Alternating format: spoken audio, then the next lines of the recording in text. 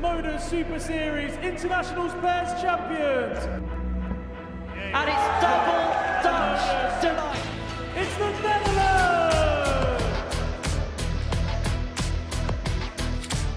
The Netherlands are into the final. Well, that is absolutely incredible.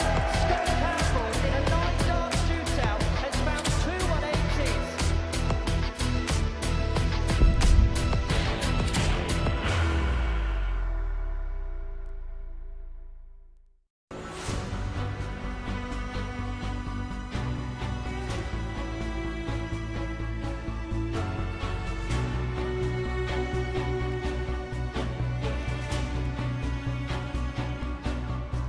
The sky so far away tonight,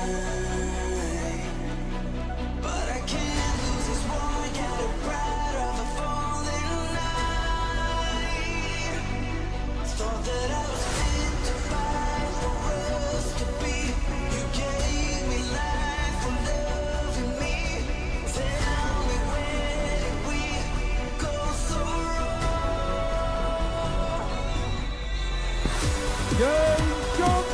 Well, They're averaging over 102 and on the cusp of 3-0, and it is 3-0. chooses to go to double 18, which he so often nails. Double top. That's back-to-back top-class checkouts for the Canadians. Finals. Tops is the target. Tops is found. It is a 4-1. And that's the type of player that needs to play up the spark. He would have seen the big score from Parry the previous turn, and that may have inspired him to the 105. And well executed there by Stephenfeld. Double 8 for the 136, and the 136 is found. It is suitably punished by Stockley. Looking to steal the show here. Marks incoming. Yeah, what a win. And the ball. Oh, that's beautiful. The use of the marker. Superb. Absolutely superb. Where has it come from?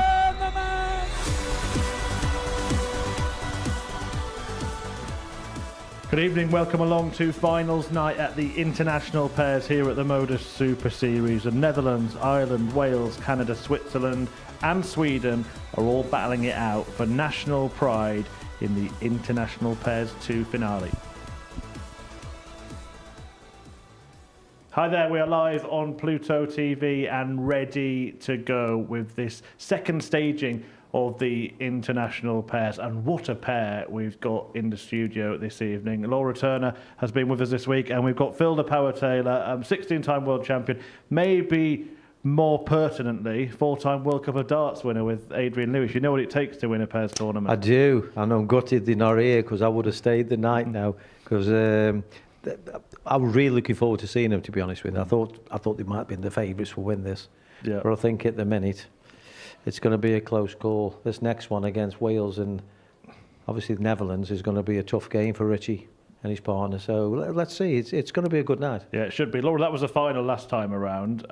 It's interesting they're in the same group again, the same 4 players. Yeah, and last time round as well, when they were in the group stage, it was actually Wales that got the better of the Netherlands, but then they came undone in the final. So yeah, they'll know what to expect. They played in Group A as well this week. Haven't got the better of them, Wales. Have not been able to beat Netherlands this week. So we'll see if they can turn it around tonight.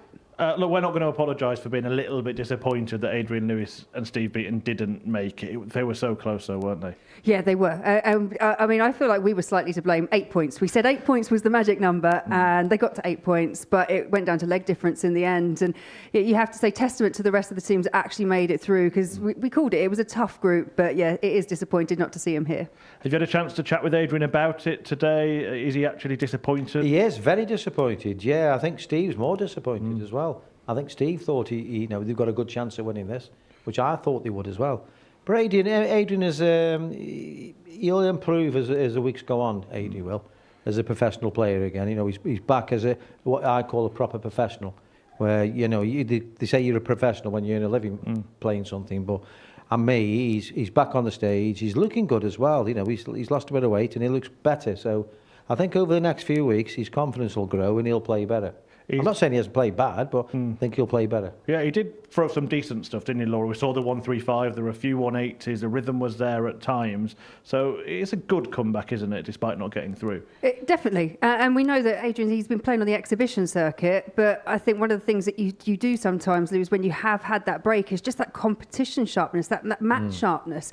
And I think maybe that's just perhaps where, it came slightly undone. But like you say, we saw great things as well. And when that rhythm was there and he kind of just relaxed and let him go, it was like just being thrown back to vintage Adrien Lewis, wasn't it? Yeah, absolutely. Phil, you're going to commentate on him tomorrow, actually, in the influencer event. Oh, I can't wait, because I'll take the mickey out of it. Well, he thinks but the difference between an exhibition is, which people might not know this, exhibitions, you're guaranteed money. When you're playing in a competition, you're not guaranteed money. You might win nothing, so the pressure's on you. And that's the difference. So you can relax in an exhibition, which you do, and have a bit of fun and have a laugh and joke. But with a competition, you can't. You've got to be serious. Yeah, we're going to see Adrien Lewis take place in the Influencer Dart Showdown. He's alongside Jack Mate, famous for his podcast and a big YouTuber as well. Laura, we've seen these events before. Lots of big names in the world of darts, lots of fun as well. But the one that's actually become the star of the show is a young teenager, isn't he, Jaden Walker?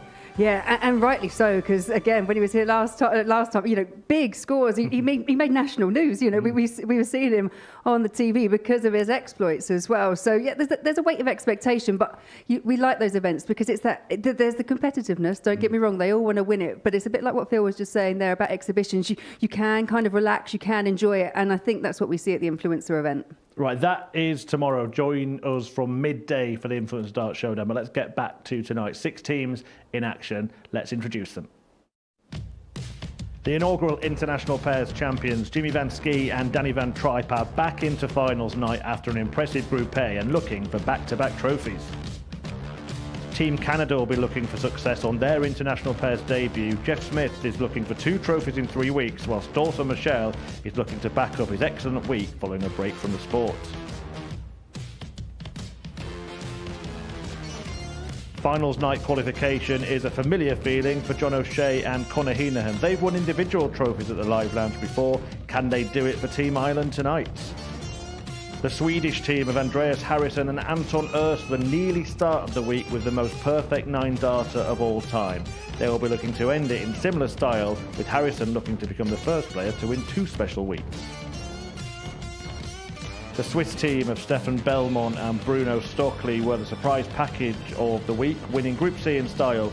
Will they lift the trophy on their International Pairs debut? Runners-up at the first International Pairs event, Team Wales are back into Saturday night. There's always entertainment when Burnett and Parry are involved. Will they be victorious in International Pairs too? Yeah, Wales looking to go one further than runners-up, which I had last time, but Netherlands are the defending champions. Laura, Jimmy Van Schie and Danny Van Tripe. 2 players who've kind of made their name here a little bit, and they're back to defend the title.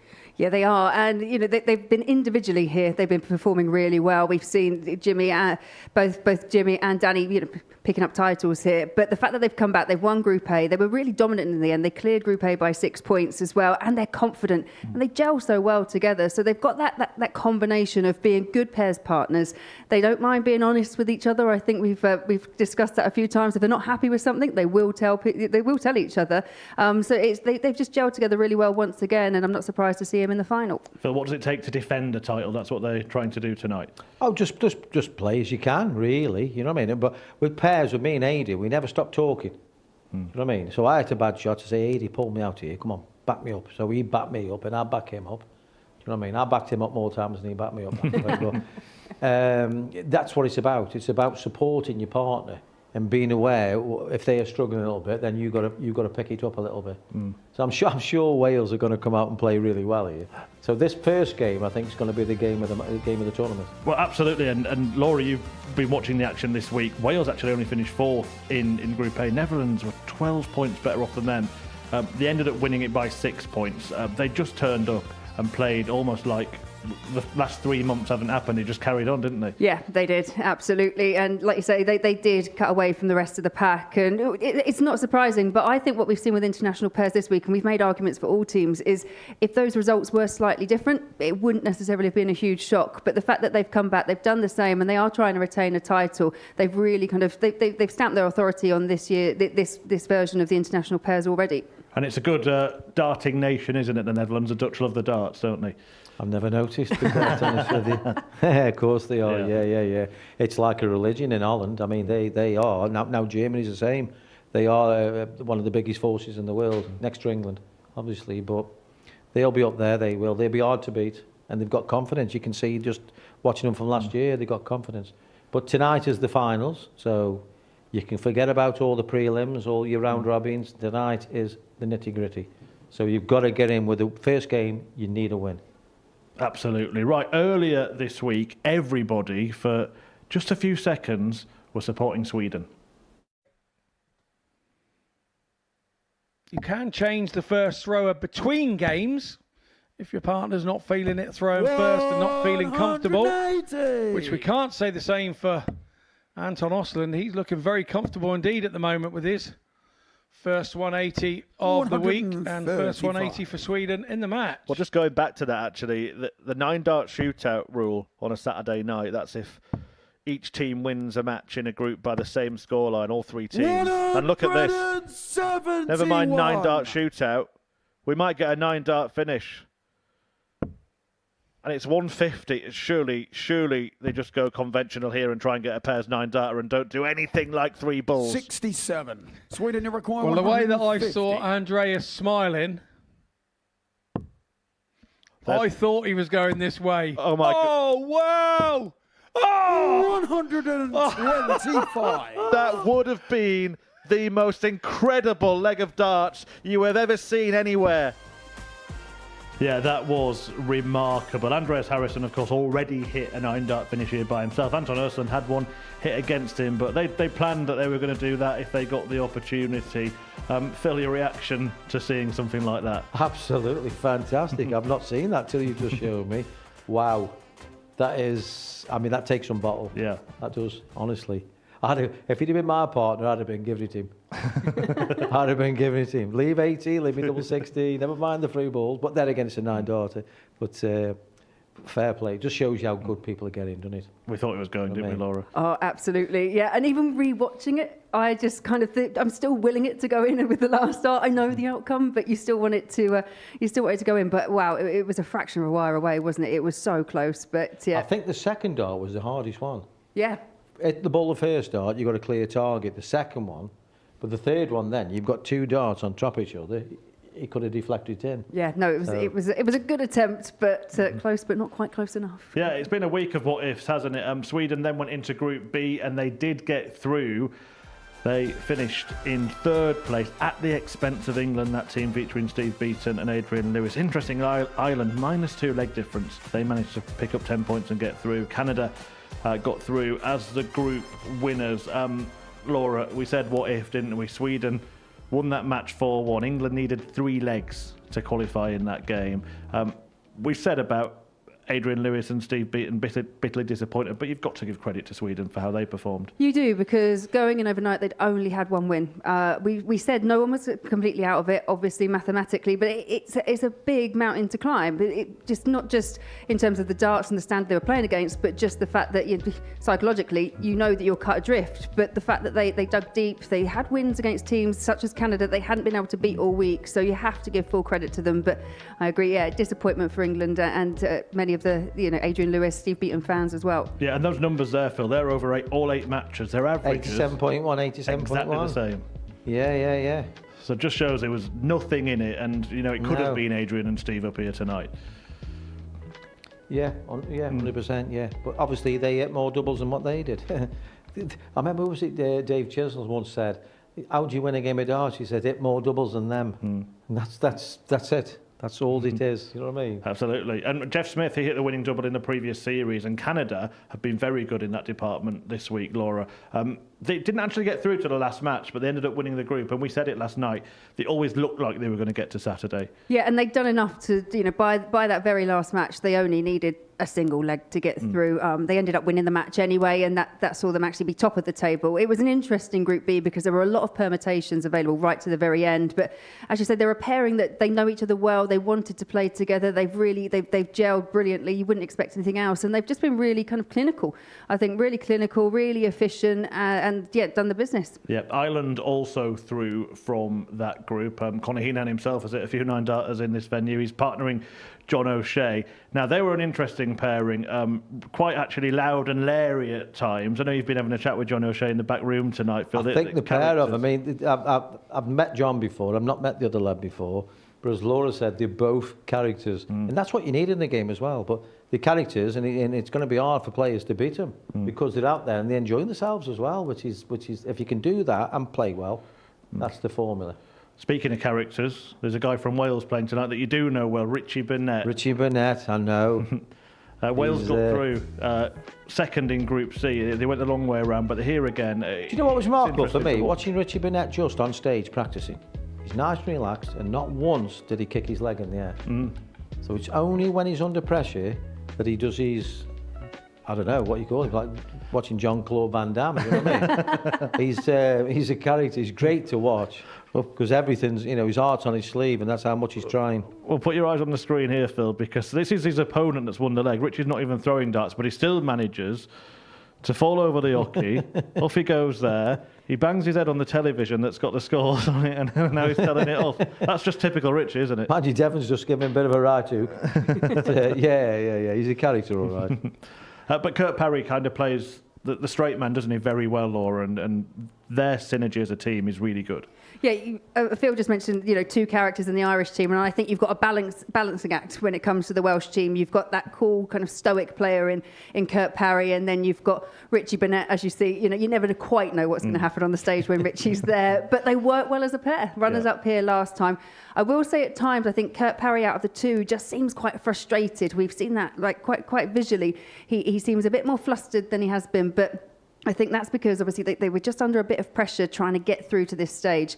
They're here now. That is the goal. That's the only reason for those group stages. So now you draw a line under everything. It's all about tonight. It's all on this evening. You mentioned the word stoic there. Switzerland could be so described, couldn't they? They could, absolutely. Yeah, again, another clinical duo. But we didn't really know what to expect from this man here, Bruno Stockley, and what we saw, he backed up his partner. We spoke a lot about Stefan Belmont because he's having pretty much the year of his life in terms of darts. He's second on the Challenge Tour, but Bruno Stockley, absolutely, you know, perfect partnership for him. Let's show you the groups then for tonight. And it's quite interesting, actually, because three teams that were in the last International Pairs Finals night are all in the same group, in Group 1, and then three debuting teams all in Group 2. So we're going to see, as Phil's mentioned, Netherlands versus Wales in the very first match. It's going to be a big one. Ireland in that group as well, but then the debutants, Canada, Switzerland, Sweden, all in the same group. I suppose when it's put like that, Phil, it means that one of the big nations is going to miss out. There's some good games tonight, you know what I mean? Anybody who loves the darts, you're in for a treat. I mean, if I was to pick two winners, it's going to be very difficult. But for me, I'd probably go Ireland and maybe Switzerland or Sweden. There we go. This first game tonight is going to be really important.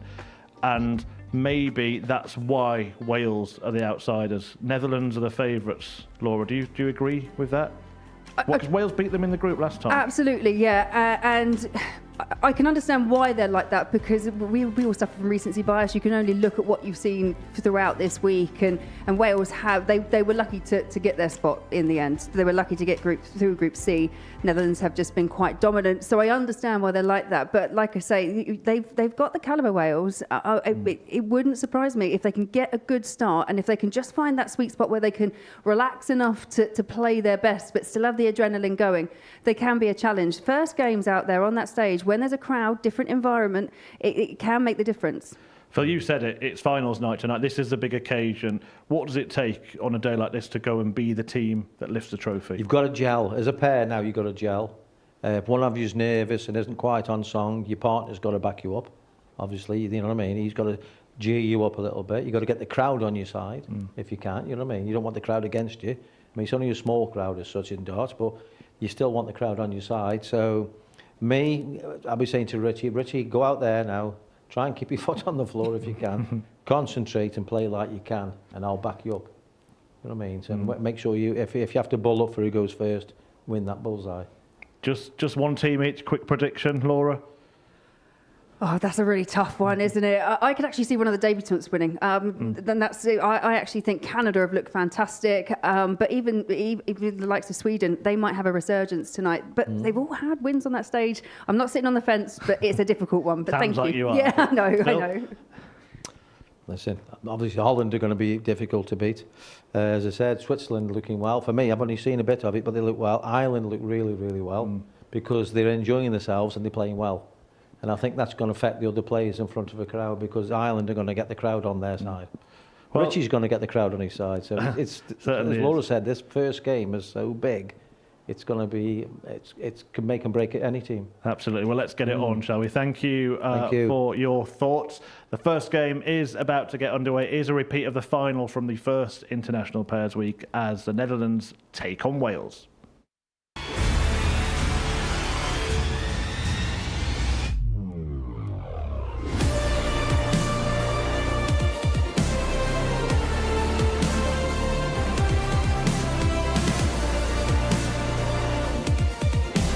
Tops it is.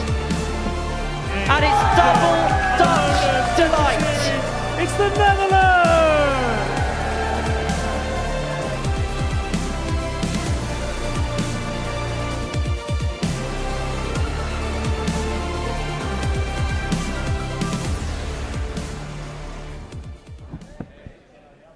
They meet again. Wales and the Netherlands return to the scene where they contested that famous final in the first ever international pairs event here at the Modus Super Series. And they're in the same group opening the show tonight. Richie Burnett of Wales, a former world champion. The inimitable style of the Prince of Wales will light up that stage tonight. Jimmy Van Schie, well, he's here off the back of being runner-up for a second time just a fortnight ago. Kurt Parry yet to taste victory in a weekly final, having got to finals night 5 times. And Danny Van Tripe, well, 3 weeks ago, he was the week 12 winner, hitting a 9-dart finish in the process. Prepare to be entertained. Just a side note, actually, that the teams here met in the groups of that first international pairs event, and Wales won that match before losing out to the Dutch duo in the final. And our duo in commentary tonight are Laura Turner, and it's a very good evening to Henry Deacon. Thank you very much, Chris, and a very good evening, everyone. International supremacy at the Live Lounge will belong to one nation tonight.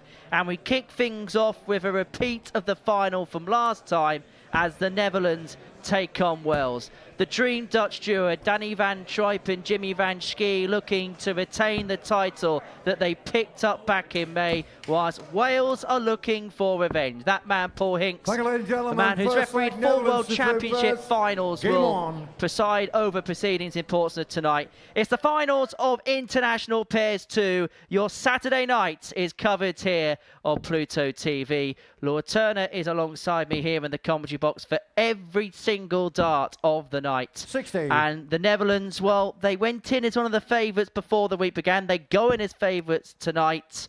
And the pair of Jimmy Van Schie and Danny Van Tripe 100. so far have had this format on tap. Yeah, they just seem to absolutely thrive here at the Modus Live Lounge. 60. As mentioned, they've picked up titles individually. They picked up the international pairs last time. But how much Wales would love to get their hands on it. They came so close in international pairs 1, but this is a tough opening challenge 85. for them. They were paired together. They were in the same group, Group A, earlier on in the week, and it was the Dutch pairing that beat them on all 3 occasions. And statistically, 85. the Netherlands were the best team of anybody this week. Best overall numbers, 88.74 average over 15 games in Group A. 36% when it came to their finishing. 54 85. hits from 150 attempts. 22 180, 6-ton plus checkouts, you name it. They were top of that 100. particular category. But they've got off to a bit of a slow start here. Not on a finish after 4 visits, which has opened up the door here for the pairing of Parry and Burnett to get an opening leg break. 60. Yeah, the expressions from Richie Burnett, they will tell you everything you need to know. And yeah, they were close. They're on the wire, but not in the treble bed. Unlike that for Jimmy Van Schie, and that's an inviting dart for him. 100. Well, Ton leaves Danny Van Tripe on 96 when he comes back. Parry looking to leave Wales in as good a position as he possibly can, and a couple of trebles will do exactly that, leaving his partner on tops if he gets a look. And he will get a look at tops. The Prince of Wales looking to get Wales on the board.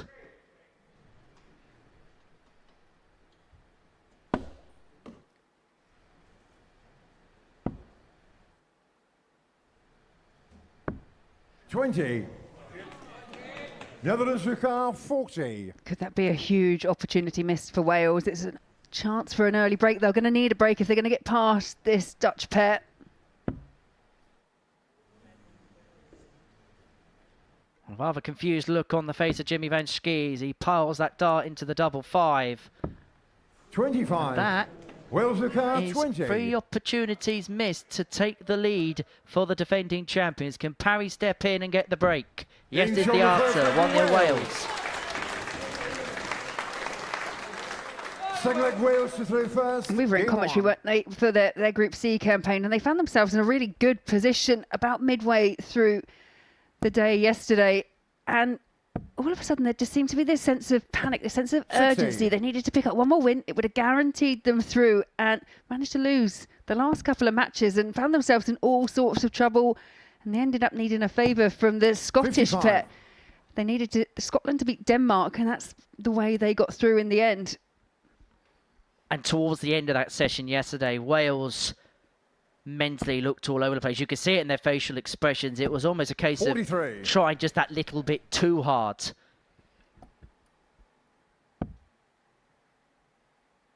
But ultimately, the job of those group stages is to get through to 140. today. Once you're here, you need to be able to draw a line under everything.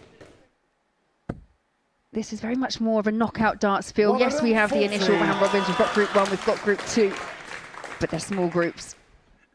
And defeating the first one could well spell curtains anyway, but a win in the first game, barring any disasters in game 2, will send you into the final 4. Excellent setup there from Jimmy Van Schie to leave his teammates on 167 to try and get the break back.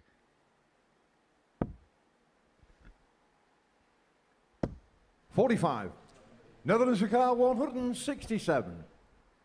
Well, so far, the Netherlands have comprehensively outscored Wales in this contest. That's why Van Truyck didn't have to persevere for the treble 19 with dart number 2 of that 167 attempt. We'll come back. We'll leave his teammate Jimmy Van Schie on double 18. And you may remember the last time these two played with one another in the pairs. 43. Danny Van Truyck left double 12 as opposed to double 18. And Jimmy Van Schie took a little bit of exception to that. Game's He's on the left second his leg partner for on the that. Netherlands. And that is why. 13 darter, the Dutch are back level. And it is a packed out crowd tonight. Third leg Netherlands Laura, to there third is first. not a Game seat on. to be had in the auditorium.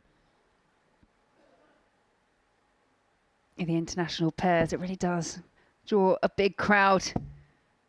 Why not double the amount of players you get to see in the pairs tournaments? 140.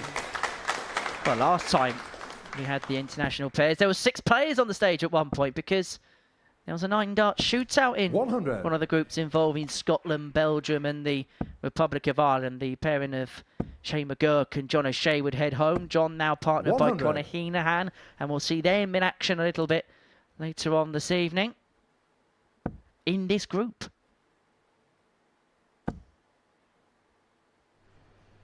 Well, one thing, as I say, is very clear. 40. In terms of the scoring stakes, the Dutch are rather comprehensive in comparison to their world counterparts right now.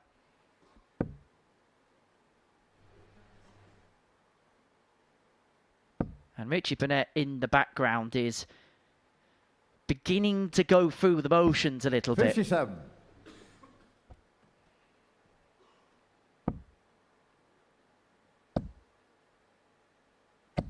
$140. It was something that Phil Taylor referenced actually, is when you are that partner that perhaps isn't 44. firing on, just not playing to the absolute best. That's when your partner, you need them to step up, and it's a big visit there from Kurt Parry. It could be another big visit here for Richie 100. Burnett. Netherlands car 160. Get the sense they just need a bit of a catalyst here, do Wales, as Van Schie looks at 160. And maybe a 1-2-1 checkout could be just the moment that lights the Welsh fire. 60. Wales a car 121. It's Parry with the responsibility over it. The bullseye. Game Beautifully set to pinned. like Wales. And that could well be the catalyst for a Welsh team that have got off to a slumberous Forward start Wales so to far. play first. They've got Game the on. break and they have a 2-1 lead over the defending champions. Yeah, absolutely massive. And if Kurt Parry can find a max here, well, has to settle for a 140, but it's a big start on throw for the Welsh team. A few of the Swiss fans making 45. their way in. I don't know whether they travelled all the way from Switzerland to be here or they've just found a replica shirt out the back. I've actually been told that guy has travelled all the way from Switzerland to be here. 100. And we moan about our commute sometimes, Laura. Yeah, well, for me, the hour down the road is about 5 minutes for you, isn't it, Henry? 60. 6.5 on a bad day.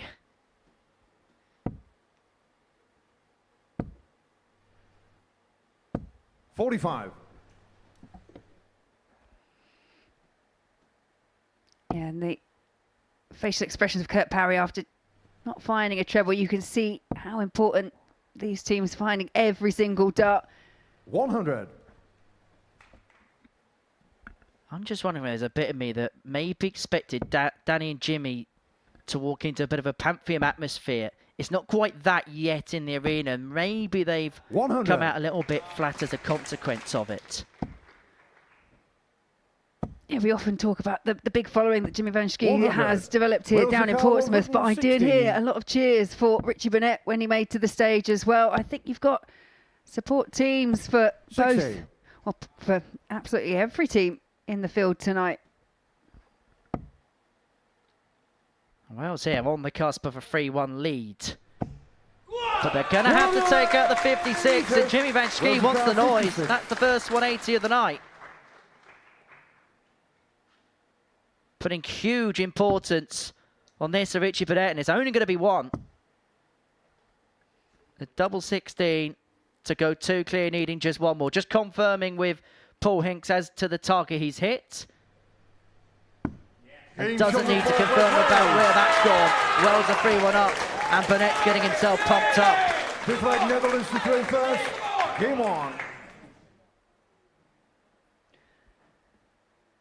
Well, you have to think in the context of pairs, these two pairs, well, for Wales, they didn't. The last time they beat the Dutch duo was all the way back at this stage in international pairs 1. They haven't managed to find a way past 60. them this time round. Well, the bookmakers had the Netherlands off 1-3 favourites. They were heavy favourites to win this game. Wales were 9-4. In fact, this is a meeting between 40. the team at the top of the betting in the Netherlands 7-4 to the outsiders in the betting of Wales at 15-2 prior to a dart being 100. thrown in anger on this Saturday night.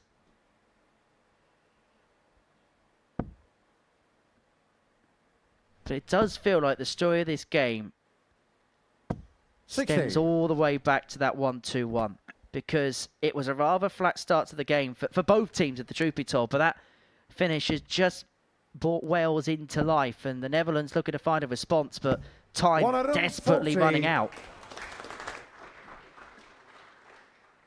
Yeah, Wales making good strides in the 5th leg. 140. But a 140 return for Wales keeps them interested. 45.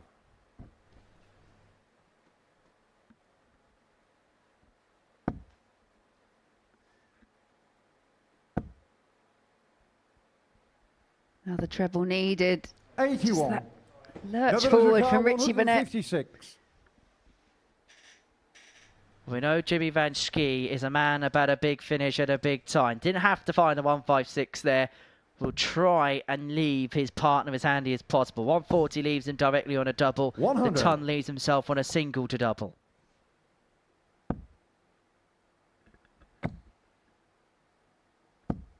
$100. Netherlands a car 56.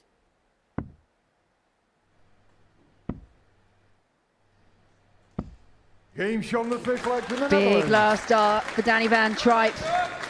Puts them just one leg behind the Welsh pair. The Welsh pair do have the advantage of throwing first, but you have to make the most of the advantage. You get the feeling that the Dutch pairing, they're just warming to the task.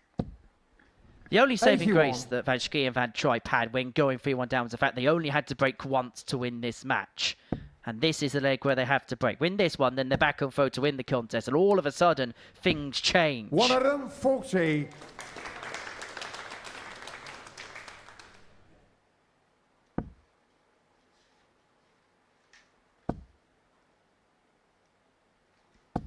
$83.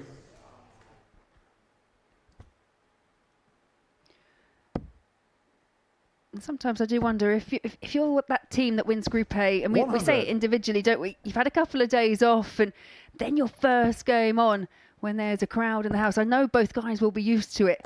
However, 140. Richie and Kurt were playing here yesterday, so maybe just takes a leg or two just to get into the occasion. And I suppose particularly as well when you're playing pairs, because naturally you're going to get less visits to the board. Yeah, it can be a real rhythm upsetter. It doesn't seem to be upsetting the rhythm of the Welsh. 81. Well, the reason behind that glaring disappointment there for Jimmy Van Schie after his previous turn is he knew he allowed Wales 6 to win the match. Van Tripe has to hit, well, he has to hit treble now. 59. Cannot find it. Wales And so Wales have this game exactly where they want it. And it's Kurt Parry, the man that Richie Burnett has effectively put in to skipper the side, as a dart at double 18 to win it 4-2. And the outsiders of the 6 get off to the perfect start. They beat the defending champions and the bookmakers' favourite to win tonight, the Netherlands. A 4-2 win for the Welsh pair of Richie Burnett and Kurt Parry. It hasn't been plain sailing for this pair at all this week. But this is the money night. This is the night where it matters. And they have got tonight off to the perfect start. A 4-2 victory. That 1-2-1 really was the spark for the Welsh pair. Coming up after the break, it's Canada up against Sweden.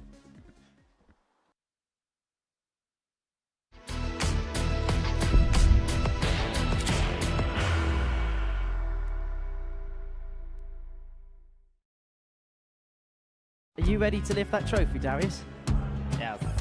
Let's do it then. Ladies and gentlemen, your Modus Super Series 9 champion is Lucky D, Darius Lewandowski!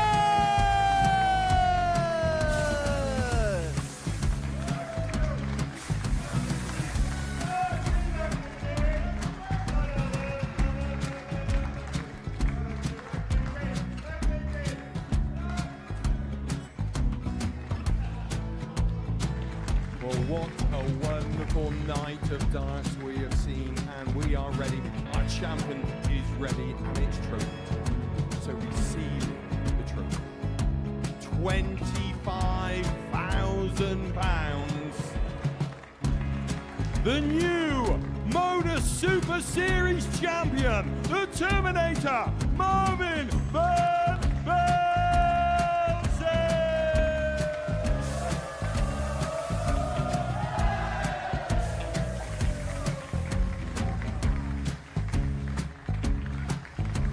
And one more time, the 8th Modus Super Series champion, the Terminator, Marvin Van Velzen. And the new Modus Super Series champion is Andreas Dirty Harrison.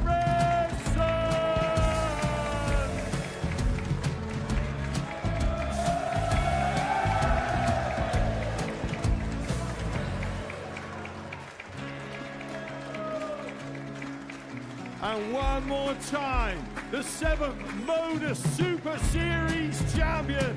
Give it up for Andreas Dirty Harrison! The moment we've all been waiting for. Would you please show your appreciation for your Series 6 Modus Super Series champion, Scott Taylor!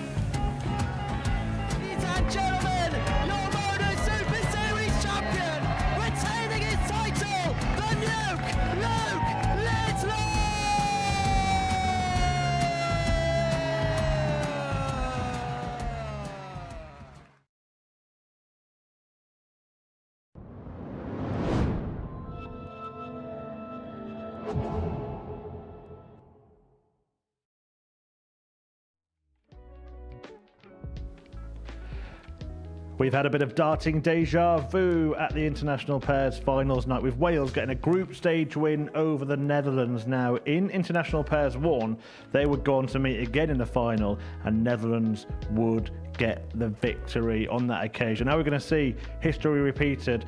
Now it's time, though, to turn to Group 2, where we've got 3 debuting teams in action. Sweden and Canada are about to get that group underway, and a little bit earlier, Henry spoke to the Canadian duo. Jeff Dawson, welcome along to Saturday night. Jeff, this place must be holding some very good memories for yourself in the minute. Yeah, it's been a pretty good little run for the last few months, I guess. So, yeah, can't complain. Dawson, not too bad for a retired darts player, is it? Yeah, semi-washed up for sure. It's been a good run here, and I think we've been getting better all week, and I've been feeling better all week, so I'm really excited for tonight. Has that been the key this week, getting better as the days have gone along? Yeah, it's why I chucked him up first. I wanted him to get used to his surroundings here. Like I said, I know what it was like when I first came here, and it took me a little bit to get used to it. He's done an awesome job as far as I'm concerned. That's the nickname. And yeah, just every week or every night out, we've been a little bit better each time, and here we are. Could you have imagined it would go as well as this, the comeback, Dawson? Oh yeah, for sure. I never had a doubt in the two of us. I thought we actually would have won Group A, but I guess we had to fight through Group B, and I guess made it through the same result in the end. Where did it all begin, your little bromance, I'm going to call it? Well, he was probably about 12 or 13 years old, actually, when I first met him. He was one of Canada's up-and-coming stars, you may as well say, and he was playing a PDC tournament that his parents sent him out, and kind of took him underneath my wing ever since. He moved out to New Brunswick, which is about probably 5,000 kilometers away from where I live, and went to school out there, got him on our local dart team, and the rest is history. Finally, question to the pair of you. What will winning for Canada tonight mean to the pair of you? It means everything. So playing for your country always means more than just playing for yourself or even playing for your partner. But at the same time, playing for Jeff, and we've been dreaming about playing together in something like this since I was 12 or 13. So it's to finish the night with a win would mean everything. Same for yourself? Yeah, 100%. He hit it on the nail there. That was him and I. We've watched other Canadian teams, including we both played on Canadian teams, but we've never had the chance to play together and represent Canada. And so far, this has been a great week, and I'm going to cherish every moment of it. Gents, wish you all the best. Go well tonight. Thank you very much. Yeah.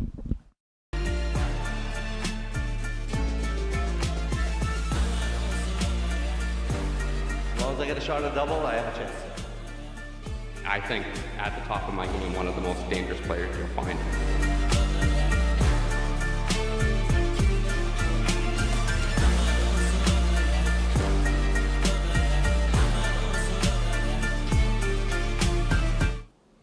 Yeah, it's some story, isn't it? Dawson Michelle dragged out of his indefinite break from darts by Jeff Smith after Smith won Super Series 11 just a fortnight ago. A really defining night for the silencer, who's had many great moments in his career, but as the gold confetti rained down on the Live Lounge stage, he did get a little bit emotional, and that was another mountain that he has climbed. Now he's trying to do it with his teammate. Smith, of course, fresh off the back of that victory and looking to make it a unique double here in Portsmouth.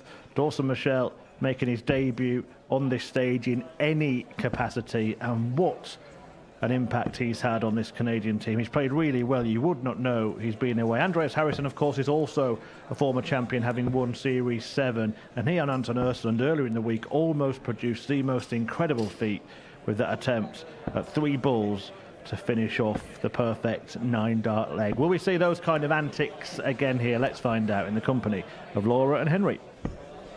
Chris, thank you very much. Jess Smith tonight looking to do something that only Andreas Harrison has done before, and that is to complete the Super Series set. That's win a weekly title, a Champions Week title, and a Specials Week title. If him and Dawson Michelle go all the way tonight and lift the International Pairs Trophy, he will have immortality here at the Live Lounge in Portsmouth.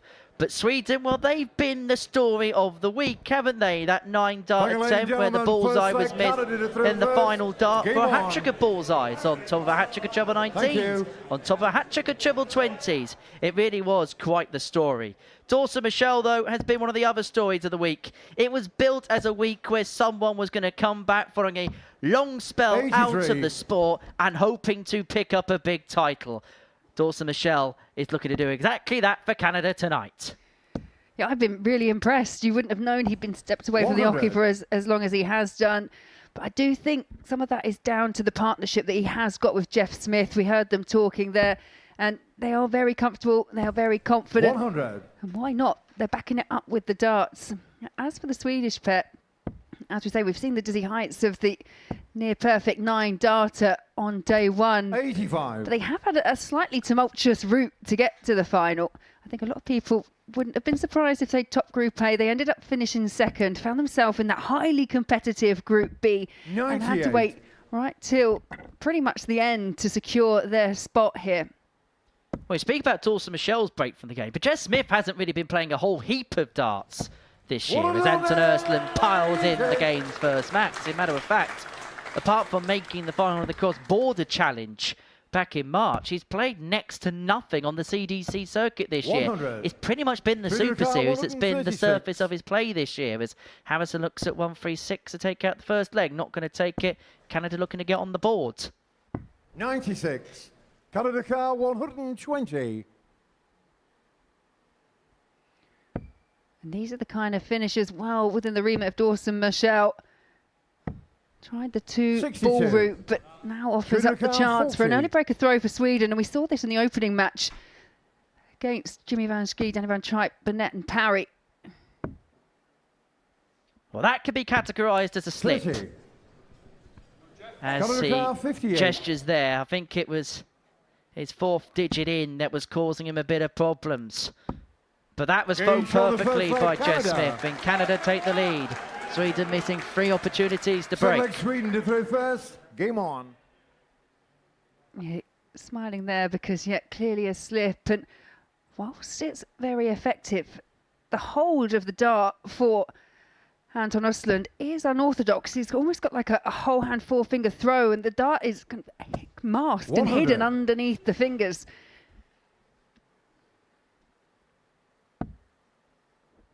Well, Dawson did spend a couple of years in the UK when he was on tour and has made some friends over that time. In fact, he's got a rather famous friend in the crowd tonight. One Tedward Everts is here to support him, making the trip down from the Midlands to see his old pal in action.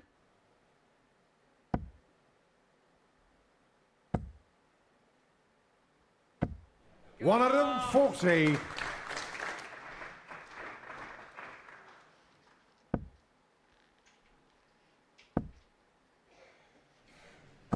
100.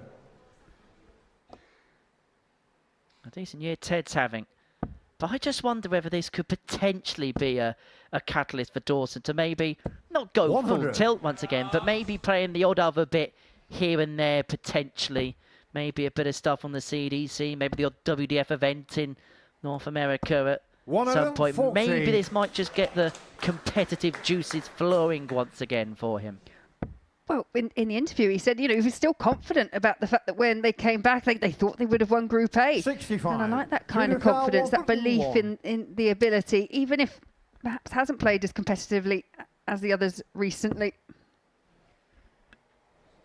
61. Canada car 116. Well, looking at this 116 here to open up a 2-0 lead for the Canadians. We'll stay there. Cannot find, and this time it's Andreas 56. Harrison who has the possession of 3 darts at tops to win a leg for Sweden. And he does a bit of a better job than Anton Ersland did as we level up at 1 apiece. No slip from Harrison. First. Game on.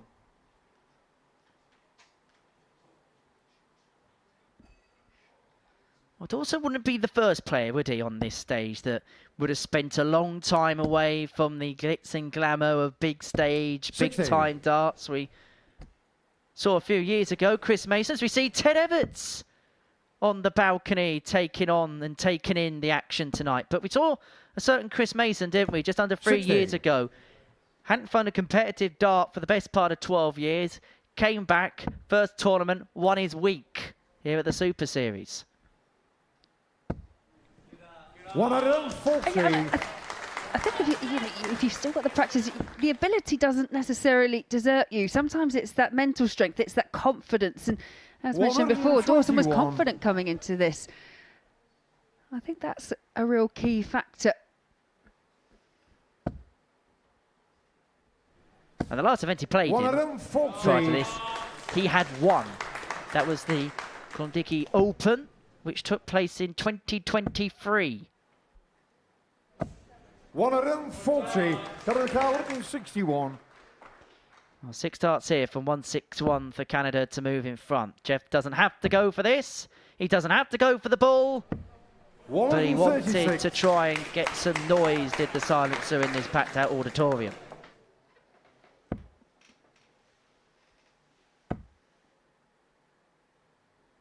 60. Canada cast 25. So to double their leg tally, it's double 11, not the intended target, and just go slightly to the side. 120. And so the responsibility falls on Anton Östlund, looking at 120 to get Sweden's noses in front for the first time in the contest. Cannot find the triple, and so Jess Smith back 64 for double 11 Canada 22 to put Canada's noses back in front again.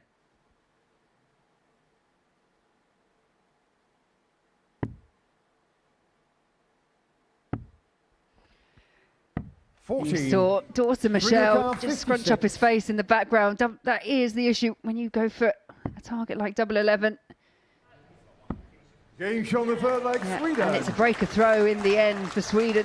Sweden actually have had opportunities in every single leg. Sweden to throw first. Game on. Well, they get the break that they need at some point in this contest. They move 2-1 to the good, having trailed 1-0.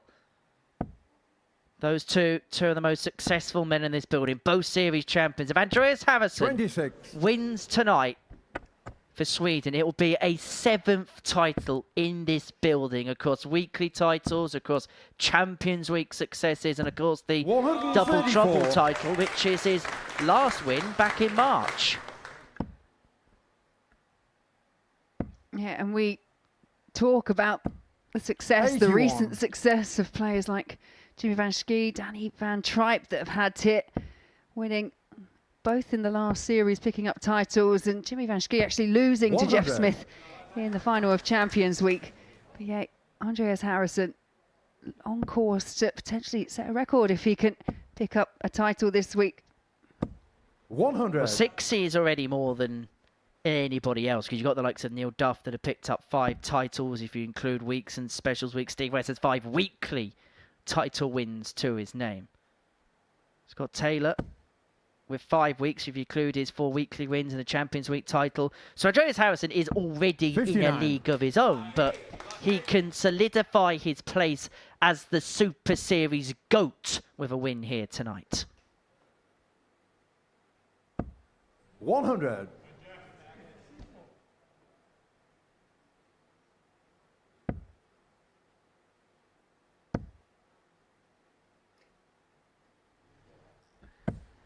$100.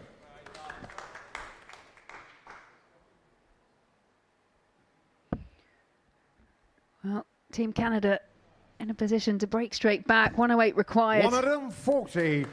But it's now been put under a bit of pressure. A 140 from Östlund.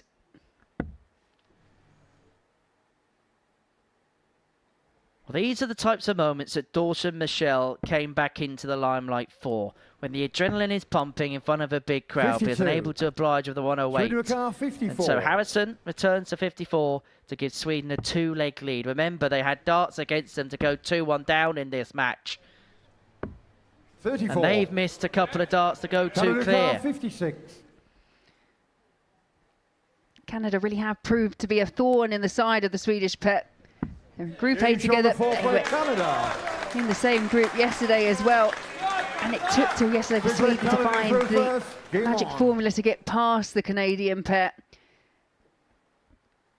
And I think what I noticed quite a lot, there was a lot of frustration from Sweden yesterday. They were in a position where they needed to pick up as many points as possible to get through to the final. 58. And you could see the heads, especially of Andreas Harrison, starting to drop to think, oh, here we go again. But they did rally, they did get past them. But it is 4-1 so far in terms of head-to-heads in favour of Canada this week. 100. And in particular, last night, it was the power scoring which at times got them out of jail. 12 180s in their Group B campaign, the Swedes, Andreas Harrison and Anton Östlund. Their overall numbers for that group, we kind of saw it a little bit earlier on, didn't we? 87.01, exactly the same as England, 34.62% checkout ratio. 95. Yeah, when you consider the fact that they only picked up the solitary win on Thursday evening, just makes their progression all the more impressive. 58. And we shouldn't forget as well, that man in your picture, Anton Östlund's also won a week here at the Super Series. It was a long time ago, back in Series 5, Week 5, nearly 2 years ago, September 79. 2023, when he got the better of Ryan Harrington in the final.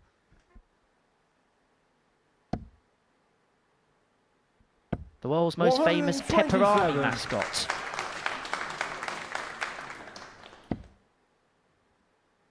There's a long story and you can look on your favourite search engine for it. 60.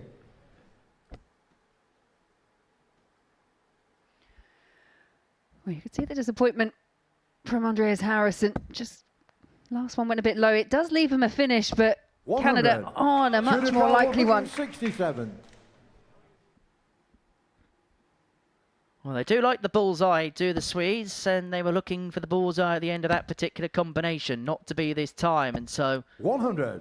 Canada, who remember had a couple of darts against them to go a couple of legs down, looking to get themselves in front again. It's been a real game of swings and roundabouts, this one so far, but it may well end 50. with Sweden moving in front once more. 67.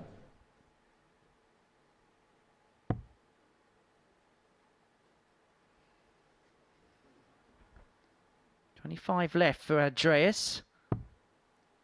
Make that 16 left. 59. And make that another opening for the Canadians. Yeah, fine lines there, but again, Harrison missed in the last, has missed in this leg. It's opened up another chance for Canada. 28. Canada unable to punish the misses of Harrison, so up steps Anton Östlund.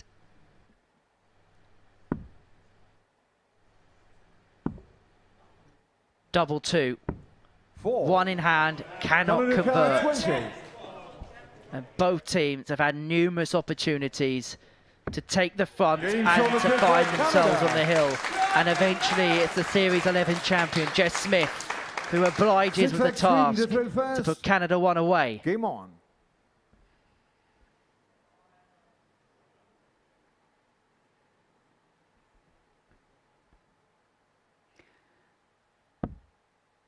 In terms of finishing stats, 7 missed for Canada. It's 60. 9 missed darts at the outer ring for the Swedish pair.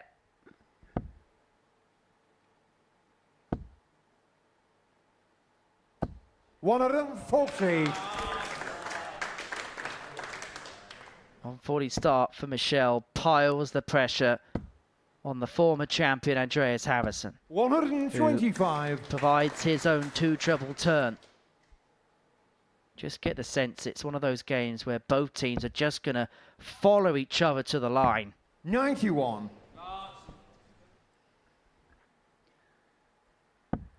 Well, I know you mentioned it in the first, but it can be all important, even if you can get a few legs on the board, because I mean, last time round we had 100. that amazing 9-dart shootout where everyone finished on exactly the same scoreline. But if it does come down and everyone's on the same points, those legs won in matches that you lose, they can be all important.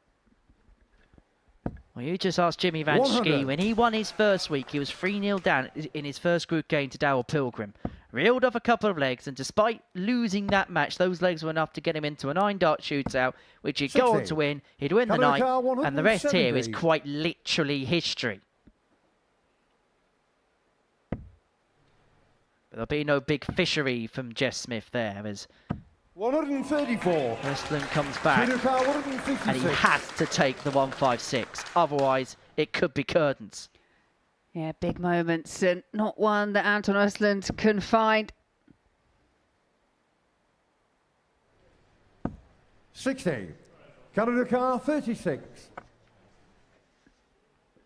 So double 18 for Dawson Michelle, wraps it up by 4 legs to 2, and Canada get their campaign off to the perfect start.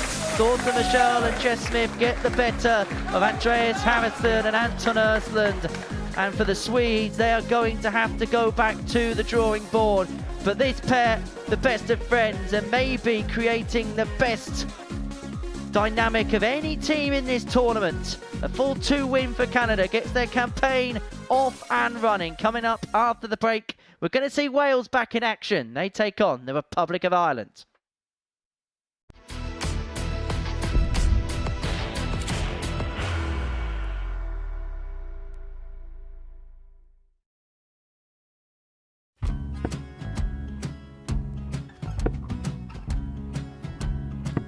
.54, Charlie McGuire, 164.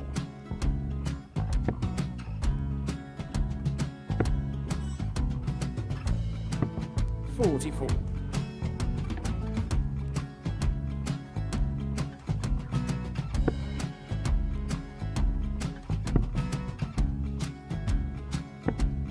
.32, Charlie McGuire, 120. Well, 120, he's got a fair, at least 2 handfuls at this. Just needs to stay 60. there. That's a good shot. Halves his score, leaves himself on a 2-darter.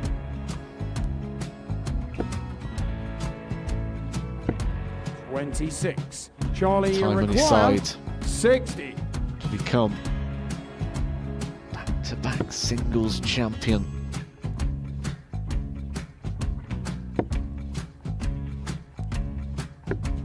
.40. Definitely a couple of nerves in those last 2 darts, but he'll be coming back. It's a moment he's been in before this situation.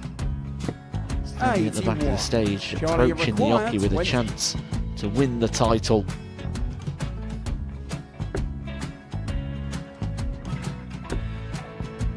He did this to win the first title, if you remember. 11. I think he's gone. Georgia I think he's McGuire, gone to 118. bust it, maybe. The first title he wanted 20. He went 6-7-7 to win it. He had a chance to replicate it again. Yeah, I get the feeling that was for a bust, and 39. on that situation there, George Scaife wasn't even able to take it out going to the 18s on that switch. Yeah, I think he just panicked a bit, but he's done well to get that big one. Sometimes can be the hardest part. Georgia McGuire, This is it. 79. It's got to be 19s. It's got to be 19s for this shot. Big 20 and a double. He's got the first one. He's going to get a match dart here.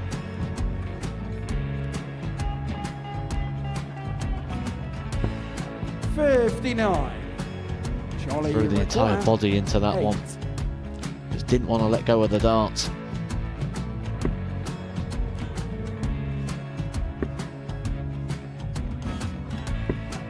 No score. He's given George a chance. Georgia McGuire, 20. I think George has been quite good on double 10 today. So many opportunities for Charlie Murphy. Couldn't get the job done. And the match! And the Red Dragon George Modus Scaife. Super Series Influencers Champion, George Scaife!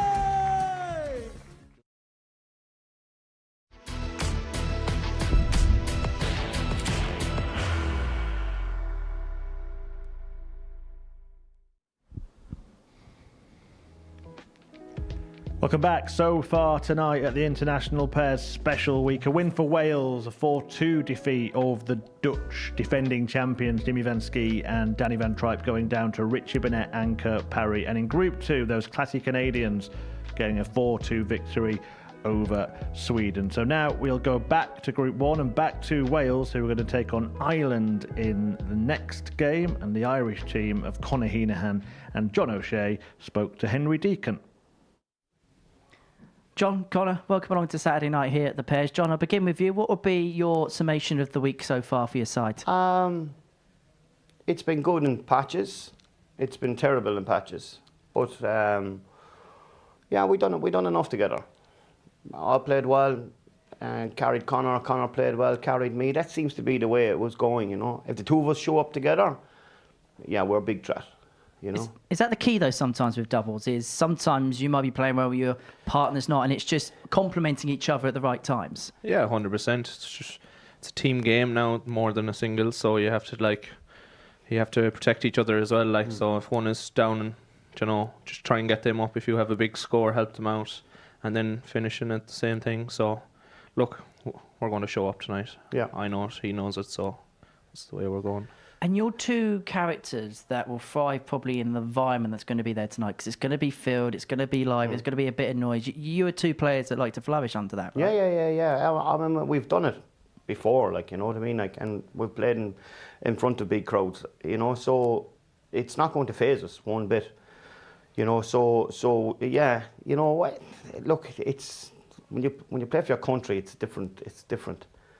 You know, it's all about lifting the trophy, taking it back home. You know, yeah. I'm looking forward to this tonight. Yeah.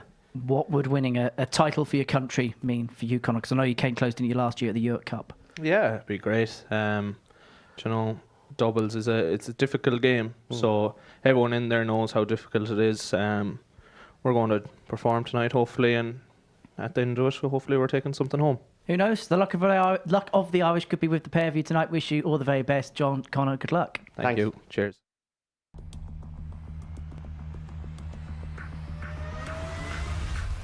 He's on the fifth leg, Ireland. He's on the match, Ireland. Conor Heenahan lets out the biggest roar of the lot. He's on the match, Ireland. And the victory secured for Ireland. From the match, Adrien. And it's O'Shea.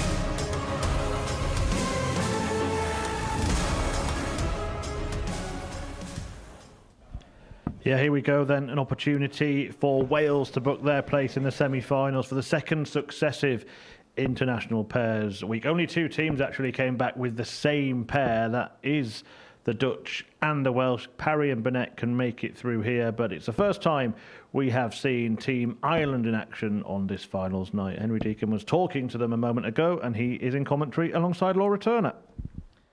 Yeah, thank you very much, Chris. And for Wales, well, they don't even have to win this game to make it through to the semi-finals. A hat-trick of legs would be enough to see them through to the final four. Whilst for Conor Heenahan, representing the Republic of Ireland for the first time here, the 26-year-old former weekly champion, Kurt Parry, hit that 1-1-6 checkout that led the Welsh charge. Hit 2 tub plus checkouts in that game against the Netherlands, dethroning the defending champions. Whilst John O'Shea is a player that always wears his heart on his sleeve. But that gets amplified even more when that shirt has the green, white and orange of the Republic of Ireland on it. So the permutations, well, they look like this. Wales need just 3 legs to qualify their way through to the semi-finals. But if Ireland can win this game by 4 legs to 0, then they would instantaneously make it into the semi-finals with a game to spare, and it would put Wales back on the scrap heap somewhat. But 3 legs for them will be good enough for Messes Parry and Burnett to make it through to the semi-finals once more, having, as I say, beat the Dutch in the opening game of the evening. It's match number 3, Wales against the Republic of Ireland. Laura Turner's alongside me once again here in the commentary box for a first meeting between these nations so far this week. Yeah, and we have got some real colourful characters, not just their shirts, but they are colourful characters up on the stage. We've seen from the Irish duo, we have seen some real roars, some real cheers. They've tried to fire themselves into life, and it's been quite notable because we've got some really kind of stoic teams. If you look at the likes of Canada, it's very business-like, whereas these two, yeah, I think they're here Ladies and to gentlemen, first get the leg, crowd Wales on their to feet, first. and both Game teams on, have thank more you. than the capability of doing it. This could be the game where the decibel levels inside the live lounge just begin to go up a little bit. Yeah, and that's just on the stage. 40. John O'Shea and Conor Heenan will give as good as they've got, and this will be the type of game that Richie Burnett will relish. He loves these games where he can give a little bit of 97. back and forth with the opposition. It will be played fiery, but it will be played in good spirit just the same. It's everything you want from a pairs match, everything you want when you're representing 100. your country. Well, that's one of Conor Heenan's biggest fans. In fact, actually, the Jimmy Van Schie army were originally the Conor Heenan army once upon a time. 100. They changed their allegiance to JVS. It'll be interesting to see who they side with in the last match of Group 1, because 100. it will be Ireland featuring Conor Heenan taking on the Netherlands featuring Jimmy Van Schie. Well, Conor Heenan represented the Republic 60. of Ireland at last year's WDF Europe Cup, made it through to the semi-finals in the doubles competition alongside Michael Flynn, who we're going to see at the end of the year at the Global Championships.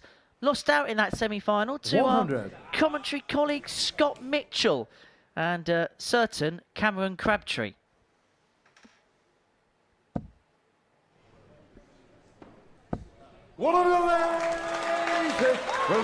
First maximum of the match and a well-timed one for Conor Heenan. Kurt Parry unable. 15. I was going to say unable to Out of the find a car, treble, 64. unable to straighten up and adjust.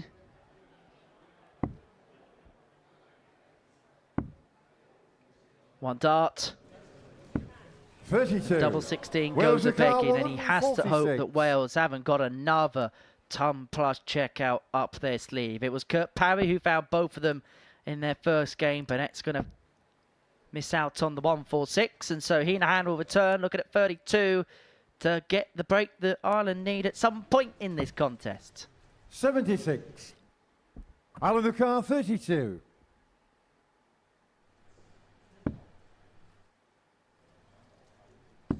Game shown the first leg. You heard the roar from Conor Heenan, the come on, as they take the first leg. It's a Second leg, breaker Ireland is throw first. for the Game Irish on. pair. And it's a feature of Ireland's game that when they were in legs in the Group B campaign, they looked like they were in legs where they were completely out of it. And 60. whether it be John O'Shea or Conor Heenan, they'd find a massive 2 treble, 3 treble visit and just turn it around. And it's typical of what they've done so 96. far this week. Well, they're both rather flair-type players, aren't they? Two players that sometimes can go a little bit cold, but when they run red hot, they are difficult 58. to dislodge. And if both can apply that at the same time, they're going to be a difficult commodity for anyone in this field. But I suppose it then goes back to the fact that they can't run cold on a night like tonight. 100. Any kind of inconsistency will be pounced upon.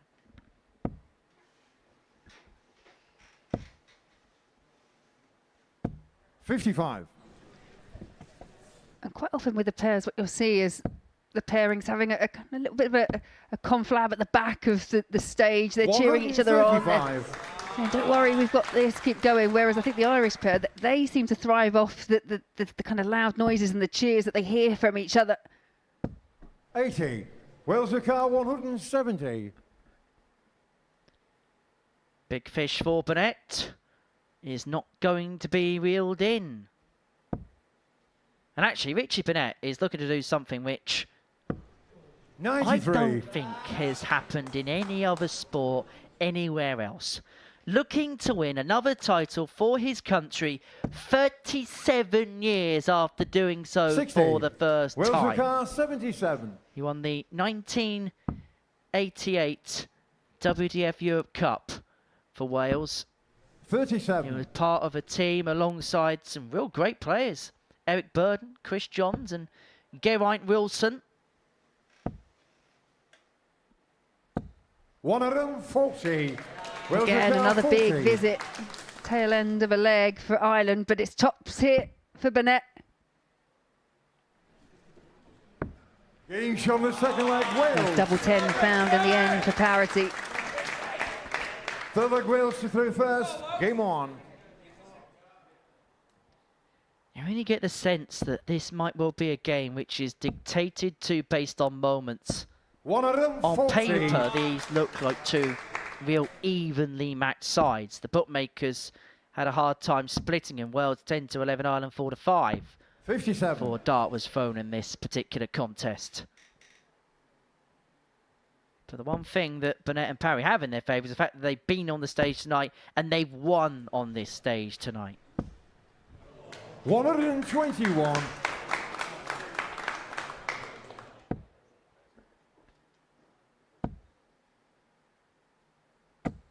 $85. I think as well, when you've got that first win under your belt, you do have... You can't relax too much. You can't switch off to the task in hand. And of course, you want to go up there and win both games. But it does just give you that bit of breathing space and the ability to kind of go, right, okay, now let's just make sure. Let's just make sure we make it through to the semi-finals. And Burnett and Parry, they do have that little bit of extra luxury. Win this leg, they only need one more to make it through to the final four once again, just like they did last time. Looking to go one better than their previous attempt. 94. Wales of car 40. Gains on the third leg, Wales. No messing on the tops for Kurt Parry. One more leg for Wales and they will be in the semi-final. Game on.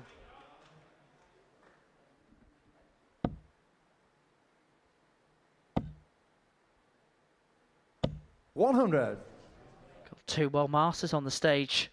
John O'Shea winning in 2019. Richie Burnett, of course, himself a former World Masters champion, picking up that particular title back in 1994. One of a handful of players actually won the World Masters and the BDO World Championship in the same season under that particular system. 125.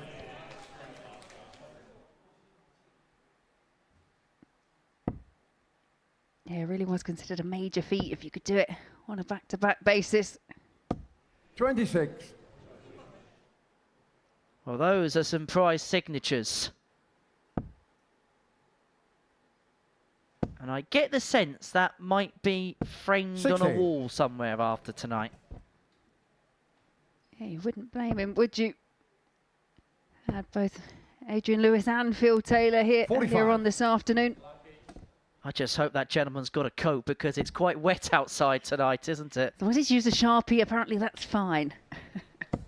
Well, that was mighty fine from Conor Heenahan. And that 180 leaves the Republic of Ireland on 36. It was a 13 dart to put Wales 2-1 in front. It could be a 13 dart response if O'Shea can find this for the first dart. He's got 6 darts to level things up. 27. Yeah, and a bit of a slip and perhaps going straight for 99 when Wales were right back on 250. It may have been an option to a split and just left a slightly more favourable double because now Conor Heenahan has to spurn a dart hit. Game shown the fourth leg. Worked out okay for Ireland in the end. Fifth leg Wales to third first. Game on. Hoping that that will give Richie Burnett a stroke of luck. His fabled speaker, 58. which has become his lucky mascot here ever since he set foot into the live lounge in Portsmouth. And I should say at this particular point, if the Republic of Ireland win this game by 4 legs to 2, there is still a potential of a 9-dart shootout. And I'm sure Carl Wilson wouldn't mind watching a 9-dart shootout tonight. We're going to see him in Series 12. We're also going to see him at the ABC Global Championship in December because of his positioning in the Windmill Tour Championship Order of Merit. We're going to see him at the end of year showpiece and 85. at the Tour Championship Finals, which takes place on October the 18th, Saturday, October the 18th. And you can watch that live here on Pluto TV too. 83. Yeah, lots of darts coming up and lots of darts still coming up this evening.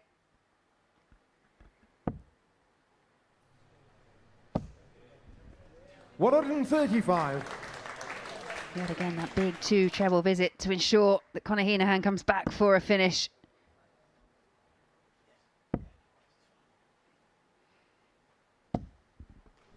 83. Whether Wales Wales are particularly aware of the permutations, but they are on throw here, and they do have the opportunity to put themselves through to the semis. 99. Wales are car 137. Well, this would be some way to seal their semi-final place. And if they lose this leg, 47. all of a sudden they could be in a bit of Alan bother. car 47. Because this is for a breaker throw. And Ireland would have the darts in the next to wrap the game up 4-2. And then all permutations would be in play. 14 darter, breaker throw, 3-2 to the Republic of Ireland. 6-leg Ireland to throw first. Game on. Ireland just starting to ramp things up, averaging just under the 90 mark. Been rather efficient as well on the outer ring, 3 from 8, just under 40%. 100. And John O'Shea will not want me to remind him that it was the Republic of Ireland who succumbed to the 9-dart shootout in the previous international pairs event. The one thing I will say about the various campaigns that John O'Shea has had here, he doesn't necessarily tend to do things easily. There's normally some kind of drama involved in terms of the progression of John O'Shea.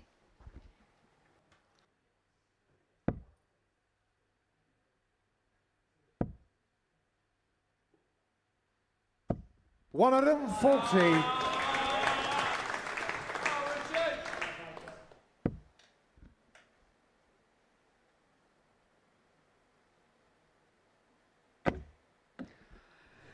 Yeah, big bounce 80. out, but big recovery as well. 181 points away. And they're going to get 6 starts to do exactly 100. that. And I just wonder whether it may well be a little bit of fate if there was to be a 9-dart shootout in this group. Whether it would be John O'Shea's opportunity to right a particular wrong from his previous experience here. But have a look at this. For a set-up turn, a 177, it leaves double 2.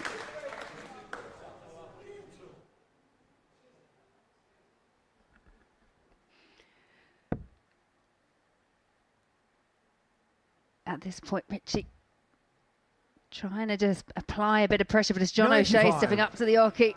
Ireland, your car 4. Double 2 for 4-2. And it means the possibility of a 9-dart shootout would still be alive in Group 1. Everything is still on the cards, but it's the Republic of Ireland who get their campaign off to the perfect start. They get the better of Wales by 4 legs to 2, who now have to sit and hope the result of the 5th game goes their way. And all of a sudden, it's the defending champions, the Netherlands, who find themselves on the back foot. You can see the beaming smile on the face of Conor Heenahan, who's led the charge for the Republic of Ireland. A 4-2 win over Wales, an average of 93.2, 4 for 9 on their doubles. Coming up next, it is Sweden against Switzerland.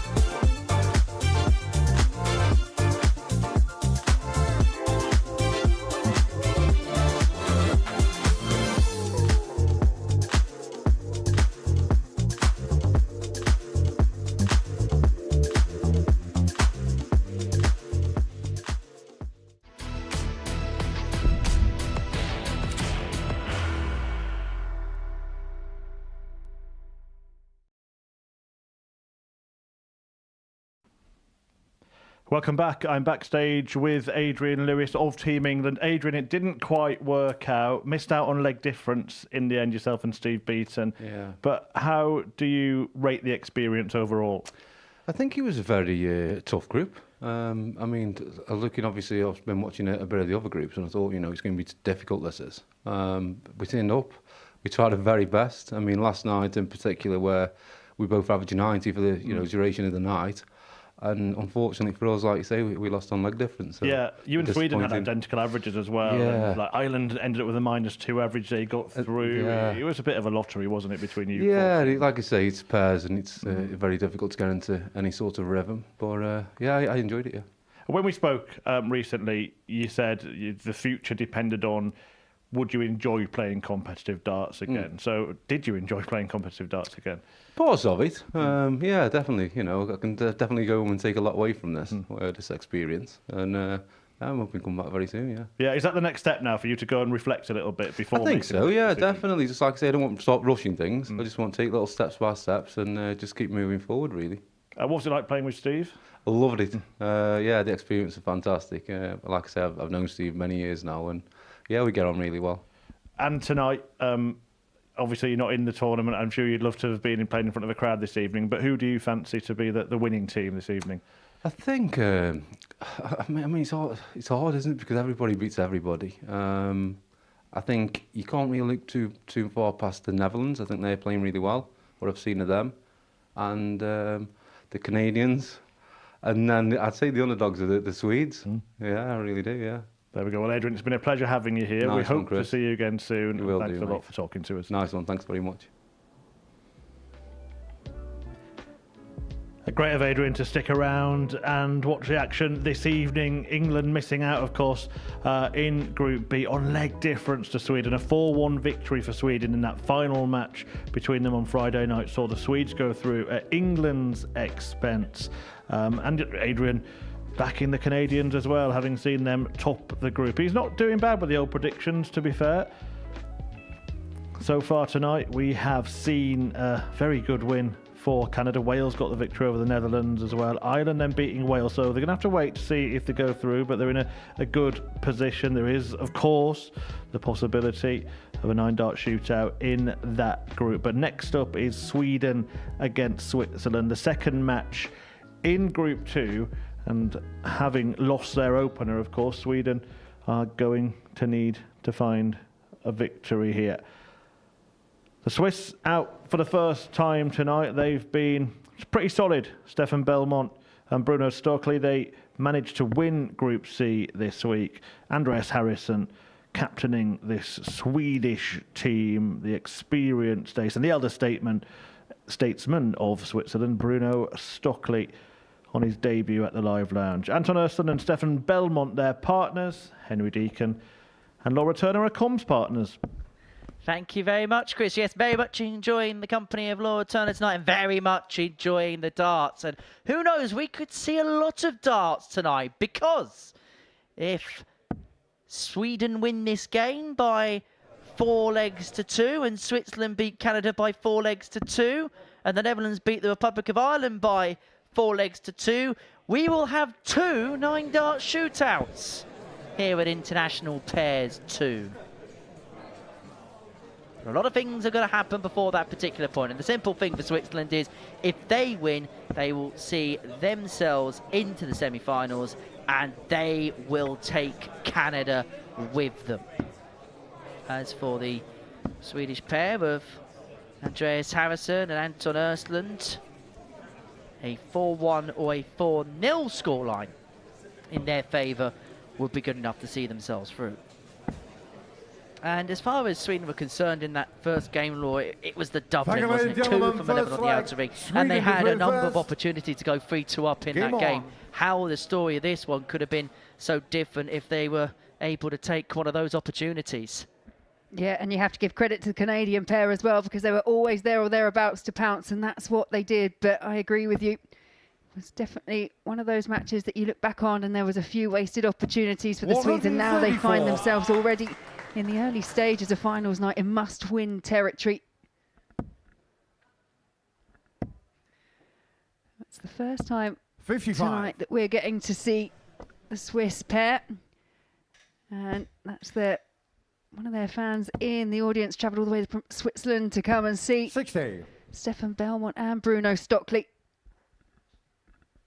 And Stefan Belmont looking to do something that no other Swedish player has ever done come the end of the year, looking to win a tour card. Second currently in the 100. Challenge Tour order of merit. He's won 2 of those events in 2025. Won Challenge Tour 5, beating Danny Janssen 5-1 in the final, and Challenge Tour 14, where another one of our commentary colleagues were beaten in Keegan Brown by 5 legs to 3. Also lost to Bo Greaves in the final of Challenge Tour 1, although he wouldn't be the first or the last player to be beaten by Bo Greaves on any kind of PDC system anywhere in the world.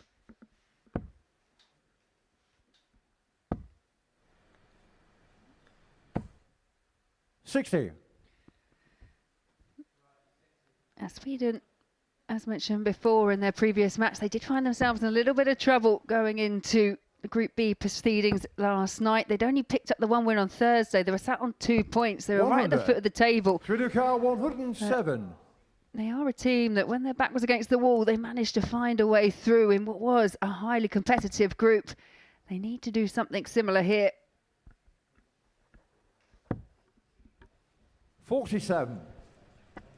Sweden car 151. Well, Sweden left on 60. Stockley looking for 151, not to be on this particular occasion, and so Harrison will shoulder the responsibility of a 60 checkout to get the Swedes 60. up and running.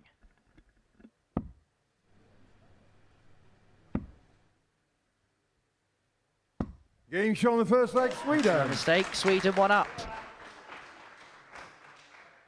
Second leg, Switzerland to throw first. Game on. I'm just wondering as well whether maybe a lack of a host nation in here this evening may be part of the reason as to why the crowd's a little bit subdued. Because actually, we saw the last time we had one of these pairs finals, obviously England involved Steve West and Mervyn King, and the crowd were very receptive to that particular fact. And case in point was probably their game against Wales. England had been eliminated quite early on, but the atmosphere, well, it turned a little bit more into Fratton Park than it did the live lounge, didn't it? Yeah, it was quite boisterous at times, absolutely. I do think darts is one of those unique sports, though, that you don't necessarily tend to follow players based on nationality. Obviously, we follow our national teams, football, a case in point, but actually it's the players that grab the attention of fans, and you tend to lock yourself on there. And I obviously heard there was a lot of cheering going on for the likes of Richie Burnett's when he came out to the stage, Jimmy Van Schie's. So sometimes 100. I think that plays more of an element in darts than the actual nation that they're representing.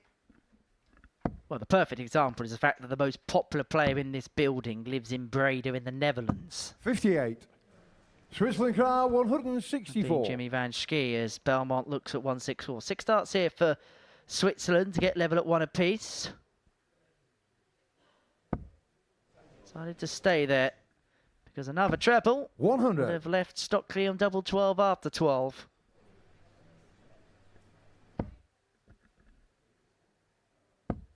The Swedes quite a bit off the pace, needs another 100. treble.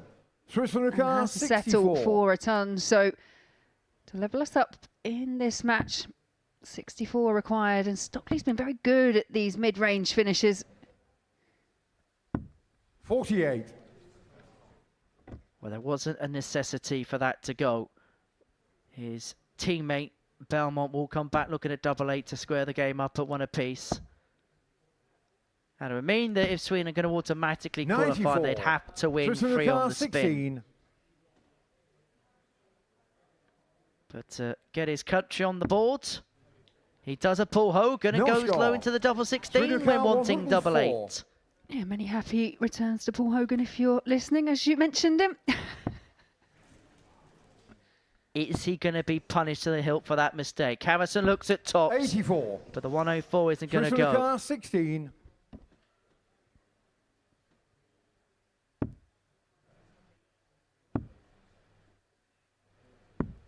Eight.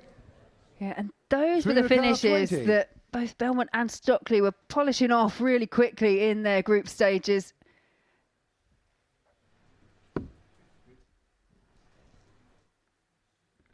Hasn't been comfortable on his doubles so far tonight, Anton Urs. We saw that dramatic slip on tops in his opening game against Canada, and it's another slip there. It's opened up the door for Switzerland. They shouldn't really given Sweden that opportunity. They've been given a let-off. Can they finally get this leg on the board? Feels like it should be a good guide. Game shot on the And second leg, eventually Switzerland. it is the Swiss that get over the line. Third leg, Sweden to through first. Game on. Smiles and a fist bump from his teammate. And I do wonder, because we questioned, not questioned, but we kind of asked the question of Bruno Stockley as to the levels that he would bring when he came in, and he was excellent in the Group C campaign alongside Stefan Belmont. They complemented each other really, really well. Just a little bit off the pace here tonight, and I do wonder, the rest of the field, they've all had quite a lot of stage experience, be it here, be it on the big stages. Bruno Stockley has represented Switzerland previously 85. at the World Cup on the one occasion with Stefan Belmont, but I wonder how much that plays in a factor, because it's been dead silent here, behind closed doors essentially, and now you've got this big crowd coming to watch. Well, Bruno Stockley's the type of player that doesn't travel a lot, but when he does, he travels with success. Only played a handful of Challenge Tours this year, did make a semi-final of Challenge Tour 19, lost to Jamai van den Herik. Made round 2, though, of the Swiss Darts Trophy, the first European tour to take place in that country in Basel. Beat Christopher Tysky 6-3 in the first round before losing to Luke Littler by the same scoreline in round number 2. So we know he's got capabilities, but the burning question was, because you don't see him all the time, we'll never know from one moment to another where exactly his form guy's going to be. Oh, 100%. As you say, it's been good so far. Andreas Toff Jorgensen. Yeah, he was desperate, disappointed when they missed out. And again, they were a team that missed out by fine margins in the end in Denmark. And there's even Springborg Poulsen, who's very much enjoying a Saturday night in Portsmouth. 58. Switzerland car 160.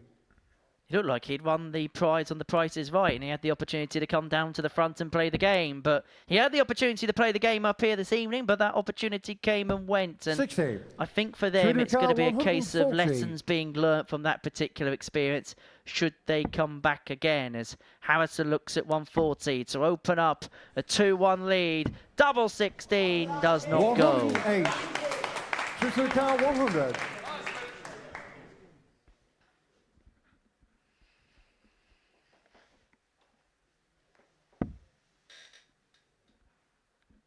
This is a huge moment here for both nations.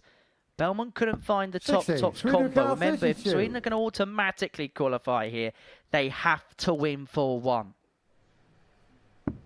Game shown the third leg, Sweden. Well, the result is still on for Sweden. Fourth leg, Switzerland to through first. Game on.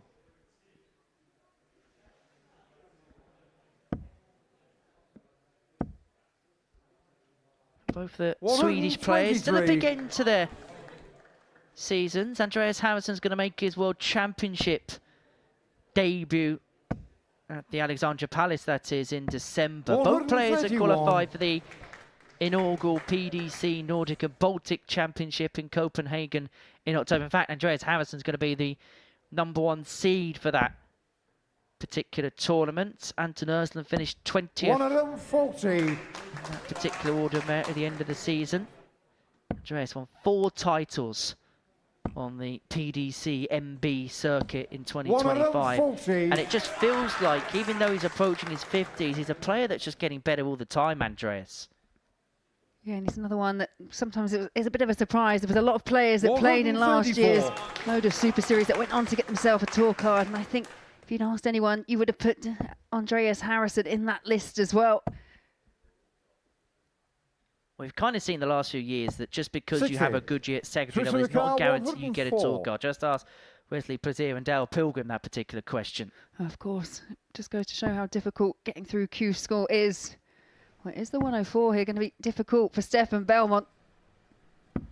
Getting shown the fourth And leg. a cheer from the man from Switzerland as he pins 104, levels it up 2-all. Fifth leg, Sweden to throw the first. Game on. That means that Sweden, if they win this game, will have to sit and hope for a result in the last. Of course, if they lose this game, then they'll be heading back for home.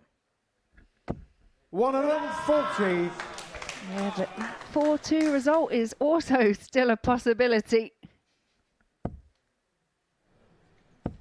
140. Every single game so far has gone by a 4-2 scoreline, irrespective of the group. 140.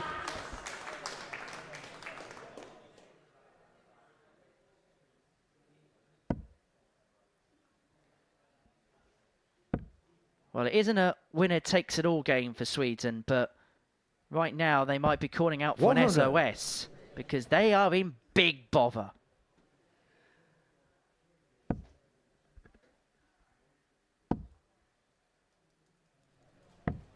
$57.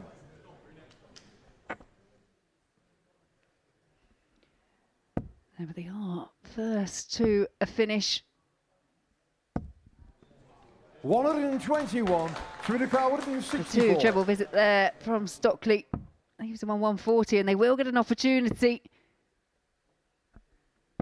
64. If you learn something about this Sweden side, they're willing to scrap for anything this week. They got through Group B via the back door last night, and they may be forced to do something similar here.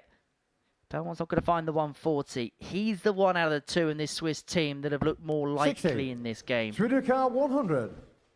This to put Sweden 3-2 up. Inviting first, lots of space. Game shown the fifth leg. And it is a ton plus checkout, keeps Sweden's hopes alive for a place in the semi-finals. We'll have to wait for the last match of their group, but a win here keeps them in contention. That's all they can do. Win the game and take a 100. chance. Yeah, and hopefully they'll be in the money, money, money. You always drag me into these things, Henry. 60.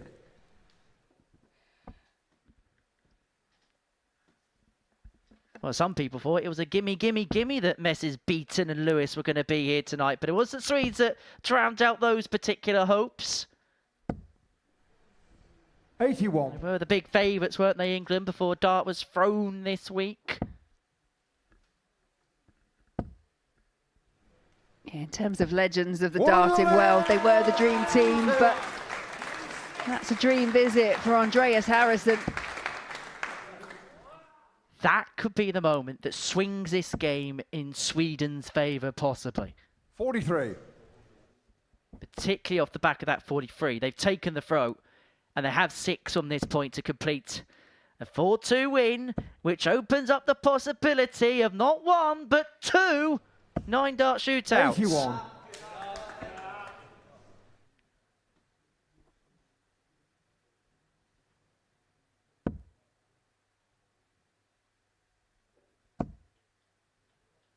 The Swiss pair, though, still battling away.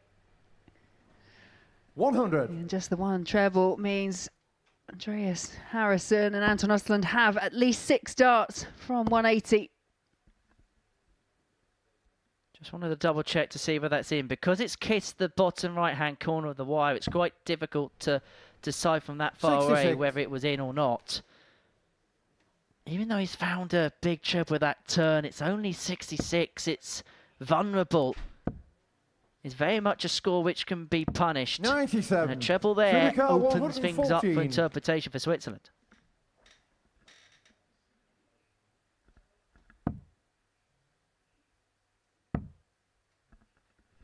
One dart at tops, 74. and it goes just north of the Sudica, wire for a 80. 1-1-4 and the 4-2 victory. What has Stefan Belmont got left? 2 at double 10. And if this goes, there'll be no 9-dart shootout in this group.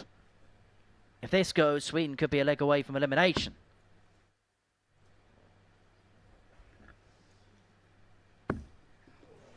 a width 60. of a wire Studio away. car 40.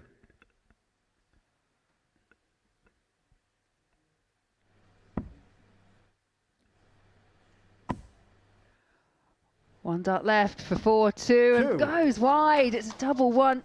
Tried to adjust, over-adjusted. And so Bruno Stockley to Lean take shoulder, us six leg, all six the leg. way. A Bob Anderson-esque point. And they could well get the Semi-final points leg, which Sweden send to their third first. opponents Game home. on. Well, there'll be no 9-dart shootout in this group. However, there's still a chance of there being one in the other, because if Jimmy Van Schie and Danny Van Truyck beat Conor Heenan and John O'Shea 4-2, we will have another 9-dart shootout here. 140. I'm sure he wouldn't mind watching it. And maybe scouting some of the opposition, 95. because even Springboard Paulson's also going to be at that Nordic and Baltic Championship in October. As too is Andreas Toff Jorgensen. 100. Andreas Harrison with a small fist bump, which is as big a celebration as you tend to get from him. They had their chances to get across the line. 4 legs to do. 96. Won the WDF Europe Cup team last year, did Sweden. Andreas Harrison, a big part of the team that did that. 140.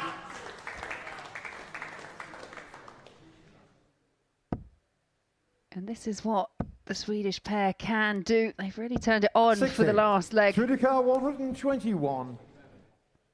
Andreas Harrison looking for a checkout he's made so famous in this building.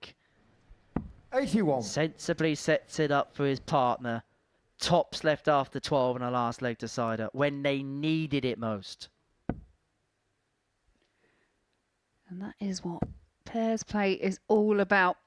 Making sure when your partner returns, 60. they are on the best possible out. It's Anton Östlund with the responsibility on double top, and he only needs the 1 dart. Sweden are still in, but they are hanging on by their fingernails. They have beaten Switzerland by 4 legs to 3, and now they have to hope for they have to hope for a Canadian win against Switzerland in game number 6. That's the tail of the tape in that one coming up. I think we are going to see the Dutch in action. They take on the Republic of Ireland.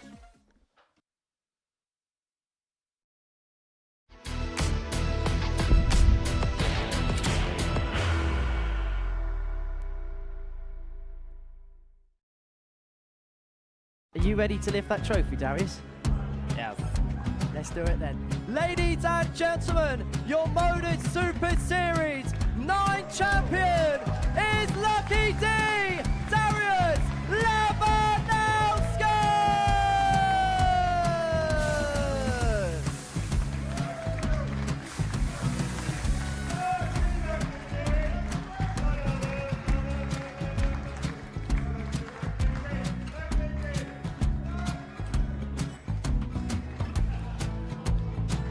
Well, what a wonderful night of darts we have seen, and we are ready. Our champion is ready, and it's trophy time. So receive the trophy. £25,000. The new Modus Super Series champion, the Terminator, Marvin Van Velzen.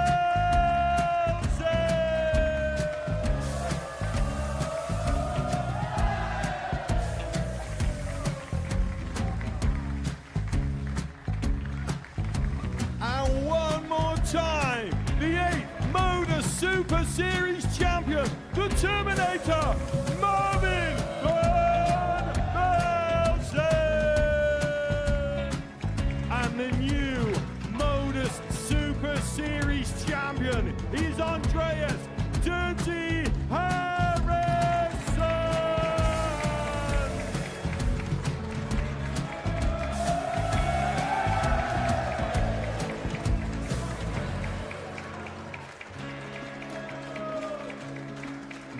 And one more time, the 7th Modus Super Series champion.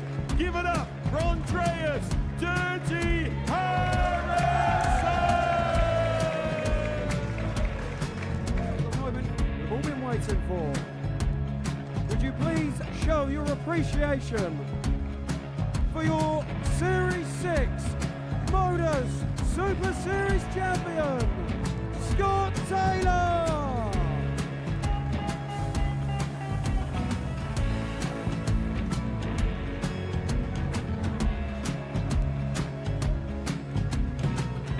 One more time, your new Modus Super Series champion. He is Chucky. He is Jim McEwen. Ladies and gentlemen, your Modus Super Series champion, retaining his title, the Luke Littler!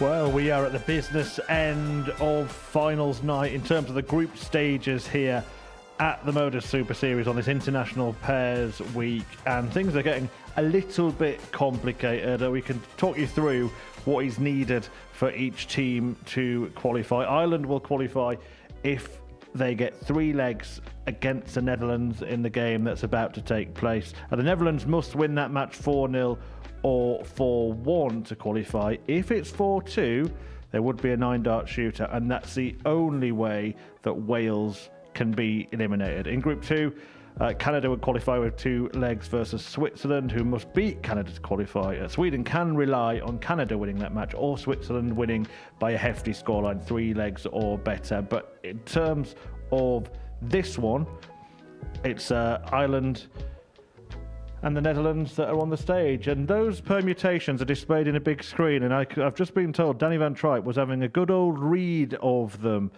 and then he's gone and had a little word with Jimmy Van Ski, so they know what they need to do. That's a 4-0 or 4-1 win to qualify, or a 4-2 win to get a second International Pairs 9-dart shootout. It's a lot of fun to watch, not much fun for the 6 players on stage.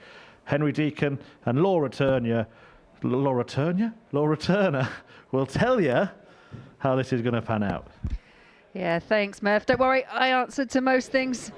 But yeah, I agree. This is great to watch. We know the permutations. They are slightly more complicated than they normally are, but the likes of Jimmy Van Ski and Danny Van Tripe, they're the kind of players they want to know exactly what they've got to do. Now they know, and they are at that point of no return.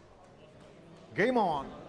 It's an intriguing lineup, and every match, as we've already mentioned, in this group has gone 4 legs to 2, and it's always the team that has thrown second in Group 1 that has managed to get the 4-2 win line.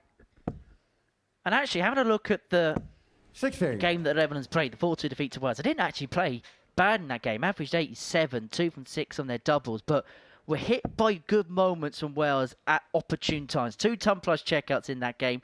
1-2-1 to move 16. themselves 2-1 in front. Wales were breaking the 1-16 to wrap the game up. It wasn't as if they were poor in that opening game. Wales managed to find a way of winning it, but the Netherlands are going to have to win big. 95. You saw there, 4-0 or 4-1, the score lines required to get over the line.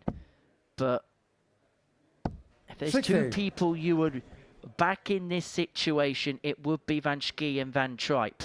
And there really is a locked in, dialed in, focused look about them, knowing that the defence of the title that they picked up just 3 months ago is hanging by the loosest of threads. Yeah, we know their calibre, their quality, not just individually, but as you mentioned, as a pair as well. 100. They know each other very, very well, and they know they can rely on each other. And we're just, as you say, pipped by beautifully timed finishes from the pair from Wales in the opening match, but they do find themselves in a really difficult situation. They've got ambitions of doing the double. 100.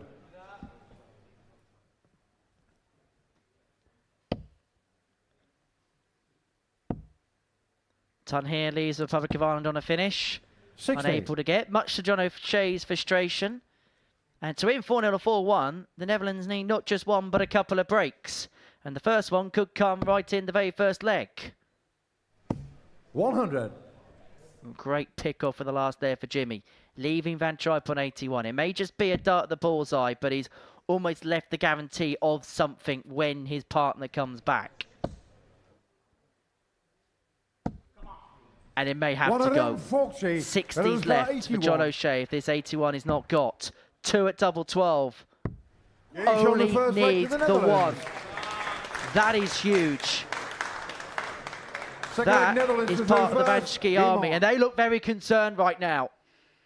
Yeah, understandably so, but that 81 finish, it was clinical. That should settle them down. We could talk about 59. big ton plus checkouts, we often do, but sometimes it's finishes like that under pressure which make the biggest differences in games like this. 93. And this isn't a unique position that they find themselves in. They lost their opening 60. match in International Pairs 1. It was, again, to the Welsh pairing of Kurt Parry and Richie Burnett. They then went on to win their second match 4-1 over the England pairing of Mervyn King and Steve West, which then saw them progress. So they have been in the situation before. Obviously, they do have a different team in Ireland. 96.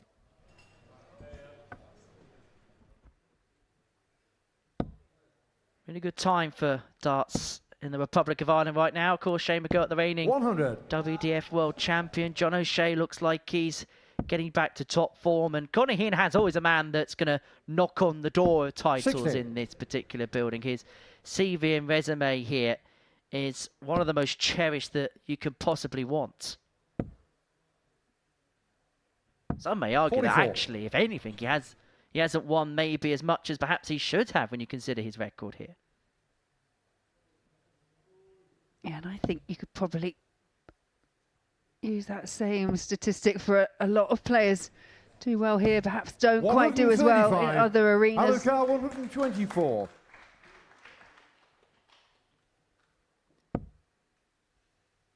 The Netherlands cannot afford any kind of Republic of Ireland opening. The 1-2-4 isn't going to be one. 41. But just like the previous leg, 91. it is a tricky combo for Van Tripe, which has been made even more trickier now. 82 left, went for the ball to leave double 16, does not get. 51. And so Hino will return for 83 to get us back on terms.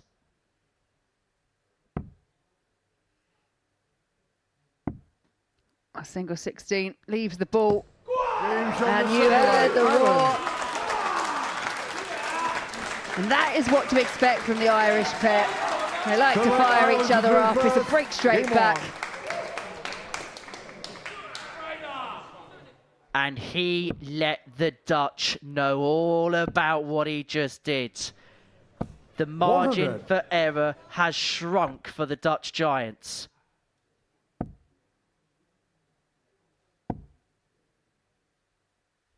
$60. He might be 6'9", Jimmy Van Schie, but the chances of his team are absolutely minuscule right now. 135. And now you're starting to hear his partner John O'Shea as well vocalise in the background, cheering 100. on the good darts. And they do it as a way to try and pump each other up. It's the way that they like to play. The defending champions are on the rack. Van Schie needs to find a couple, you feel. He's not going to. And this title 58. defence is Adrien, very, 132. very quickly slipping away from them.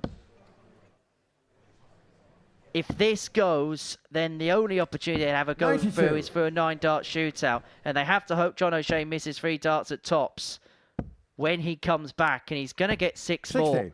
And it just looks so flat for the Netherlands right now.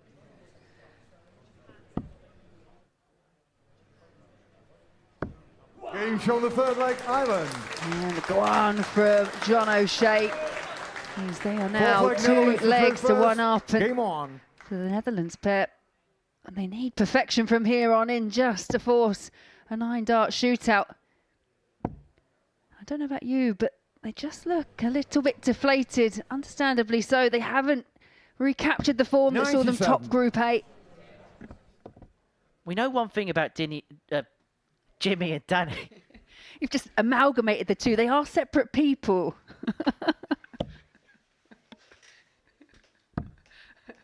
97. But there's one thing we know about this pair. They're both very energetic characters. 100. And part of the reason why they've been so successful is they're able to feed off that energy. But there's just been a feeling from Dart 1 tonight, they haven't been able to really get that flowing. 77.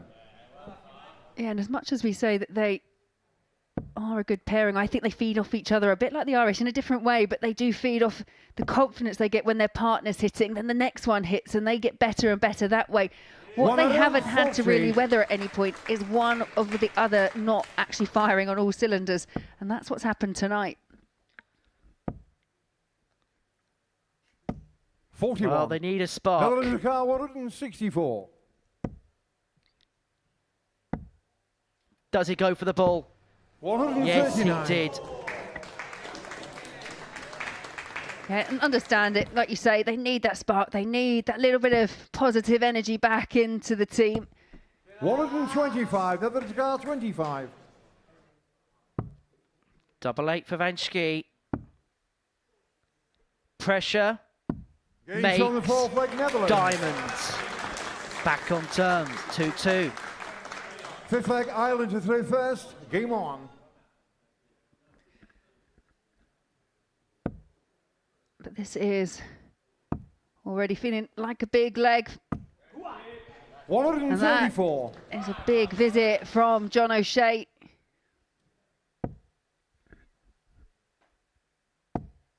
What have the Netherlands got left? 100. Big pick-off with the last for Jimmy Van Schie.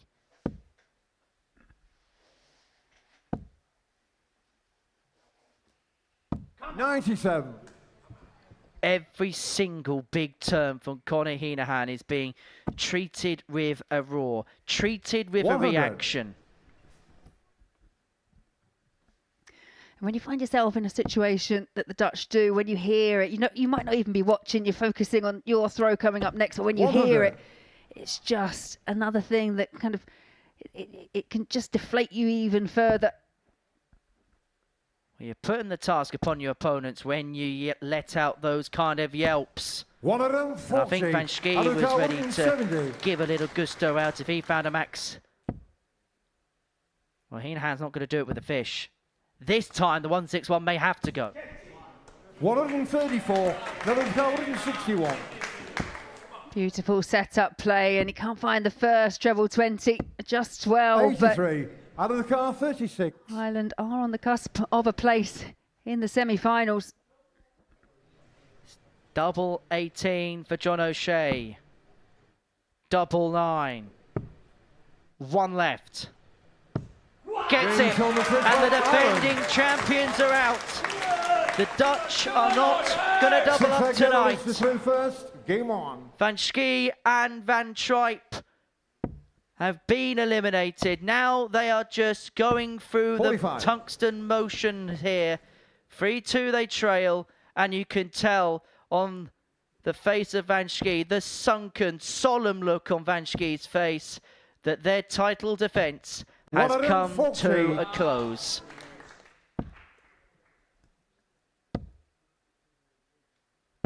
$60. Clear disappointment for the Dutch, understandably so. But all credit to this Irish pairing who find a maximum averaging just under 95. 96. And so far they've been the team of the night, average 93 in their opener, 94 here. We did kind of intonate earlier on this evening, and it was alluded to in the interview, that these would be two players 41. that could really react to the crowd when you consider the added element that the pairs has to offer. John O'Shea said it earlier on in the interview that if they could get it both playing at their best at the same time, they are going to be a threat.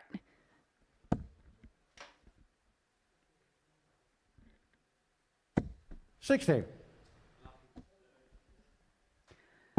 Couldn't quite pick off the treble 20, but John O'Shea will be returning for 80 and for a 4-2 victory. 80. For 2 wins out of 2 and a clean sweep en route to the semi-finals. Double 10 for John O'Shea. Double 10 for the Republic of Ireland, who have been fired up from the very first start and have been on it from the very first start. For the defending champions, the Netherlands, they will head for home. Jimmy Van Schie and Danny Van Tripe have proven to be one of the premier pairings, the pair embrace as they depart the stage for the final time. It could well be the final time we see the pair on the stage with one another, because both will be hoping come January they head to Q-School and win tour cards. They have been a pleasure and a privilege as ever, but it is the Republic of Ireland alongside Wales who head through to the semi-finals. Coming up after the break, Switzerland take on Canada.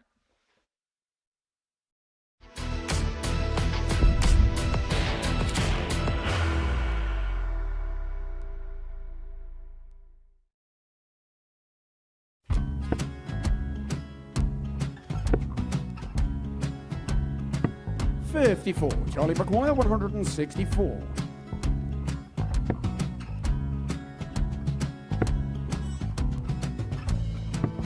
$44.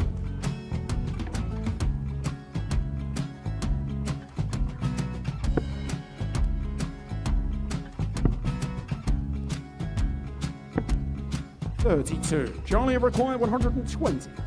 Well, 120. He's got a fair, at least 2 handfuls at this. Just needs to stay 60. there. That's a good shot.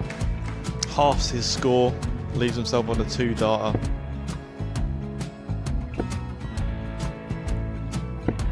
$26. Charlie Time on his required side 60. to become back-to-back singles champion.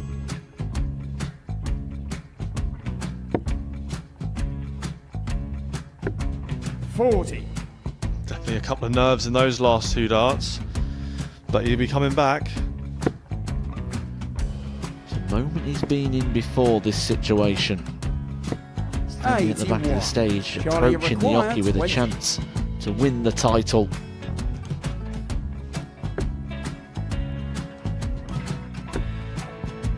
He did this to win the first title, if you remember. 11. I think he's gone. Georgia I think he's gone to 180. bust it, maybe. The first title he wanted 20. He went 6-7-7 to win it. He had a chance to replicate it again. Yeah, I get the feeling that was for a bust, and 39. on that situation there, George require Scaife wasn't even 9. able to take it out going to the 18s on that switch. Yeah, I think he just panicked a bit, but he's done well to get that big one. Sometimes can be the hardest part. Georgia requires This is it. 79. It's got to be 19s. It's got to be 19s for this shot. Big 20 and a double. He's got the first one. He's going to get a match dart here.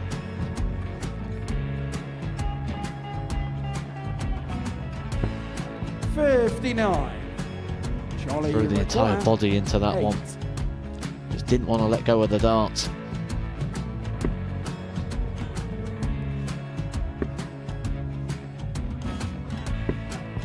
No score. He's given George a chance. Georgia require 20. I think George has been quite good on double 10 today.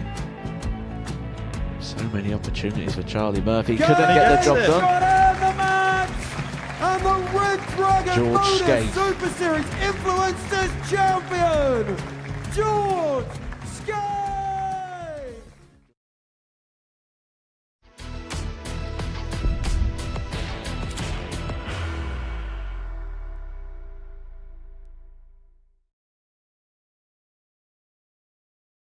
There's always that little bit of what ifs. You know, what would have happened if my mind is right? I think you see glimpses of that where in my life on the Pro Tour, where I, put something really special together, and that's what can happen. So that I think at the top of my game, one of the most dangerous players you'll find.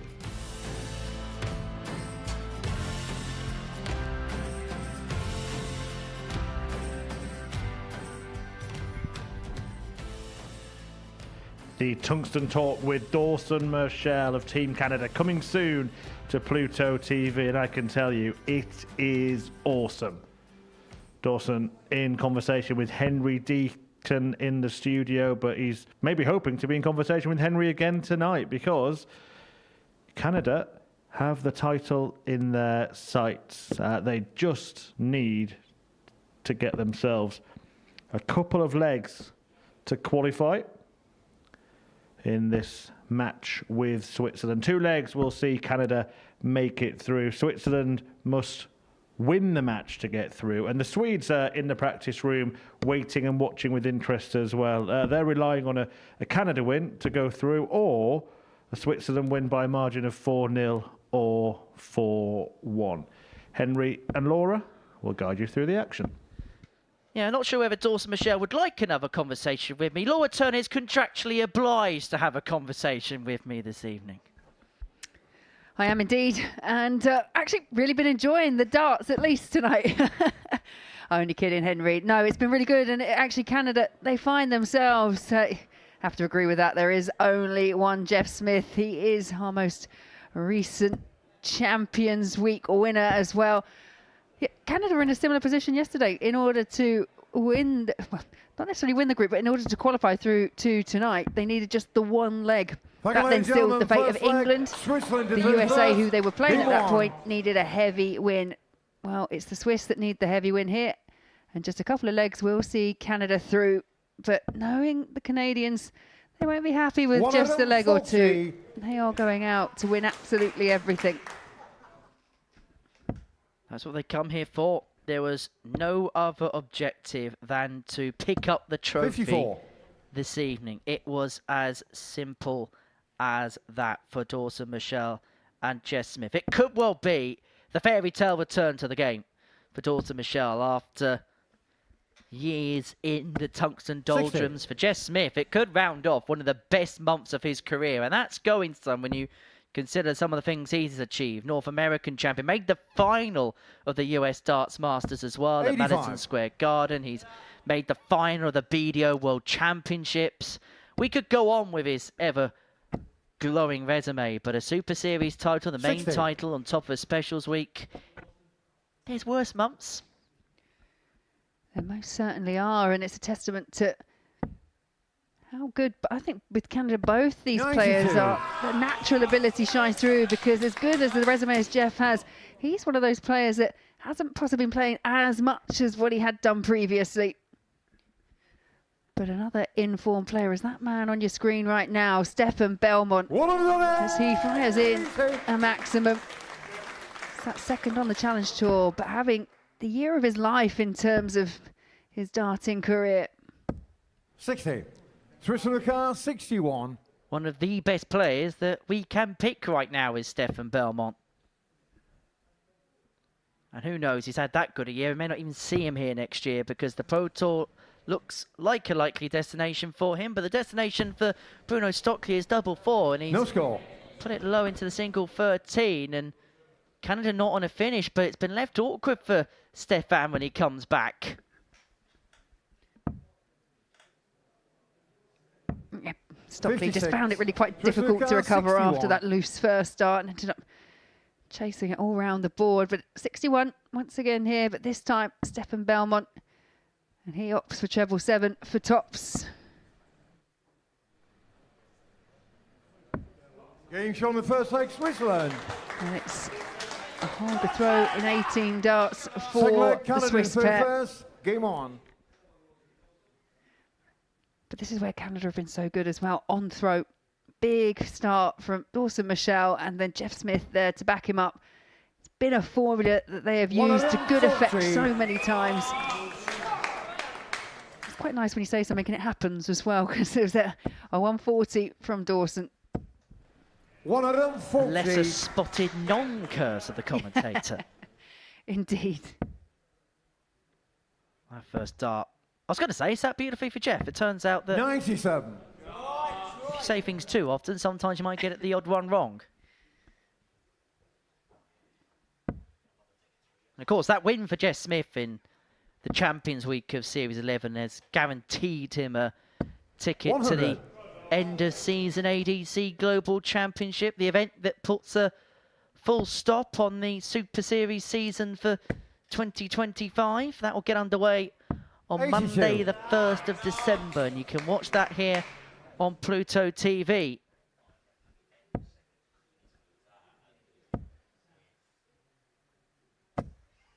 $140.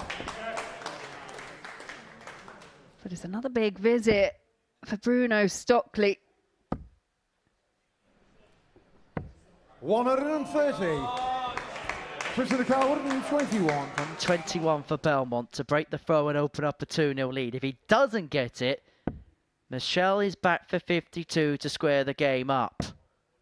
It's the bull for Belmont. 96. But he strays wide Got to the car, the right 52. into the 25.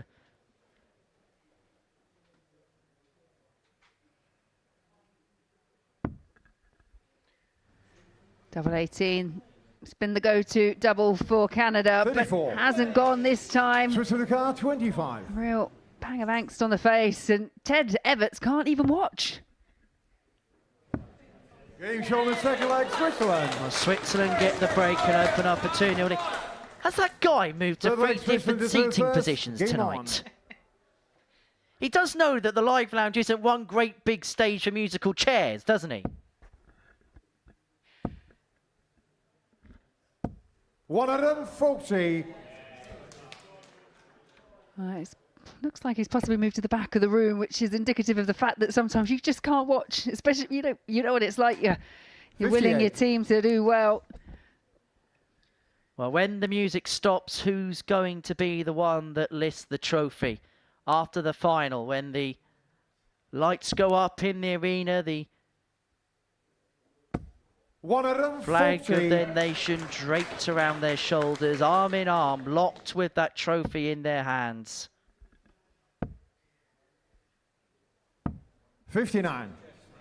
Oh, this Swiss pairing narrowly defeated in their previous match, 4-3 by Andreas Harrison and Anton Östlund. But right now, they seem to have saved everything 57. for this match. Averaging, well, before that visit, they're averaging in excess of 101. That was how good the Swiss performance was. And they have shown signs of high-octane 95. levels this week. Switch to the car, 164. And in a crucial game, they're finding another box office performance. And they're completely shutting the Canadians out here.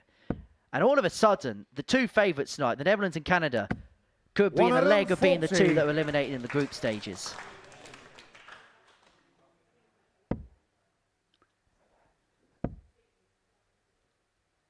Yeah. And 125. although Canada, they haven't quite Switch to played to car, the high levels we've 24. seen, I don't think I can recall them being put under quite this much pressure Game shown from the a third leg, pairing so Switzerland. far this week. Fourth leg, Canada through 100.2, first. Game on. 45 darts for 3 legs. One more, they're into the semi-finals. And all of a sudden, Canada just need to reel off 2 on the spin. Forget about winning or losing this game. 45. Just get the 2-leg guarantee.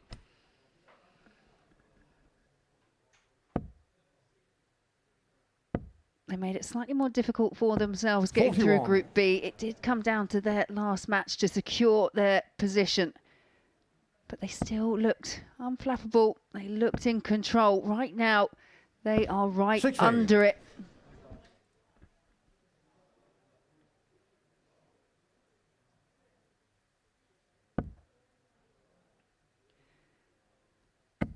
Jeff Smith just shaking his head. It's been an absolute barrage of treble 20s coming from Switzerland. And you have to say, if what looks likely is going to happen and the Netherlands and Canada head out, it's an absolute free-for-all as to who's going to win tonight. But it ain't all over just yet for the Canadian pair.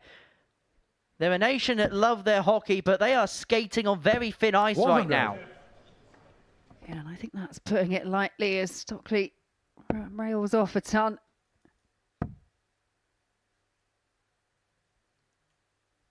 $134. You cannot question the grit of these two.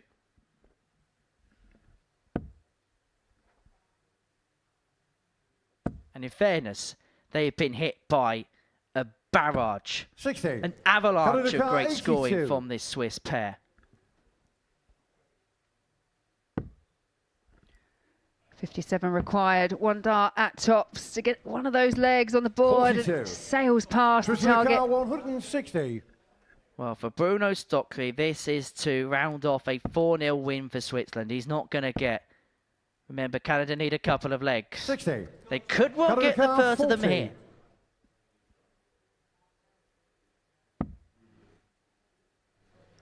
Double 10. Game Double shot 10's for pinned by Canada. Jeff Smith. And by the skin of their teeth, Canada managed to stay in the fixture. And their hopes to progress to the semi-finals. That dream's still alive at the moment, but it's the Swiss pair throwing first. 60. Throwing to send Canada out. And they're the type of team that if you get an opportunity to get rid of them early, you get rid of them early, because you don't know what kind of damage they could do later on in the night. And listen to that from Dawson Michelle. Yeah, and it's not something we've heard too often. See what it means. And 60. Also indicative of how difficult this game is proving to be. Jess Smith with the type of snarl 122. best known from his compatriot John Part.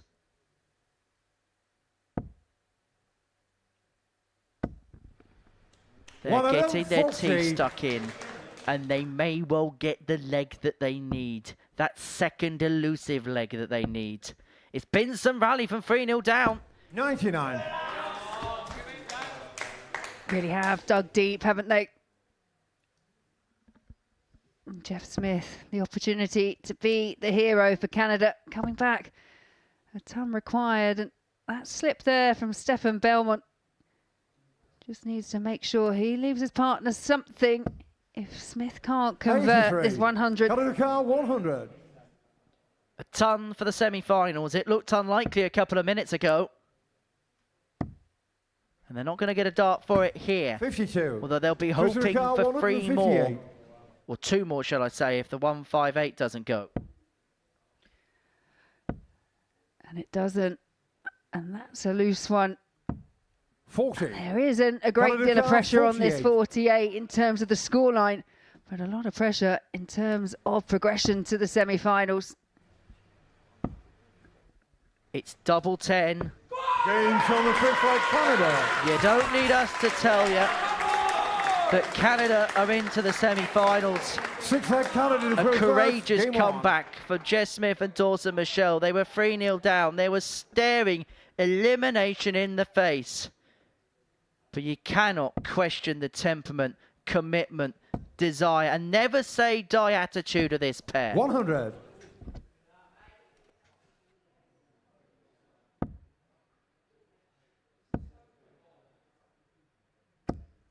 $100. So Switzerland are now in a position where they have to win this game. Sweden need 100. Canada to reel off another 2. And if that happens, the way this week's gone, if I'm Andreas Hans and Anton Ersund, I'll buy some lottery tickets. 100. We have seen a few comebacks, but none would be as important as this one from 3-0 down. Dawson Michelle and Jeff Smith, they've done what they need to do for themselves, 95. but now Sweden in the background, hoping, praying that they can go the distance and complete the comeback. 100. Now it's getting edgy in the live lounge. Because Canada have found a powerful counter-attack. They're through. but Switzerland could be on the cusp of going out all of a sudden. It's a remarkable 93. turn of events here in 69. Portsmouth.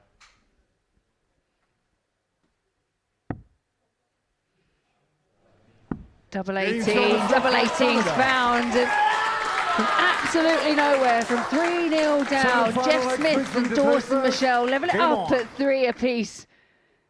They've already qualified. We know that. They needed the 2 legs. They got them. And now they are free rolling and looking to complete the comeback. 100. And that leg means that Canada have won the group. It means that they will be taking on Wales 91. in the second semi-final.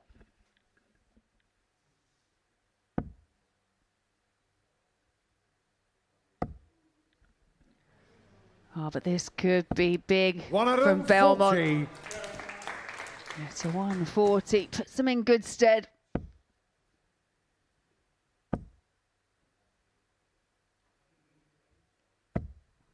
$85. I'd love to be a fly on the wall in the practice room watching the 2 Swedes, so I'm sure are eagerly watching on to see 55. if Canada can do them a favour.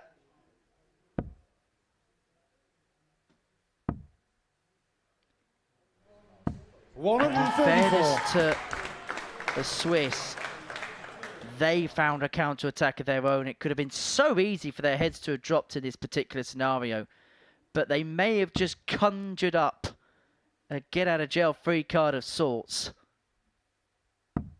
58. But that is a slip, 148. It's a long-range chance, but a chance nonetheless. 97. Switch to the car, 148. Well, Canada left on 94, forcing the 148 to go. They led this game 3-0 Switzerland. They looked as if, to all intents and purposes, they were going to cruise into the semi-finals. They could now be on the cusp of elimination. Dawson Michelle looks at 94 for Team Canada. Andreas Harrison and Anton Erstlund watch on, and they've had a dart to send them into the semi-finals go at begging. And perhaps appropriate, it falls to Stefan Belmont. Has been one of the players of the moment. Is this Switzerland's moment? 1 dart, double 8 required. It 40. Goes the wrong side. 12. Every team has been in and out of the semi-finals in this game. And that facial expression sums this crazy, crazy contest up. And it's a contest that has been won by Canada from the very brink. At 3-0 down, they look destined for home. But they are now into the final 4 at the expense of Switzerland, who had darts to progress through. And Sweden, who probably were heading halfway towards the door in that game, are into the final 4, and they've only got a couple of minutes to prepare for a game against the Republic of Ireland. Canada 4, Switzerland 3. It brings to the end a crazy group stage. We'll have reaction in the studio next.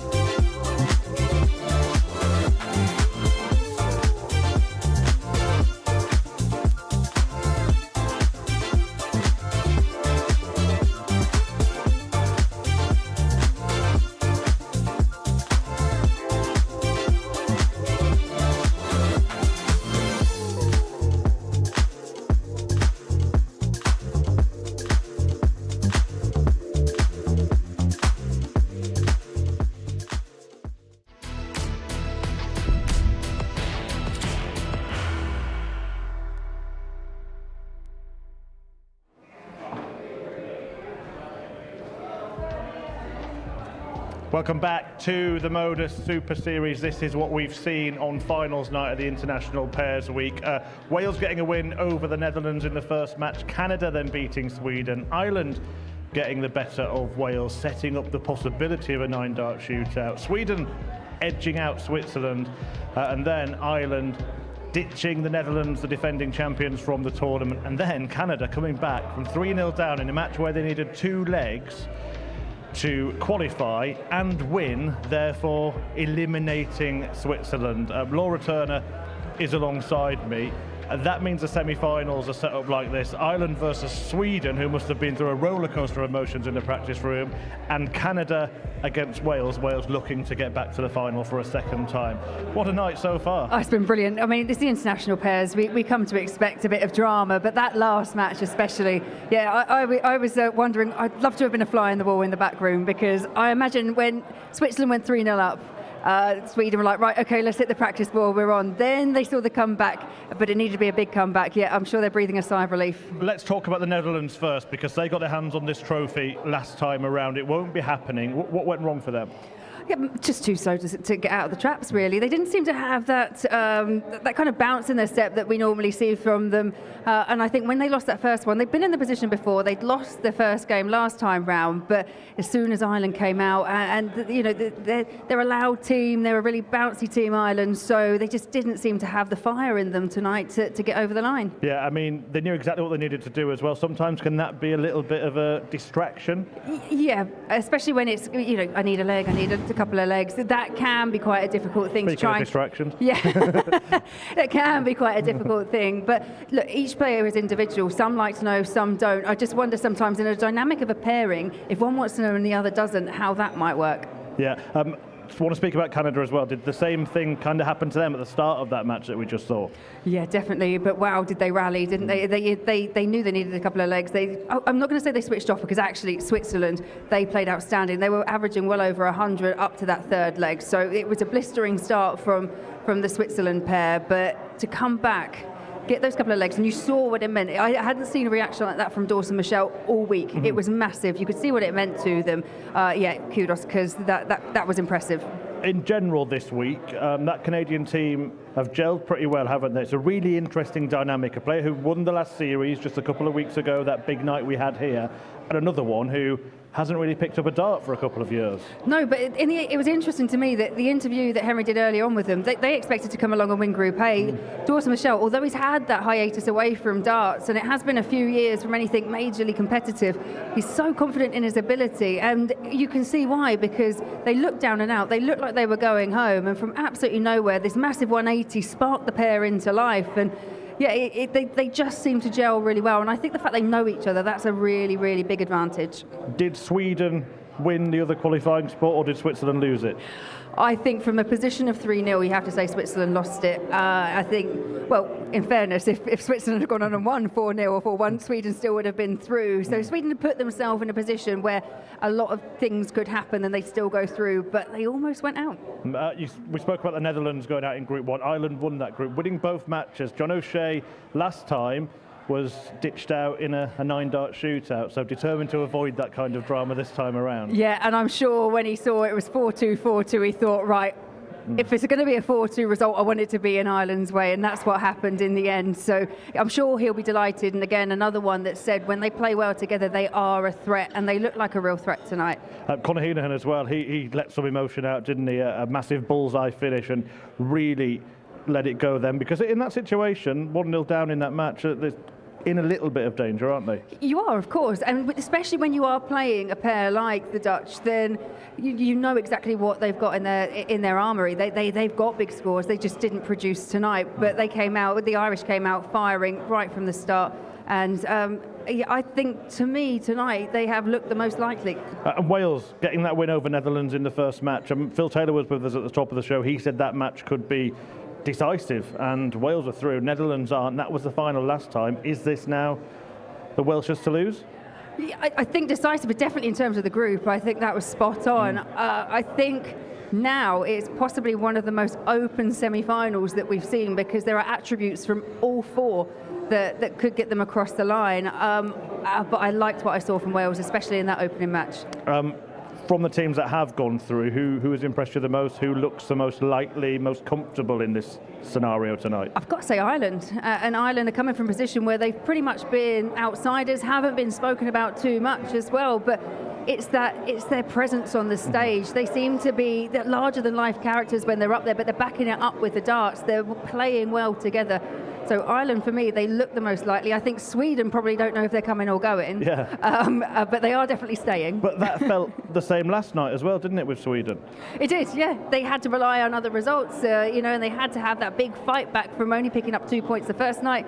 They managed to just squeeze across the line. I mean, maybe it's just written in the stars that it's Sweden. And they're very much, apart from one particular leg on Monday, they're very much an under-the-radar kind of team, aren't they? They are. And I think actually, they are, the only time I've really seen them get fired up actually was probably against the Irish team as well. But it's more Anton Östlund. You don't get a big reaction from Andreas Harrison, but I'm sure they'll be delighted and just hope to make the most of the opportunity. Who do you think? What's your gut instinct saying? Oh, that's a difficult one. But from what I've seen so far tonight, for me, it's Ireland. But it wouldn't surprise me if it's any of them. Well, we will find out. Last time we were here, of course, it was a brilliant final between the Netherlands and Wales. Wales looking to go one better. The Dutch won't be defending the title, but they'll have a look at these happy memories.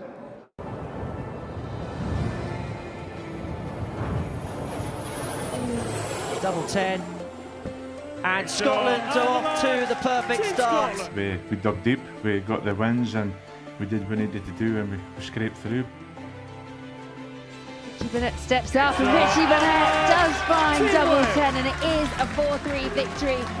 But this guy this week has been amazing. I've just been able to mop up. He'll return to the board, look at a double 16 to complete a 4-1 success. To win it with him, words can't describe it. Third time is the charm, and the Netherlands are into the semi-finals. It means a lot because we are playing for our country. History is in the making, because for the first time ever, there will be a pairs 9-dart shootout to quiet down the English crowd. And for Wales, it's 2 wins out of 2. Well, that is absolutely incredible. And Belgium will be through. Bullseye for Jimmy Van Schie. The Netherlands are into the final.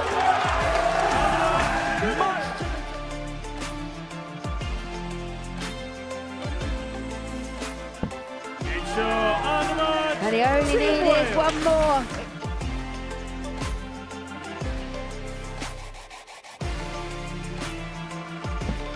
And it's double Dutch delight. International Pairs Champions, the Netherlands.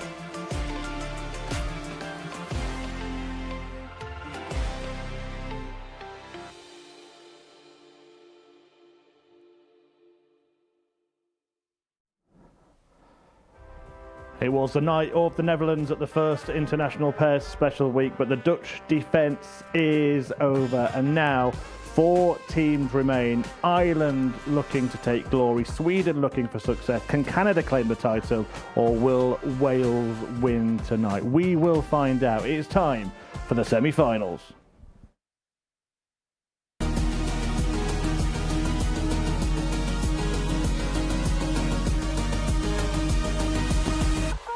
Single 16 leaves the ball, and you heard the roar.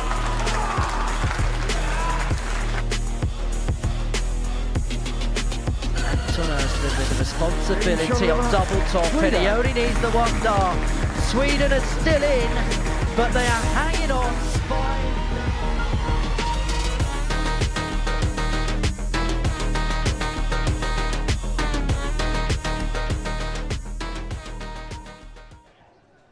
Welcome to the Modus Live Lounge here in Portsmouth for the Modus Super Series International Pairs 2, live on Pluto TV. We are now down to the semi-finals of this competition. Please welcome to this stage our first pair from Ireland, the Team Ireland!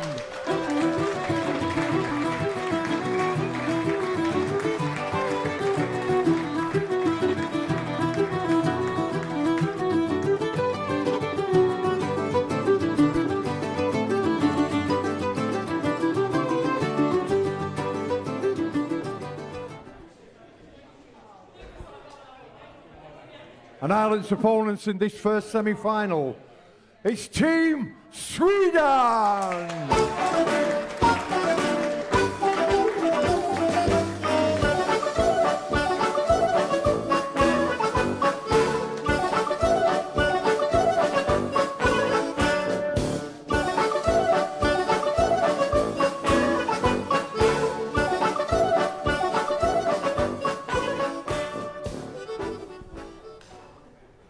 Well, I think the music certainly lightened the mood on the stage as Sweden and Ireland kind of jig their way to the hockey to take part in this semi-final showdown. John O'Shea, the 50-year-old from Cork, has been to a Super Series semi-final before. Can he take the next step? Andreas Harrison has won everything but international pairs, basically, and he's hoping to get there with his partner for Sweden tonight. Conor Heenahan, the 9-dart king, knows what it is to win on that stage, and him and O'Shea have been very animated, very passionate.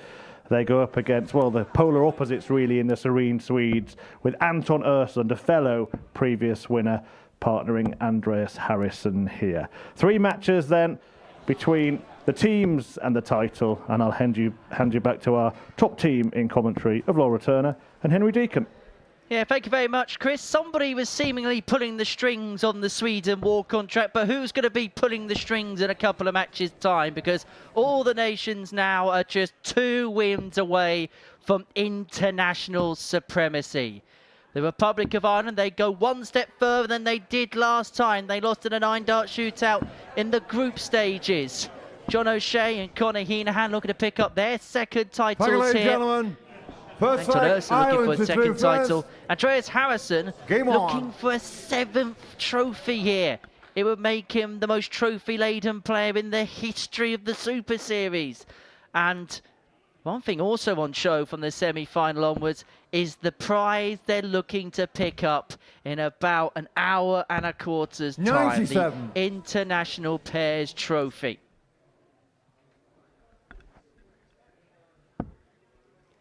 Yeah, Murph posed to me a really difficult question of the 4 left.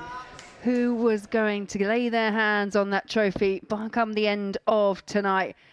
I did edge for the Irish pair because what we've seen from them tonight, they do look like a real threat. They've posted the highest averages. They won convincingly both their matches 4 legs to 2, averaging in excess of 93 and 91.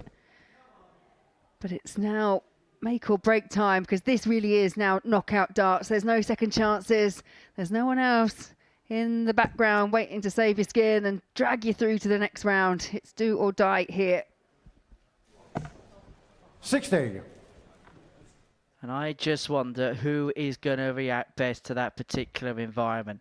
For Sweden, they've kind of been playing knockout darts for a couple of days now because they 100. hung on by their coattails in Group B. Possibly shouldn't even be in the semi-finals when you consider the chaos of the game that happened previously between Canada and Switzerland, where 96. Switzerland blew a 3-0 lead, which would have sent Sweden packing, sent Sweden home. And I do wonder how much that affects the preparation. Obviously, in terms of the darting side of it, they would have been out in the back room. They would have had the practice board there ready. But that emotional roller coaster that they would have found themselves on, thinking Sweden were going to dominate, as it looks like Ireland are about to dominate 92. the first leg. But yeah, the comeback from Canada, and then they needed them to complete it. Must have been difficult to watch.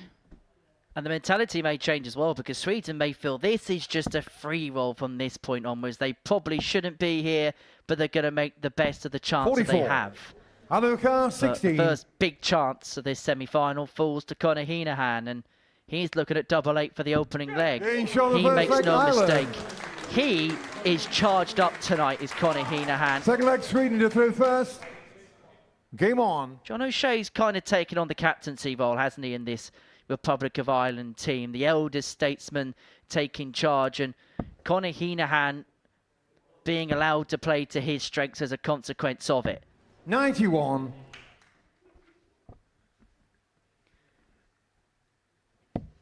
Both these teams came through the Group B route.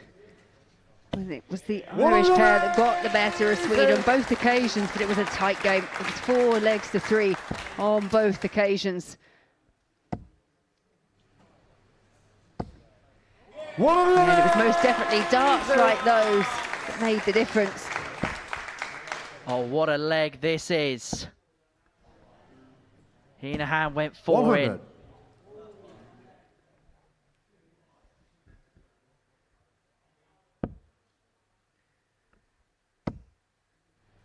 Wow, could this be another one for Sweden?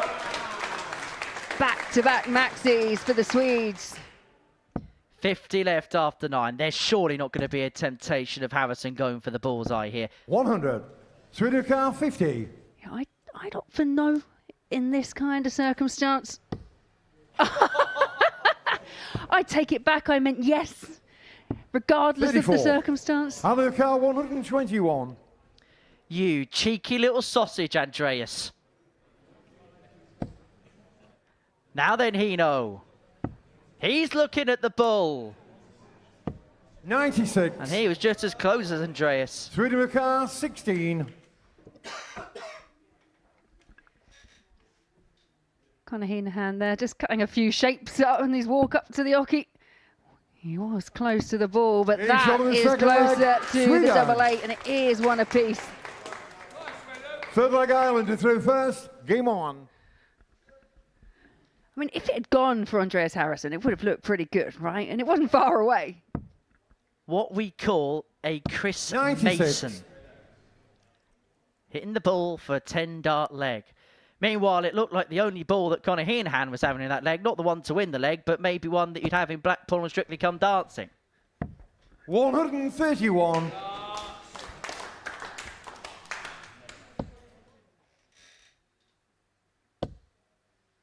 This Ireland team look inspired tonight, and in particular that man. You got to catch up with them earlier, didn't you? And it was one of the things, and I know I've mentioned it, but John O'Shea said there were times when Conor played well and John didn't. And there were times when John played well and he didn't. But tonight they seem to have just got it together. But they are up against it. 57. Here presents an opening for Harrison and Ursland to get a break. For all the good work that Ireland have done over the last leg or so, it could be completely undone here. 140. And the numbers so far are incredible. And for the second consecutive leg, Andreas Harrison could go for the ball for a 10-darter. What do you mean could? I have to say, 140. they're on 68. But 50. I just don't know. James on the third leg, Sweden. Unbelievable stuff. Andreas Harrison, it's a 10-dart leg for the Swedish pair. Game on. If at first you don't succeed, try again. And Andreas Harrison, a man who gives nothing away in terms of emotion, is chuckling like anything at the back of the stage. We said at the last leg that Chris Mason hit a bullseye off the back of a 10-dart leg. Andreas Harrison eventually did do that, and you saw the numbers. 107.79 the average 134 for Sweden, and that is exactly the same running total for the Republic of Ireland. 100. Still got to go some way for the biggest ever team total. That's 10 points off what the Netherlands did at the World Cup 11 years ago. Raymond van Barneveld and Michael van Gerwen averaging 117.78. But you have to say the semi-finals has really sparked into life. Only 3 legs into it, still got another match to go, but this 45. one has been dramatic so far. The way Conor Heenahan's pumped up, he might even just cheer a bus going past right now. 45. Yeah, and from a position of being 2-1 down and having that slight advantage, I feel that that was a bit of a missed trick there for Team 22. Ireland, but they have been let off. Hi, Linda.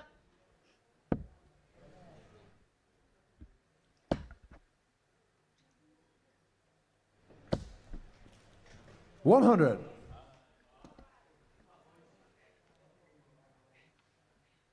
One, 2-2 required to level this game at 2-2. What a semi-final this has been so far. It's the type of game you wish was longer than 60. best of 7, if the truth Alan be Carr, told. 122.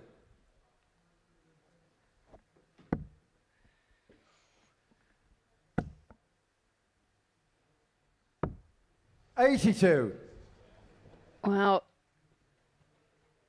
when you expect a bullseye, they decide to set up, but it was Ireland going for it. I got a feeling if that had fallen to either of the Swedish pair, they would have just gone for it.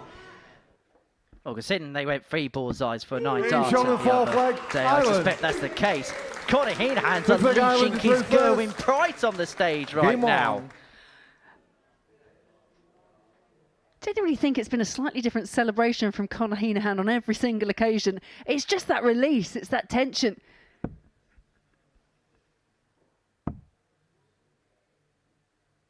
$134. Yeah, I think my favourite one from yesterday was just the kind of gentle, just thumbs up at the board. Obviously happy with that one. 57. This might well be one of the best games we have ever seen on this stage, both in terms of numbers and both in terms of the importance of the match. 135. Yeah, another cry from the Irish pair as a 135 is found, and 60. from a position of hitting that 10 dart, of finding that bullseye for 10. The Swedish pair just seem to have dropped off the pace, and they cannot afford to do that because what you're seeing 60. from Ireland is pretty much the same kind of level. They're averaging still in excess of 100. They have maintained, whereas the Swedes have dropped off. And if it carries on like this, it could be all over bar the shouting, and Ireland have comprehensively won the shouting match.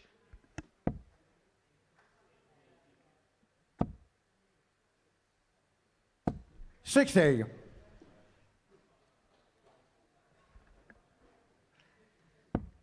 And from 2-1 up very quickly, you can see how these games turn around because the Republic of 60. Ireland Out of the on car, the cusp 112. of being one away from a place in the final. It's the captain who stands up. But the captain isn't going to deliver.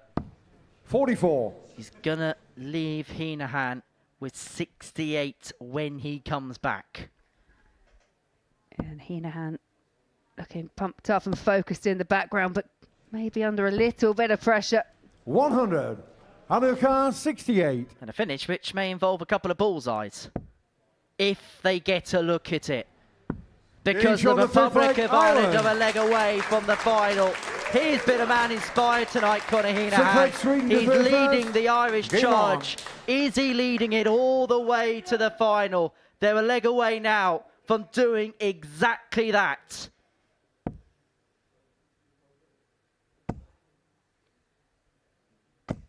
$140. Yeah, and in a must-win leg. It's a big start from the Swedish.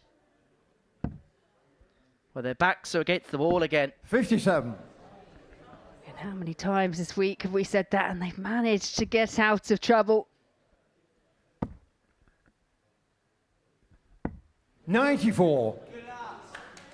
I'm not going to use the greased piglet analogy again, but they're going to have to worm their way out of some trouble here, do the Swedes. 100. They have the throw in this leg. They have to make best use of it and hope that the last leg decider becomes 60. an equaliser.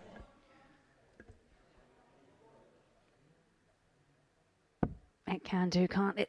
It's amazing what a little bit of pressure and a lot of want and desire can actually 100. do to a player up on the oche.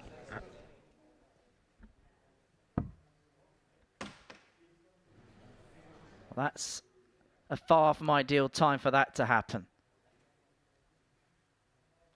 Does it disrupt the rhythm of Andreas Harrison, a man who's won 6 titles on 41. this stage? That is a categoric slip. Heenan smelling blood here. Are Ireland sensing the final here? That 180 puts them on the brink. And it really was a massive slip from Andreas Harrison because they have a forwarded 6 from this position. Back on 166. Adrien 64. When they set foot on this hockey for the first time on Thursday night, they were the outsiders. 48. But they have had a dart to make it through to the final that's come and gone. It feels like it's slipping through the fingers of Sweden. 58. Well, it's perhaps fitting it falls to this man, doesn't it, Conor Heenahan? He has led the charge for his nation tonight. And he hits the double that sees them in the final. Well, that was an absolute treat from the first dart to the very last. What a contest, what a semi-final. And it is the Republic of Ireland who are the first team into the big match. They get the better of Sweden by 4 legs to 2. Andreas Harrison is not going to have a 7th title on this stage. But if they win one more game, they will have a 2nd title apiece. But what a semi-final that was. What a performance that was from the Republic of Ireland. 97.1 average, 4 from 8 on their doubles. They're into the final and they'll face either Canada or Wales.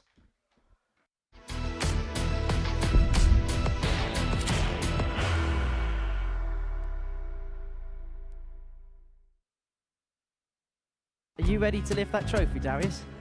Yes. Let's do it then. Ladies and gentlemen, your Modus Super Series 9 champion is Lucky D, Darius Lewandowski!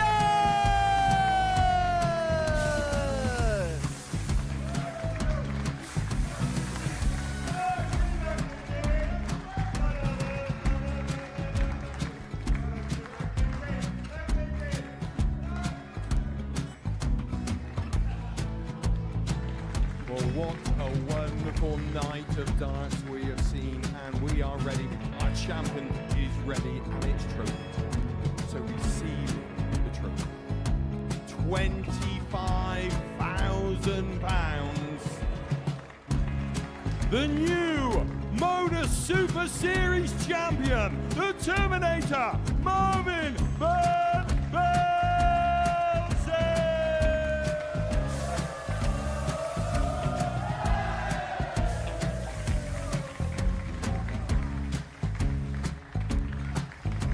And one more time, the 8th Modus Super Series champion, the Terminator, Marvin Van Velzen.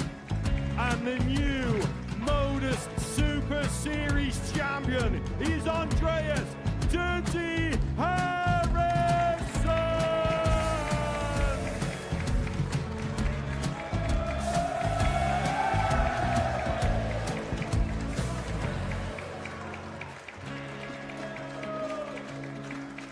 And one more time, the 7th Modus Super Series champion. Give it up for Andreas Dirty Harrison! The moment we've all been waiting for. Would you please show your appreciation for your Series 6 Modus Super Series champion, Scott Taylor!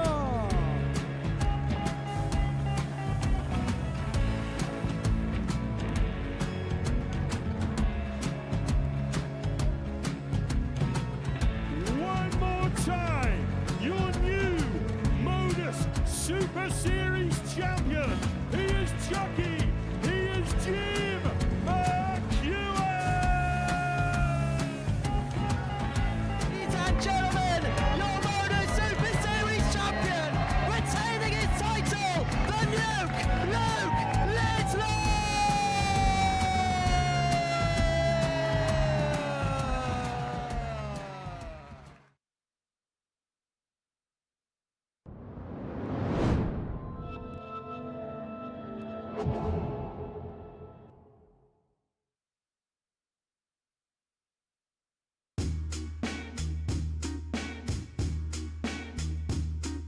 There have been one or two what people might call controversial. Oh God, moments. yeah, I've been involved in a lot of them. Yeah. Are there any that spring to Not mind? as many as me.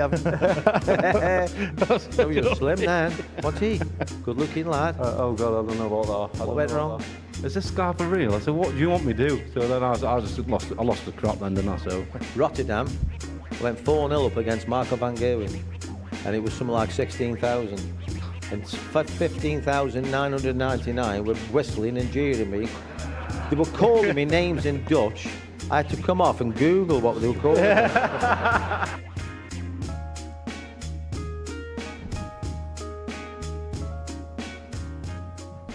Yeah, you don't want to miss this. An exclusive audience with Taylor and Lewis. Phil the Power Taylor, the 16-time champion of the world, and the back-to-back world champion Adrien Lewis came to the live rounds this afternoon and shared some hilarious tales, looked back on their glittering careers. Only about 100 people were able to see it in person, but we are going to put out the show on Pluto TV very, very soon.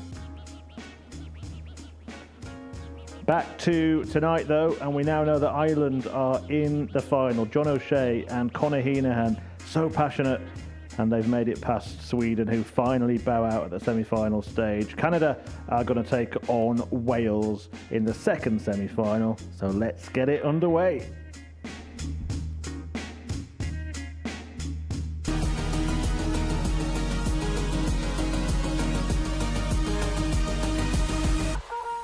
So double 18 for Dawson Michelle, wrapped it up by 4 lengths to 2, and Canada get their campaign off to the perfect start. Skip for the side as a dart to double 18 to win it 4-2, and the outsiders of the 6 get off to the perfect start. They beat the defending.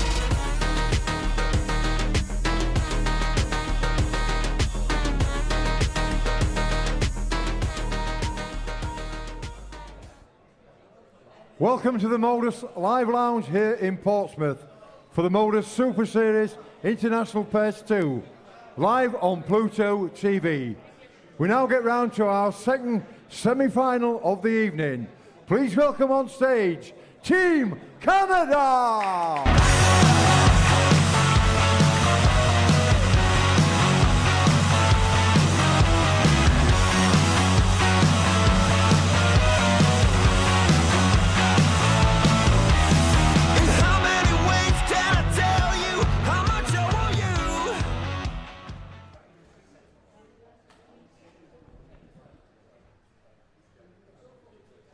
And our next opponents for Canada.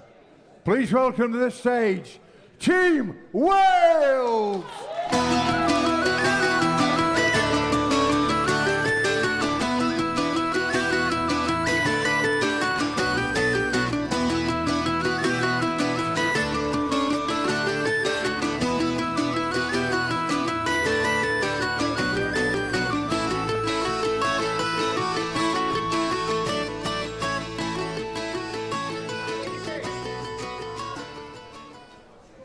Yeah, here we go. They've the right to take on Ireland in the final. Can Wales get there again, having been runners-up in the first international pairs week, or can Canada get to a final on debut? Dawson Michelle has been a revelation, hasn't he, this week? He put his darts down for a couple of years, but Jeff Smith lured him back. The Series 11 champion, the title he won just a couple of weeks ago, probably gave Dawson a confidence boost as well. And they've played fantastically as a pair, but Kurt Parry and Richie Burnett could become the most successful pair in this format if they go all the way tonight. They've never not made the final, of course.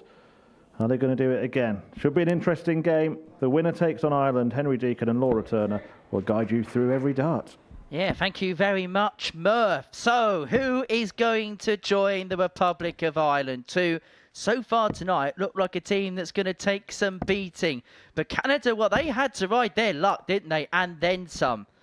Now that is Richie Burnett's flight and stem sat on a Bluetooth speaker.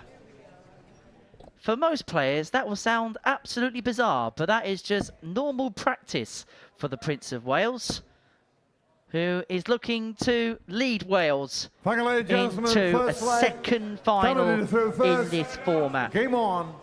They got the better of the Netherlands 4-2 in their opening game. They lost 4-2 to the Republic of Ireland in their second. For Canada, well, they won both their matches, but it was far from routine work. They beat Sweden 4-2. They had darts against them to go 3-1 down in the contest.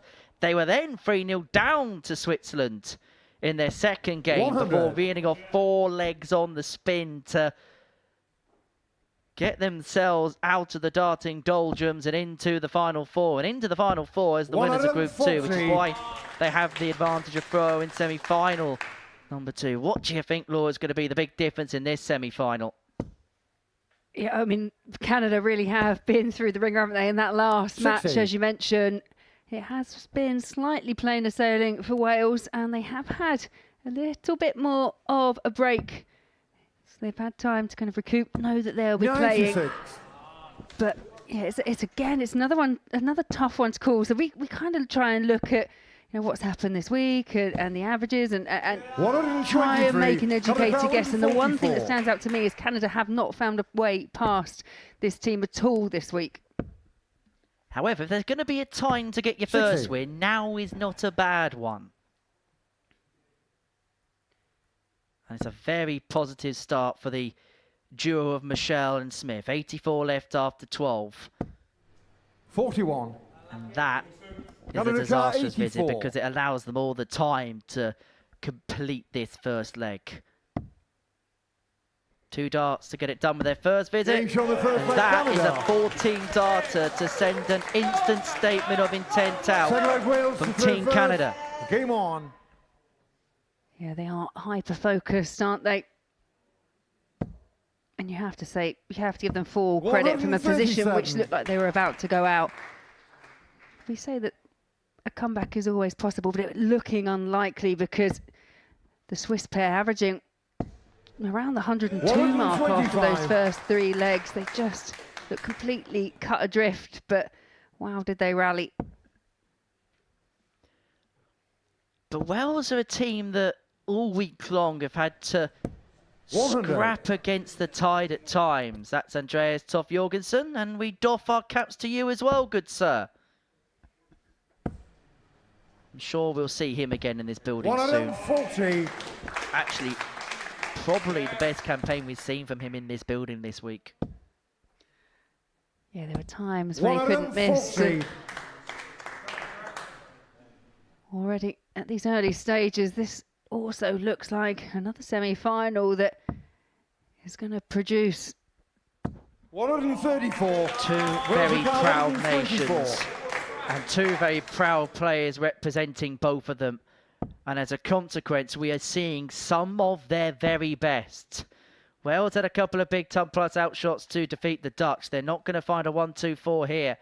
And so 102 is what Jess Smith's going to be looking at in a couple of moments' time to double the Canadian lead. Canada car 102. Yeah, not a disaster. Treble 19. Well, that now makes it impossible. 46. Wales car 61. So for balance, 14 for tops. 41. Canada car 56. And against this Canadian team, you may only get one opportunity to see a leg off. They've been deadly on double 18. But it's going to be double top for Dawson Michelle. And he's just as deadly on that. And that's back-to-back 14 dart legs to put Canada 2 to the goods. Third leg Canada to go first. Game on. I don't know about you, Henry, but do you get the distinct impression that they don't ever want to find themselves in the position they did in the last match? It's almost as if they've had their scare, and as a consequence, they are pushing on. 96. And we see it so often, don't we? I mean, when Michael Van Geuren was at his absolute pomp, there'd usually be a game in, whether it be a World Championship run, a World Match Play one, whatever the tournament may be, where he'd have a bit of a scare, get himself out the mire, and then he would wreak havoc on the rest of the field. Canada look as if they're doing something similar here.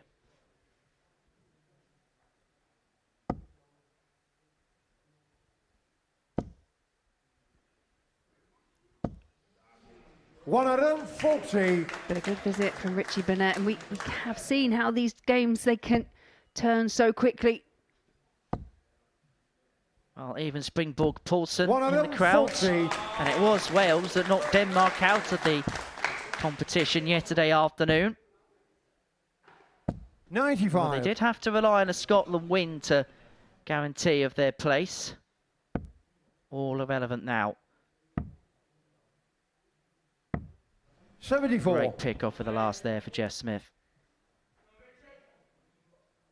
And again, the pick-off that could prove decisive and all-important. A slip there already for Richie Burnett.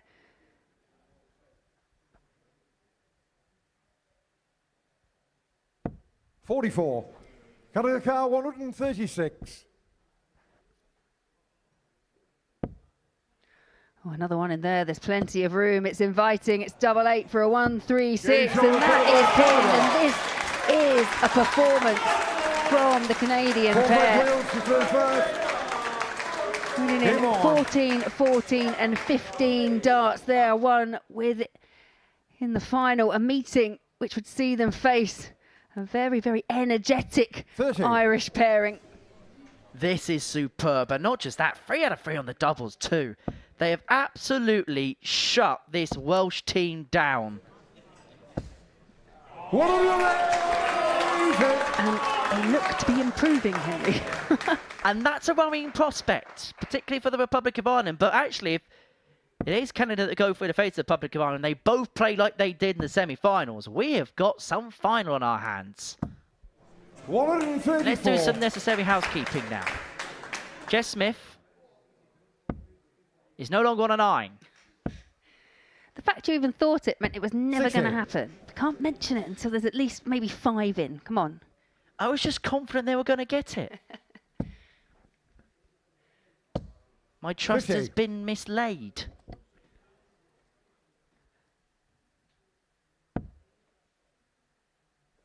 And I will say, Wales, they haven't done a huge amount 35. wrong. They're still averaging just a smidge under 90, but they've been restricted to just 1 dart at a double. This is pretty much as good as any pairs performance we've seen in this building. But we know one thing about Burnett. We know one thing about Parry. It is never over until that final dart goes in against them.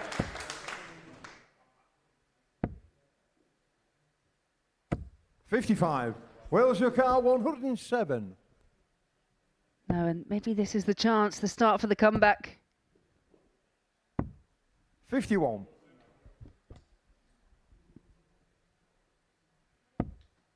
I mean, the way that they started in the first 3 legs, that's a hard level to try and maintain. 83. Well, they're averaging 90 and a half here, Wales. They've only had 1 dart at a double so far in this contest. And they may only get 1 more. And it may well be the only one they get to save the match.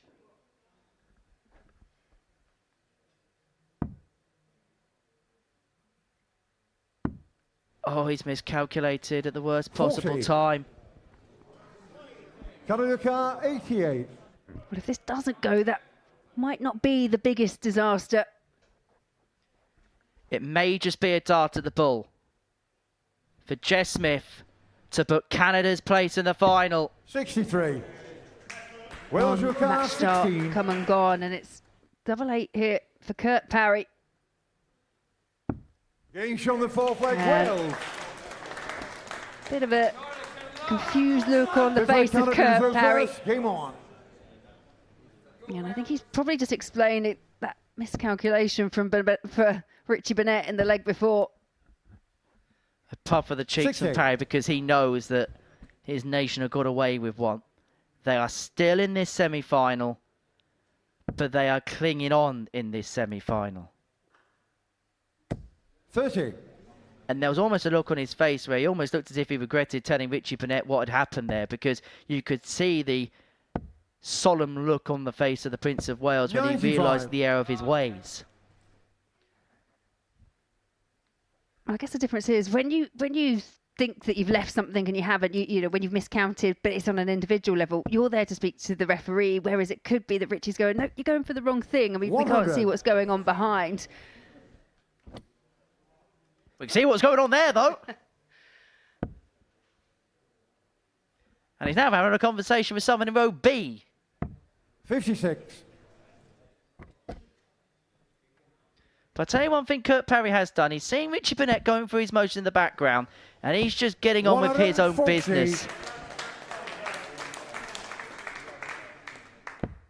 Yep, something we discussed at the top of the show, and how quite a lot of these pairs, they're very similar. 94. Jeff and Dawson in their nature when they're up on the oche. Same with the Irish pairing, but these two, it's more of a balance, an equilibrium between the pairing.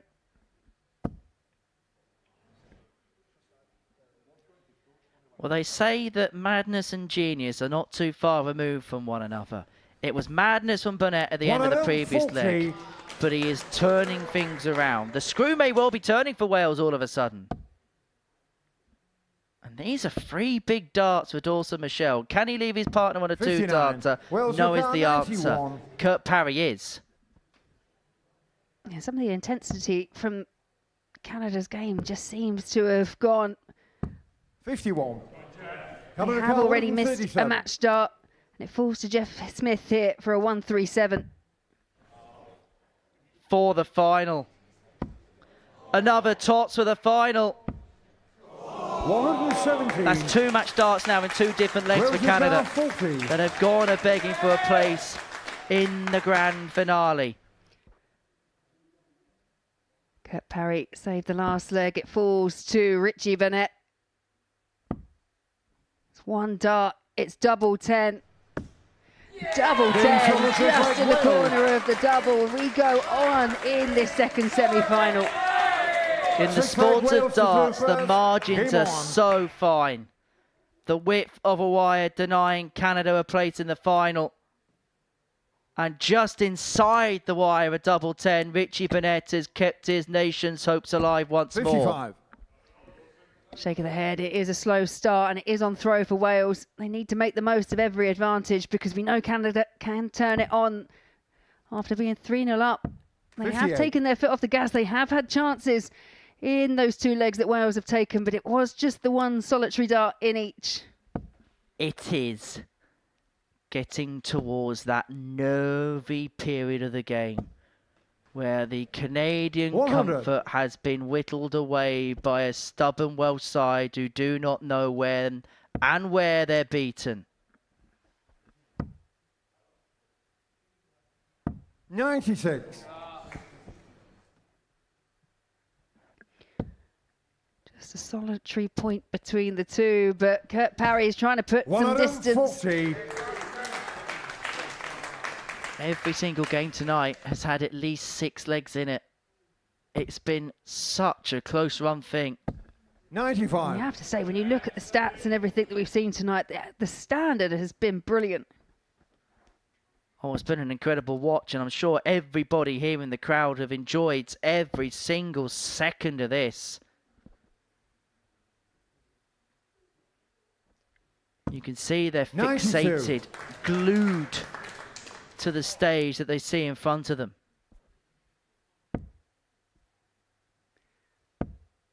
Oh, but there's going to be some pressure on this 1-1-4. 140. Canada right back in the mix. Well, Canada came back from 3-0 down to in their previous game. They were 3-0 up in this one. And if they don't take out this 112, they may be taking the Canada distance. 112.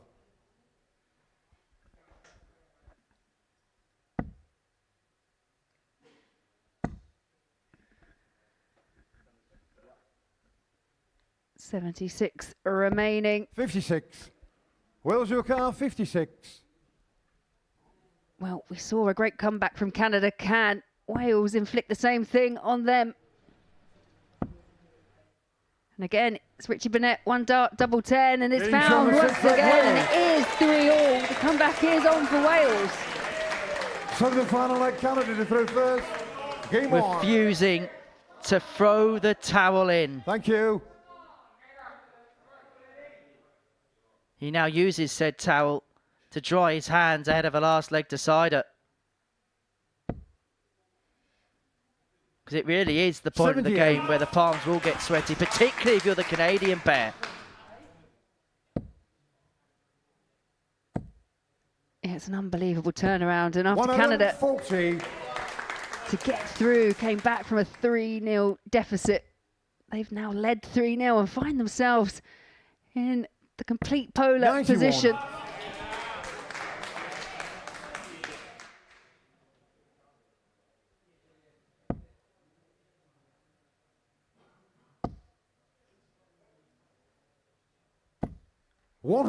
This has been a remarkable night of darts.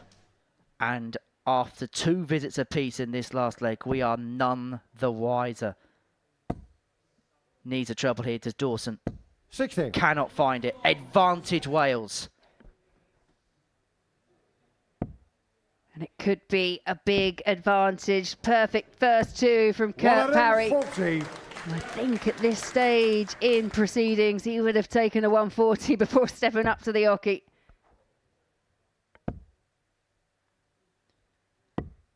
It was the 1-2-1 that kick-started the charge against the Netherlands for Wales. Is it the 1-2-1 that wins them the game against Canada and seals back-to-back finals for Wales in the international pairs? That doesn't go. But Dawson Michelle, 1-6-7 to get his nation into the final. Big, big moments. Pulls it low, tries to set up, but Kurt Parry waiting to pounce in the background. 24. They were 3-0 down. They were staring semi-final defeat in the face. But never to be written off. The Welsh are into the final once again at international pairs. They were given no hope by the bookmakers. They were certainly given no hope when they were 3-0 down to Canada. But they reel off 4 legs on the spin, and they will take on the Republic of Ireland for the International Pairs 2 title. You can see the disappointment on the face of Dawson Michelle. It was almost the dream return for him to big stage, big time darts. For Jed Smith, one of the greatest months of his life. He picked up the Champions Week title just 3 weeks ago, but it's the swagger of the Prince of Wales. As Wales prevail, they beat Canada incredibly, dramatically, by 4 legs to 3, and they will take on the Republic of Ireland in the final.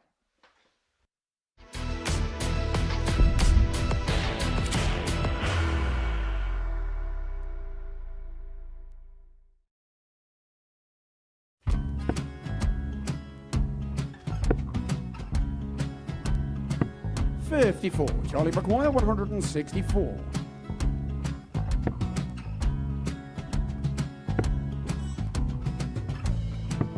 .44.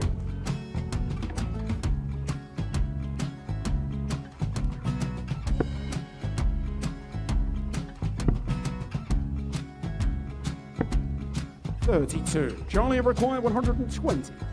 Well, 120. He's got a fair, at least 2 handfuls at this. Just needs to stay 60. there. That's a good shot. Halves his score, leaves himself on a 2-darter.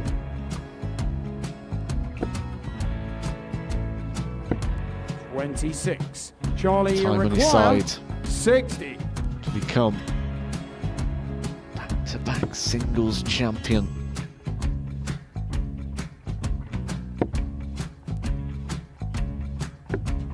.40. Definitely a couple of nerves in those last 2 darts, but he'll be coming back. It's a moment he's been in before this situation. Standing at the back of the stage, Charlie approaching the McGuire, hockey with a 20. chance to win the title.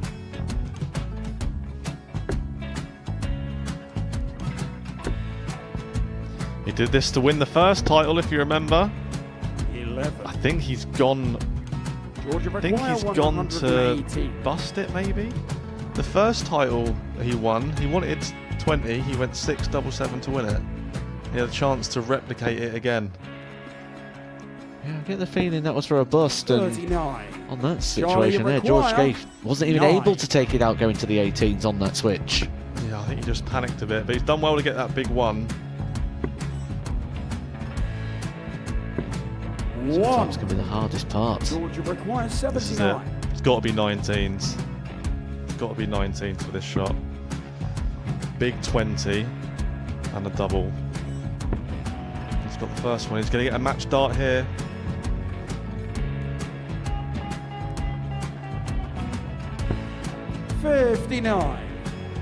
Charlie threw the entire body into that one. Just didn't want to let go of the dart.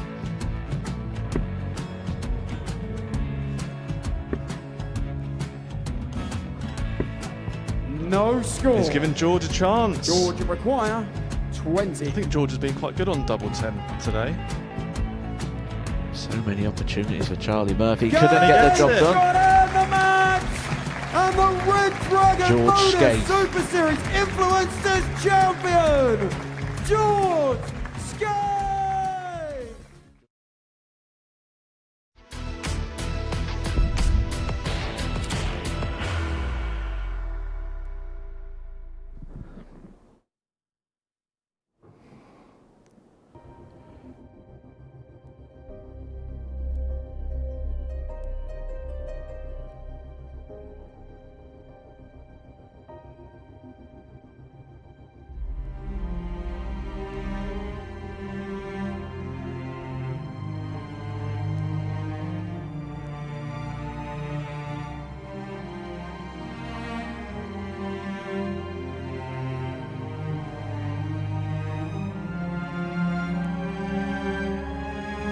Will it be for corner Whitehead?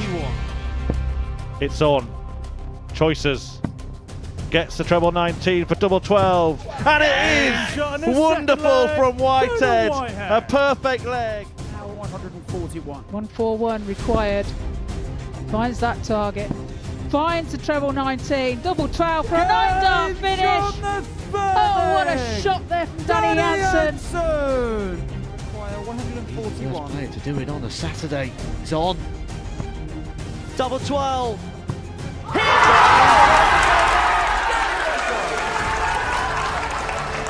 Danny Jansen is the first ever player to hit a Saturday night 9-darter. And just listen to the first.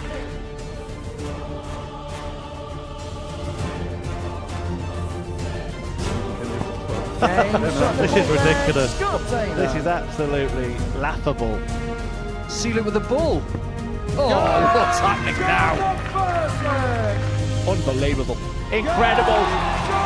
Welcome to the party, Paul Greaves. Well, if the 140 wasn't enough.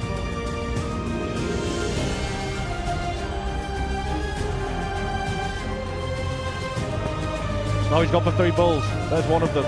There's the second. This will be amazing. Yes! What a finish! Oh, Thomas Barnes, that has made my week.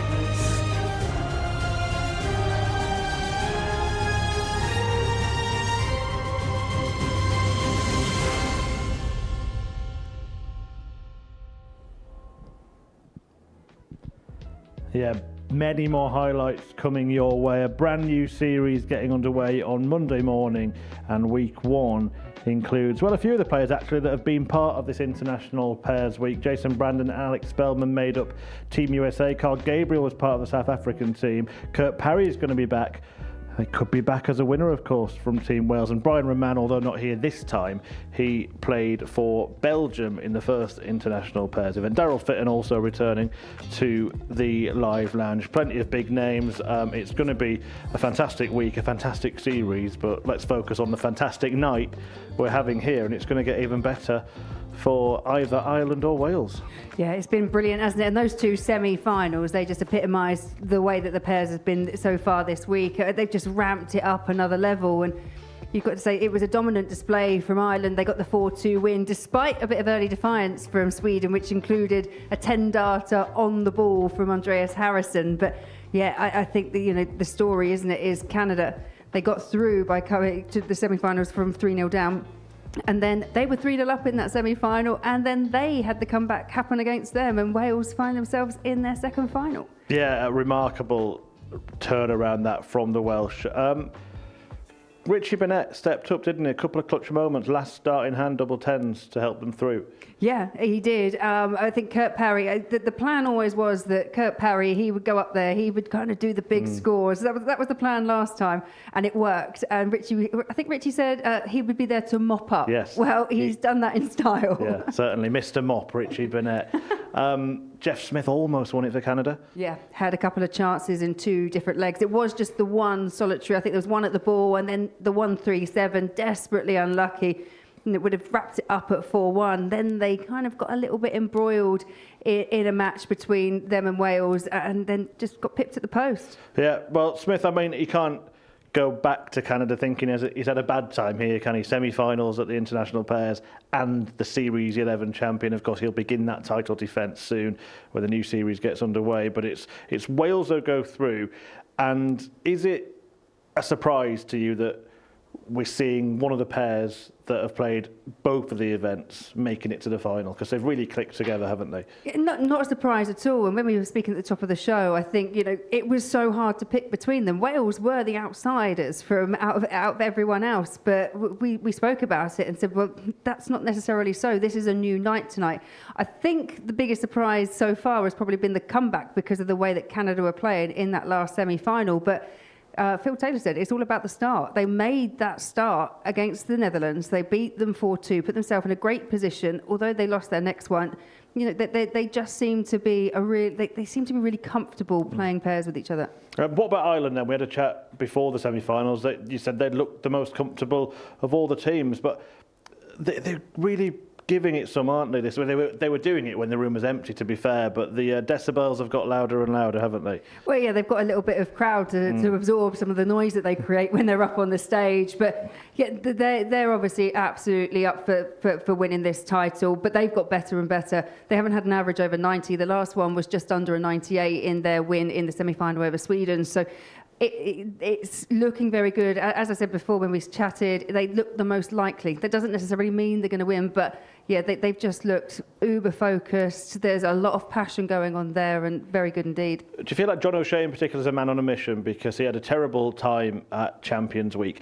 and also last time he was here in this with Shane McGurk, not Conor Heenan, but he lost out in that 9-dart shootout. Yeah, and it's a painful way to lose out, isn't it? When you've got that lifeline, that 9-dart shootout, and if you remember back to it, it was the brilliance of Scott Campbell hit 2 180s that basically put it between them and Belgium, and yeah, they just narrowly missed out. So the fact that they've got themselves here, they're in this position, they're in the final, and they're playing so well, if they can maintain that level of play, then for me, Wales are going to have to step up a little bit more.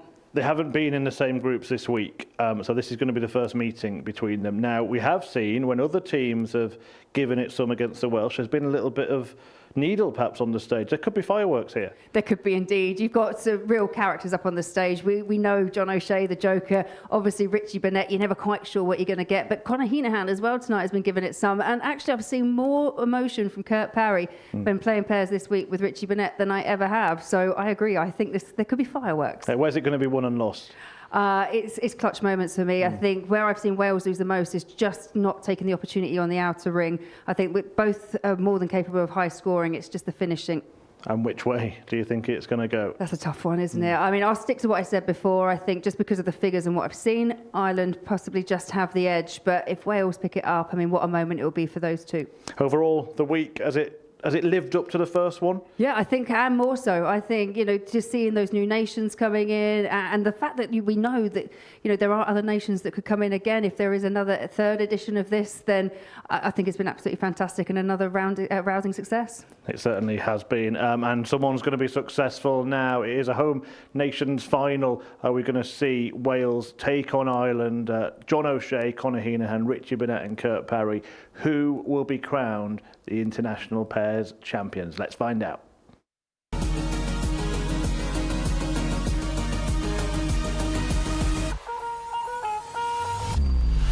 And he hits the double that sees them in the final. Well, that was an absolute treat. They were staring semi-final defeat in the face, but never to be written off. The Welsh are into the final.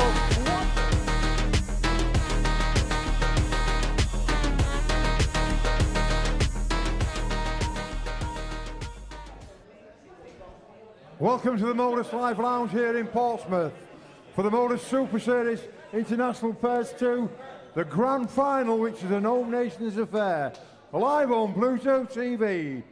First of all, please welcome to the stage, Team Wales!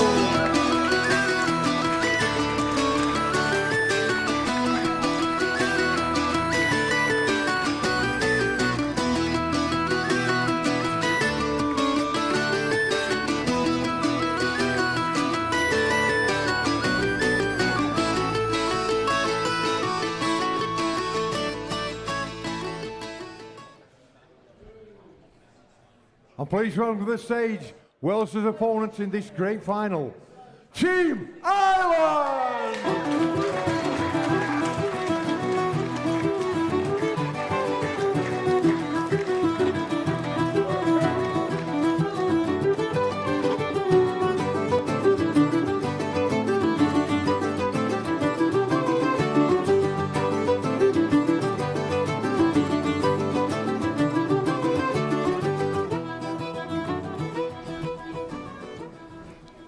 Well, the dancing's done, the darting is about to take place to see which nation is going to be crowned the champion of International Pairs 2. The runners-up in the first one were Wales, featuring Richie Burnett and Kurt Parry. Burnett's already having a good look at the trophy. He wants to get his hands on that, but no team has played with more passion than Ireland. Conor Heenan and John O'Shea over the course of this week. They have roared into this final tonight. Can they conquer? O'Shea, of course, had Shane McGurk as his partner last time. Bitter disappointment in that infamous 9-dart shootout, but back with a bang. Or will it be Richie Burnett and Kurt Parry of Wales that go one step further and this time get their hands on that trophy? Without further ado, let's get the final underway in the commentary box for it. It's back to Laura Turner and Henry Deacon. Thank you very much, Chris. What a night of darts we have seen this evening, and let's hope we have saved the very best for last. Richie Burnett has a look and a glance at the trophy which evaded him and Wales last time. Him and Kurt Parry were beaten by the Netherlands by 4 legs to 1 in the first final. They take on a new opponent this time around, the Republic of Ireland. Two teams that have played with real passion, real poise, but also with real execution. The Republic of Ireland have been the team of the night, but Wales have played with this grit and determination, Laura Turner, right from the very first dart. They have indeed, and already found a maximum to kick off this final. I do think both teams were playing for pride, playing with passion. As Murph and I were saying, it could be one of those games where we see a few fireworks. Well, the numbers for both nations leading into this final. The Republic of Ireland tonight averaging 94.04 for their 3 games they played. But the stat that stands out, 12 from 24 on the doubles, 50%. 60. Yeah, and it's one of those things, you get to the final, you think, right, one more game. It's just 4 legs of darts. It's a really short course format. 95. But for the Welsh team, they had to ride their luck to make it through to tonight, but they have been pretty comprehensive in the wins they found. The first one against the Netherlands really set the tone for them for the rest of the evening. But you have to say, what a comeback it was in the semi-final against the Canadians. The Canadians, I think that would have hurt. Yeah, they looked beaten all ends up, did Wales. Canada got off to a very quick start. 14, 14, 15 for their first 3 legs. But Wales showed that never say die attitude. And having won the ball, they got an opportunity to win the first leg if they can find 74. It should be just the one, and it is one, and it is at tops. 54. Parry just couldn't find a way past that dart in the 20.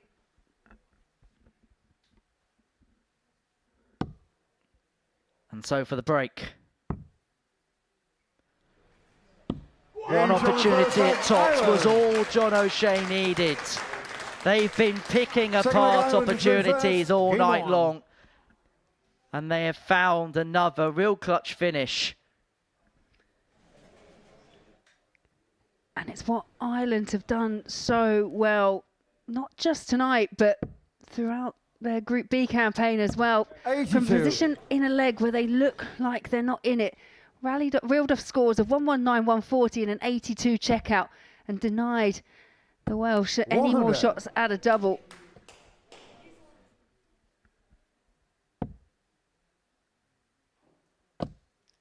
Whoever wins this final will be very emotional, because that's been the way that both teams have played tonight, particularly Conor Heenahan, who looks like a man who is absolutely charged up for battle this evening. Yeah, they do wear their hearts on their sleeves. And 57. Both teams have talked about how much it would mean to them to not just win a title here at the Super Series, but to win it whilst representing the countries they love. Just going through Wales's numbers for the night. It's been solid. 86.5 the average for the 3 games, not to be sniffed at 96. one bit. 10 from 21 in terms of their finishing, 47% on their doubles. Yeah, and I guess 47% and 50% for the Irish, that is where games have been won and lost, and that's where they've had their efficiencies. And although it was just one dart for Wales at a double, you just feel they're the opportunities you have to take. If you can do that, you need to stop the other team having any goes at the outer ring. And the problem that Wales have got is Burnett piled in a 180. It may make this point completely irrelevant.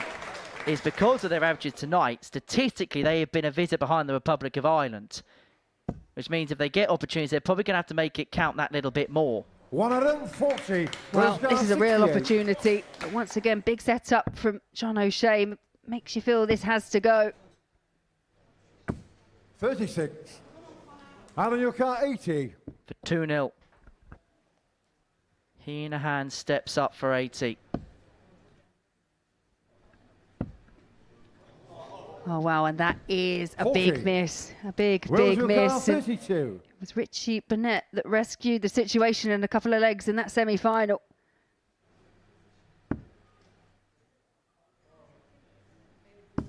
Game shot on the second Yeah, leg. the Prince of Wales rescues it once again. It's one apiece. It's a break back for Wales. Republic Wales to throw first. Game on.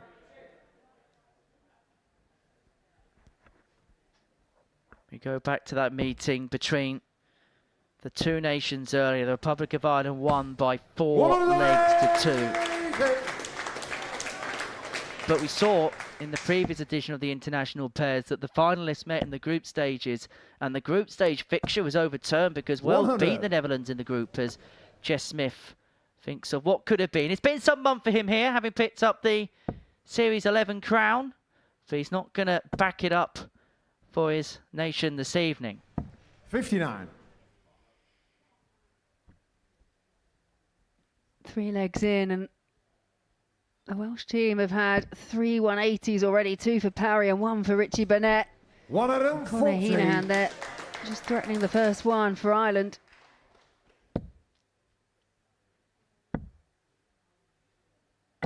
$92. Don't know about you, Lord, but I'm just getting the sense that this is a who blinks first kind of final. 45. Yeah, and it's going to be those small mistakes, and John O'Shea knows it, that can be exploited, because now from 170, the Welsh team have 6 darts from here. Just a case of setting up now. 105. And he'll take it for a set-up turn. Parry back for 65. Heenahan realistically needed a couple of trebles with this turn. 100. Only gets the one. Wales the car, 65. Tops should be a good guide for Kurt Parry, and it ends up being so. Wales are 2 legs away Game on. from righting the wrongs of their previous campaign here. 93. In international pairs won that final where the Welsh succumbed to the Dutch duo. It was 4-1 in favour of the Netherlands. 100.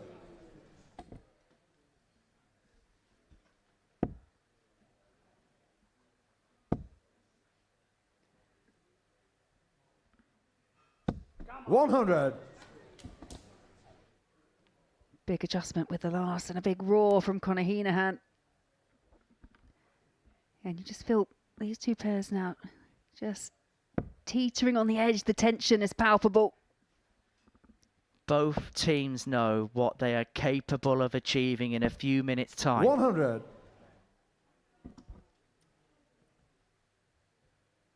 Feel like the Republic of Ireland need to find that spark that they've been playing with all night long. I know they're averaging 90.5. They're actually playing okay in this game. 81. But based on figures for tonight, what has happened is the Welsh really have stepped it up a gear. We said that that's what they needed to do. 84.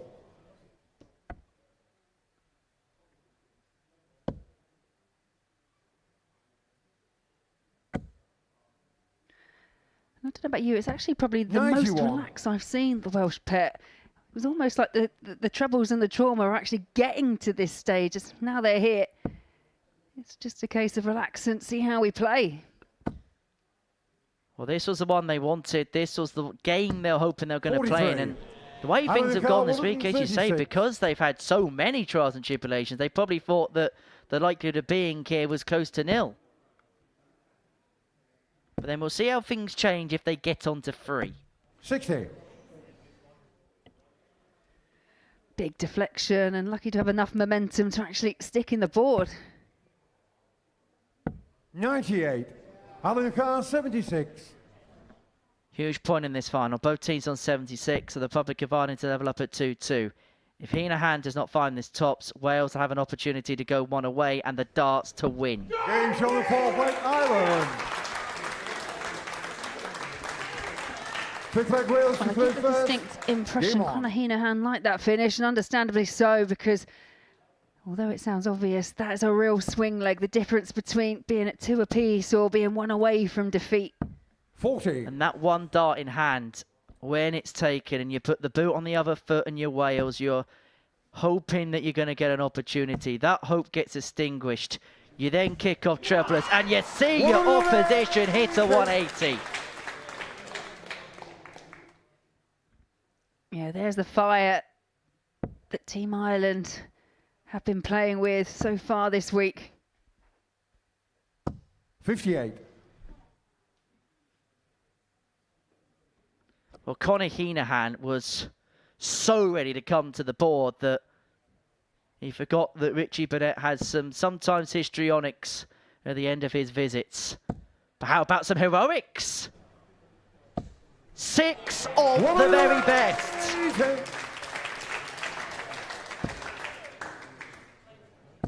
Well, it's on. We've been 1 away from 97. a 9-dart finish 141. this week. John O'Shea can't find the first treble 20, but as much as that 40. would have been the icing on the cake, and yeah, just the 40 points to show for it in the end. In the context of this match, this is a leg against the darts where they've gone back-to-back 180s.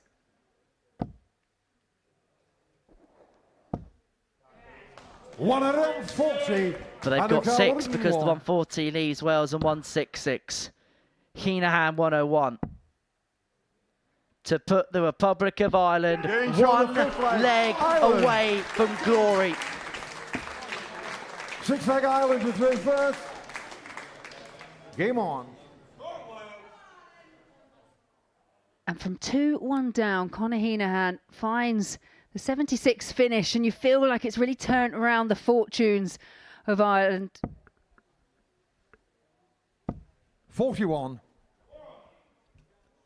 41 scored. What kind of opening is that for Wales? They've been in this position a few times 43. tonight. They were 3-0 down, remember, in their semi-final against Canada. But what can they summon in the championship match? 60.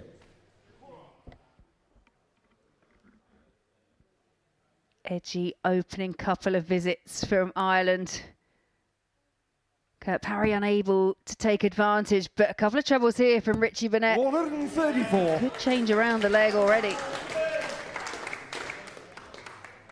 Forces the issue of John O'Shea here. 96.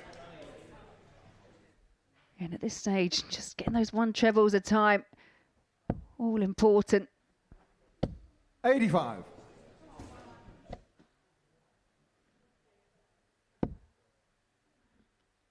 $140 here puts the Republic of Ireland 100 to the brink. Only a ton opens the door for Wales, and all of a sudden they have 6. Tonight, Richie's really pulled out the bag in key moments. Needs to find a treble here. 40. A slip with the last, and a trip down the oche to retrieve the darts.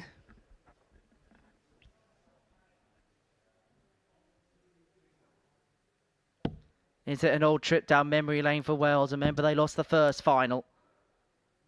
39. Yeah, big mistake there.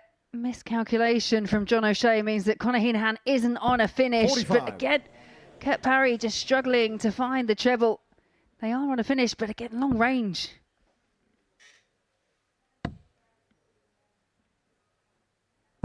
$57. Wales are car 154. This would be gutsy. Thank you. Thank you. Paul Hinks just calling the audience into order. It's a big moment here for Wales, and it's a moment that they can't make the most of.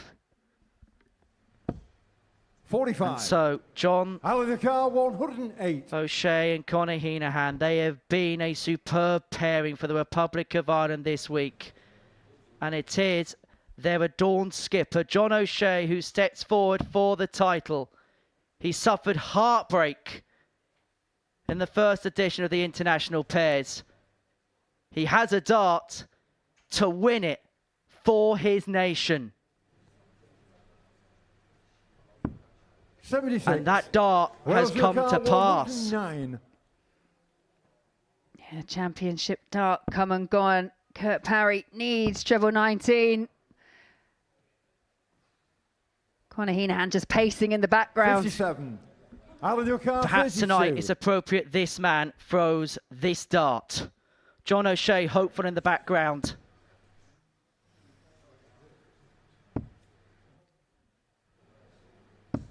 But Heenan is the hero, and the Irish Dream Team reign supreme at International Pairs 2. It's final heartbreak and dejection once again for Wales as the Republic of Ireland win the second edition of the International Pairs.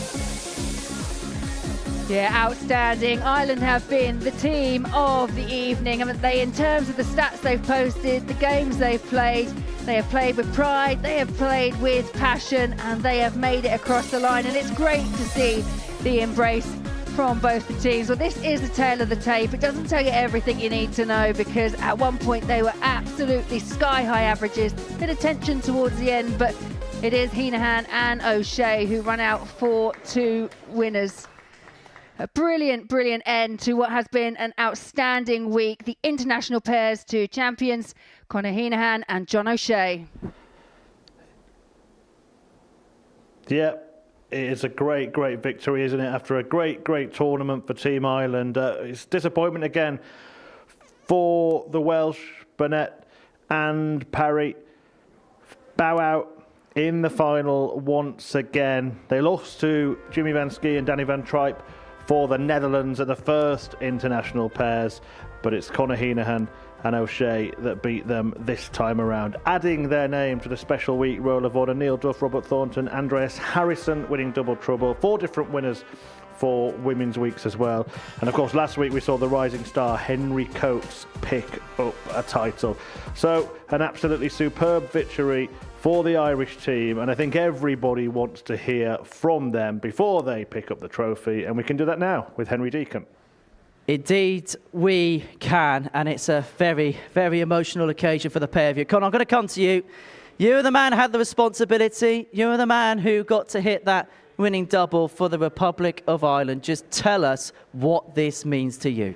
Yeah, look, it's a different kind of pressure when you're playing doubles, like you're thinking about your country and then you're thinking about the fella behind you. So, hey, look, I'm so happy. John, I know that you are the proudest Irishman that one could ever meet. This must mean everything to you. 100%, 100%. You know, I've been playing darts a hell of a long time now. I played darts with his brother when he was a wee nipper growing up, and to play on the stage with him, I knew he was a few screws loose. Well, no, I'm a few screws loose, but his fell out. But look, I finally done something. How do you put it? Just put on the tricolour means the world to me. You know, I've won a lot of things in my career, but you know, when I play for Ireland and when I put the jersey on, it's just different. It's just different. You know what I mean? Like, and to do that tonight with him, I don't think his brother's going to talk to us anymore. But yeah. Hopefully not. For you, Conor, you looked an inspired man tonight. The way you went about your business, the way you played, you gave it full gusto, full gumption with everything. It looked like when it mattered tonight, when the country's colours were on the line, you stood up to the task. Yeah, look, I'm playing well. I know I'm playing well at the minute. For the last couple of months I wasn't, and I knew, look, when I came here I was playing with John, I said, it's a doubles game. We're not going to win it by ourselves, so we worked together awful well. We win the first night, we lost we lost 4-2 straight away. He said, we'll switch it up a small bit, and that worked for us, and we kept it going, and look at now, we're champions. Yeah, apologies about that little slip of the tongue. Irish language. Fortunately with the UK. But for you, John, this means so much for you. This means so much for you. And I know you've won a World Masters. I know you've won so much in the game. But I know when you lift or you wear those colours, it means more. Is this up there with anything else you've done?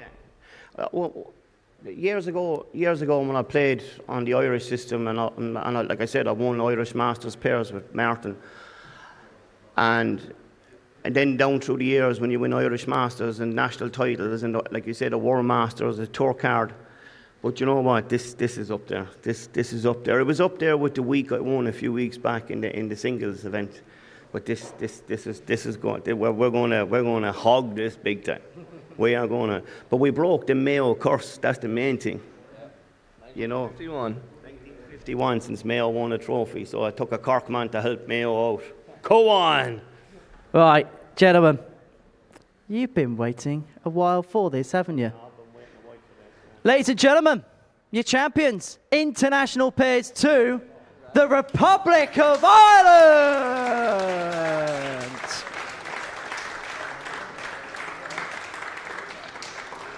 Your champions are the Republic of Ireland.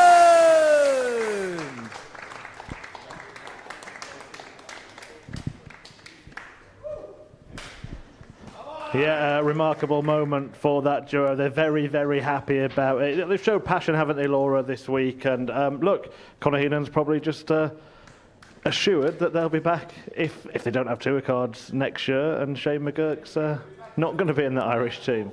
Yeah, and I think it comes down to the fact that, like he said, they know each other. They've worked really well together. They've played with that pride, that passion, and they've allowed themselves to be themselves up on the stage as well, haven't they? They've been the team that have probably been the most vocal. It's the most natural to them, and yet the Irish flag's been dropped down to them, and you can just see they've just been very fun and very entertaining, but also very good. John O'Shea there, gifting his darts to a youngster who's coming. He's a guy that does do a lot for youth darts, isn't he? He likes to share his success, and that's a fantastic touch. Really, really kind gesture out there with the Joker shirt on as well. But yeah, I honestly, John O'Shea, for what he's doing at the moment with his academies and for youth darts, it's really impressive. But obviously what he's doing himself on the Oki as well, that's really impressive. And you could just see the national pride coming out with both these players picking up the title. Yeah, it was an interesting final. What did you make of it? Where was it won? Where was it lost?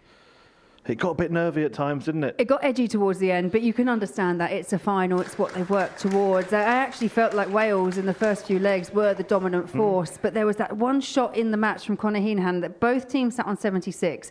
If Conor Heenan had missed that we had one dart in his hand at tops, pins it, makes it 2 apiece.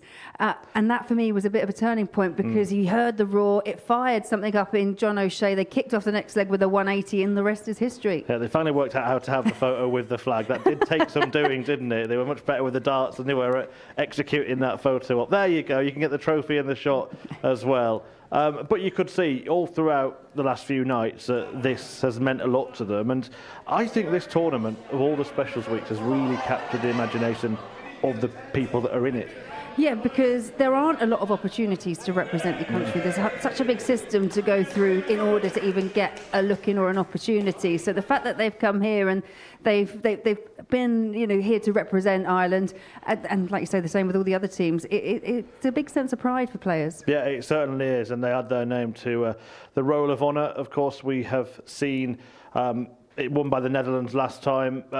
Ireland, though, disappointing Wales this time around, losing both finals. You've got to feel for them. But you look at the specials weeks we've had over the time. I know you've been involved in some of the women's weeks. In general, these have been a great addition, haven't they, to the Modus Super Series? Yeah, and do you know the one thing that stands out of anything is they're all won by different people. And I think that just goes to show the strength and depth that we've got in the darting world at the moment. I would make a suggestion that we should have runners-up on there. just because I might be able to make the TV, but no, all jokes aside, yeah, I think it's brilliant, and they're all fantastic additions, and they just show a different element to darts because we're so used to just seeing kind of 501 that there are other versions that we can play. Yeah, well, I think Wales probably hope there's runners up on them as well, because they've got to be bitterly disappointed, haven't they, to have lost out in the final twice. Yeah, and you could see it, and like I say, I think they made the stronger start. They were the dominant pair. They just dropped off slightly. They got put on the back foot by that 76 from Conor Heenan, and just couldn't get back into the fixture, where Ireland just did not let them get back in. Fitting that it was him that hit the winning double tonight. I think so. He's been there when there's been moments where John O'Shea perhaps hasn't, he's had a few lax darts. He's been there to kind of put the fire back in the Irish bellies, because the roars and the cheering, you could see it was firing up John O'Shea in that final. And like I say, brilliant pairing. Yeah, absolutely. And expect them to be back unless they're ineligible. A little conversation at the end between Richie and Conor. I guess that Richie's the type of player that can maybe during a match take exception to it. And my guess is that he's just saying, look, the game's over now. Don't mind it at all. Well done. Yeah, he would have been there congratulating. But I think Richie is that person that even in joke might say, yeah, you were quite loud or you were this. But no, now it's done. It's dusted. You could see him congratulating them at the end. Final thoughts of the week. What would be the sort of memorable moments for you? How would you define this week? I think the quality. I think the depth of talent that we've got, because when you look at the teams that aren't here, and how many different editions of this you could do with different teams, I think that's one thing. But tonight has been exceptional. I think everyone has played at such a high standard. When you consider, pairs is hard. It really upsets your rhythm, and it's not something the players are used to. So genuinely think it's just been an absolutely fantastic week. But tonight was the absolute pinnacle. It really was, and it's been fantastic to have your company as well, as always. There is plenty coming up, of course, here on the Modus Super Series Darts channel on Pluto TV. It was Break of Hearts for the Netherlands tonight at finals night, but it's Break of Throw coming up next for them, as they're analysed the action of Danny Van Tripe and Jimmy Van Ski. The Influencer event gets underway from midday tomorrow. 9:30 on Monday morning, the new series begins. 12 weeks of action coming your way, and the finals night next Saturday here on Pluto TV, 7:30. But as I just said, we have got bonus darts for you tomorrow. Adrien Lewis will be playing on the stage here at the Super Series for the Red Dragon Influencer Darts Showdown.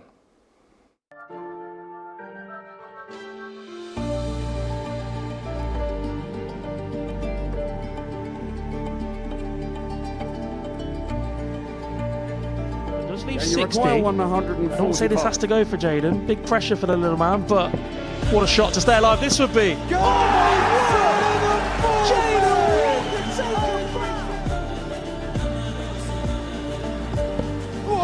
What a superstar this boy.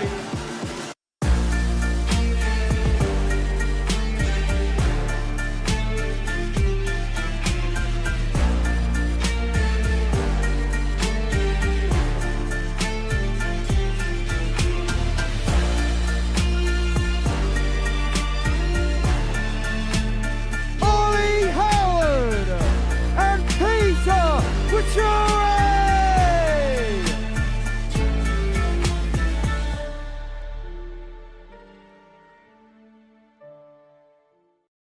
Modus Super Series Internationals Pairs Champions. And it's double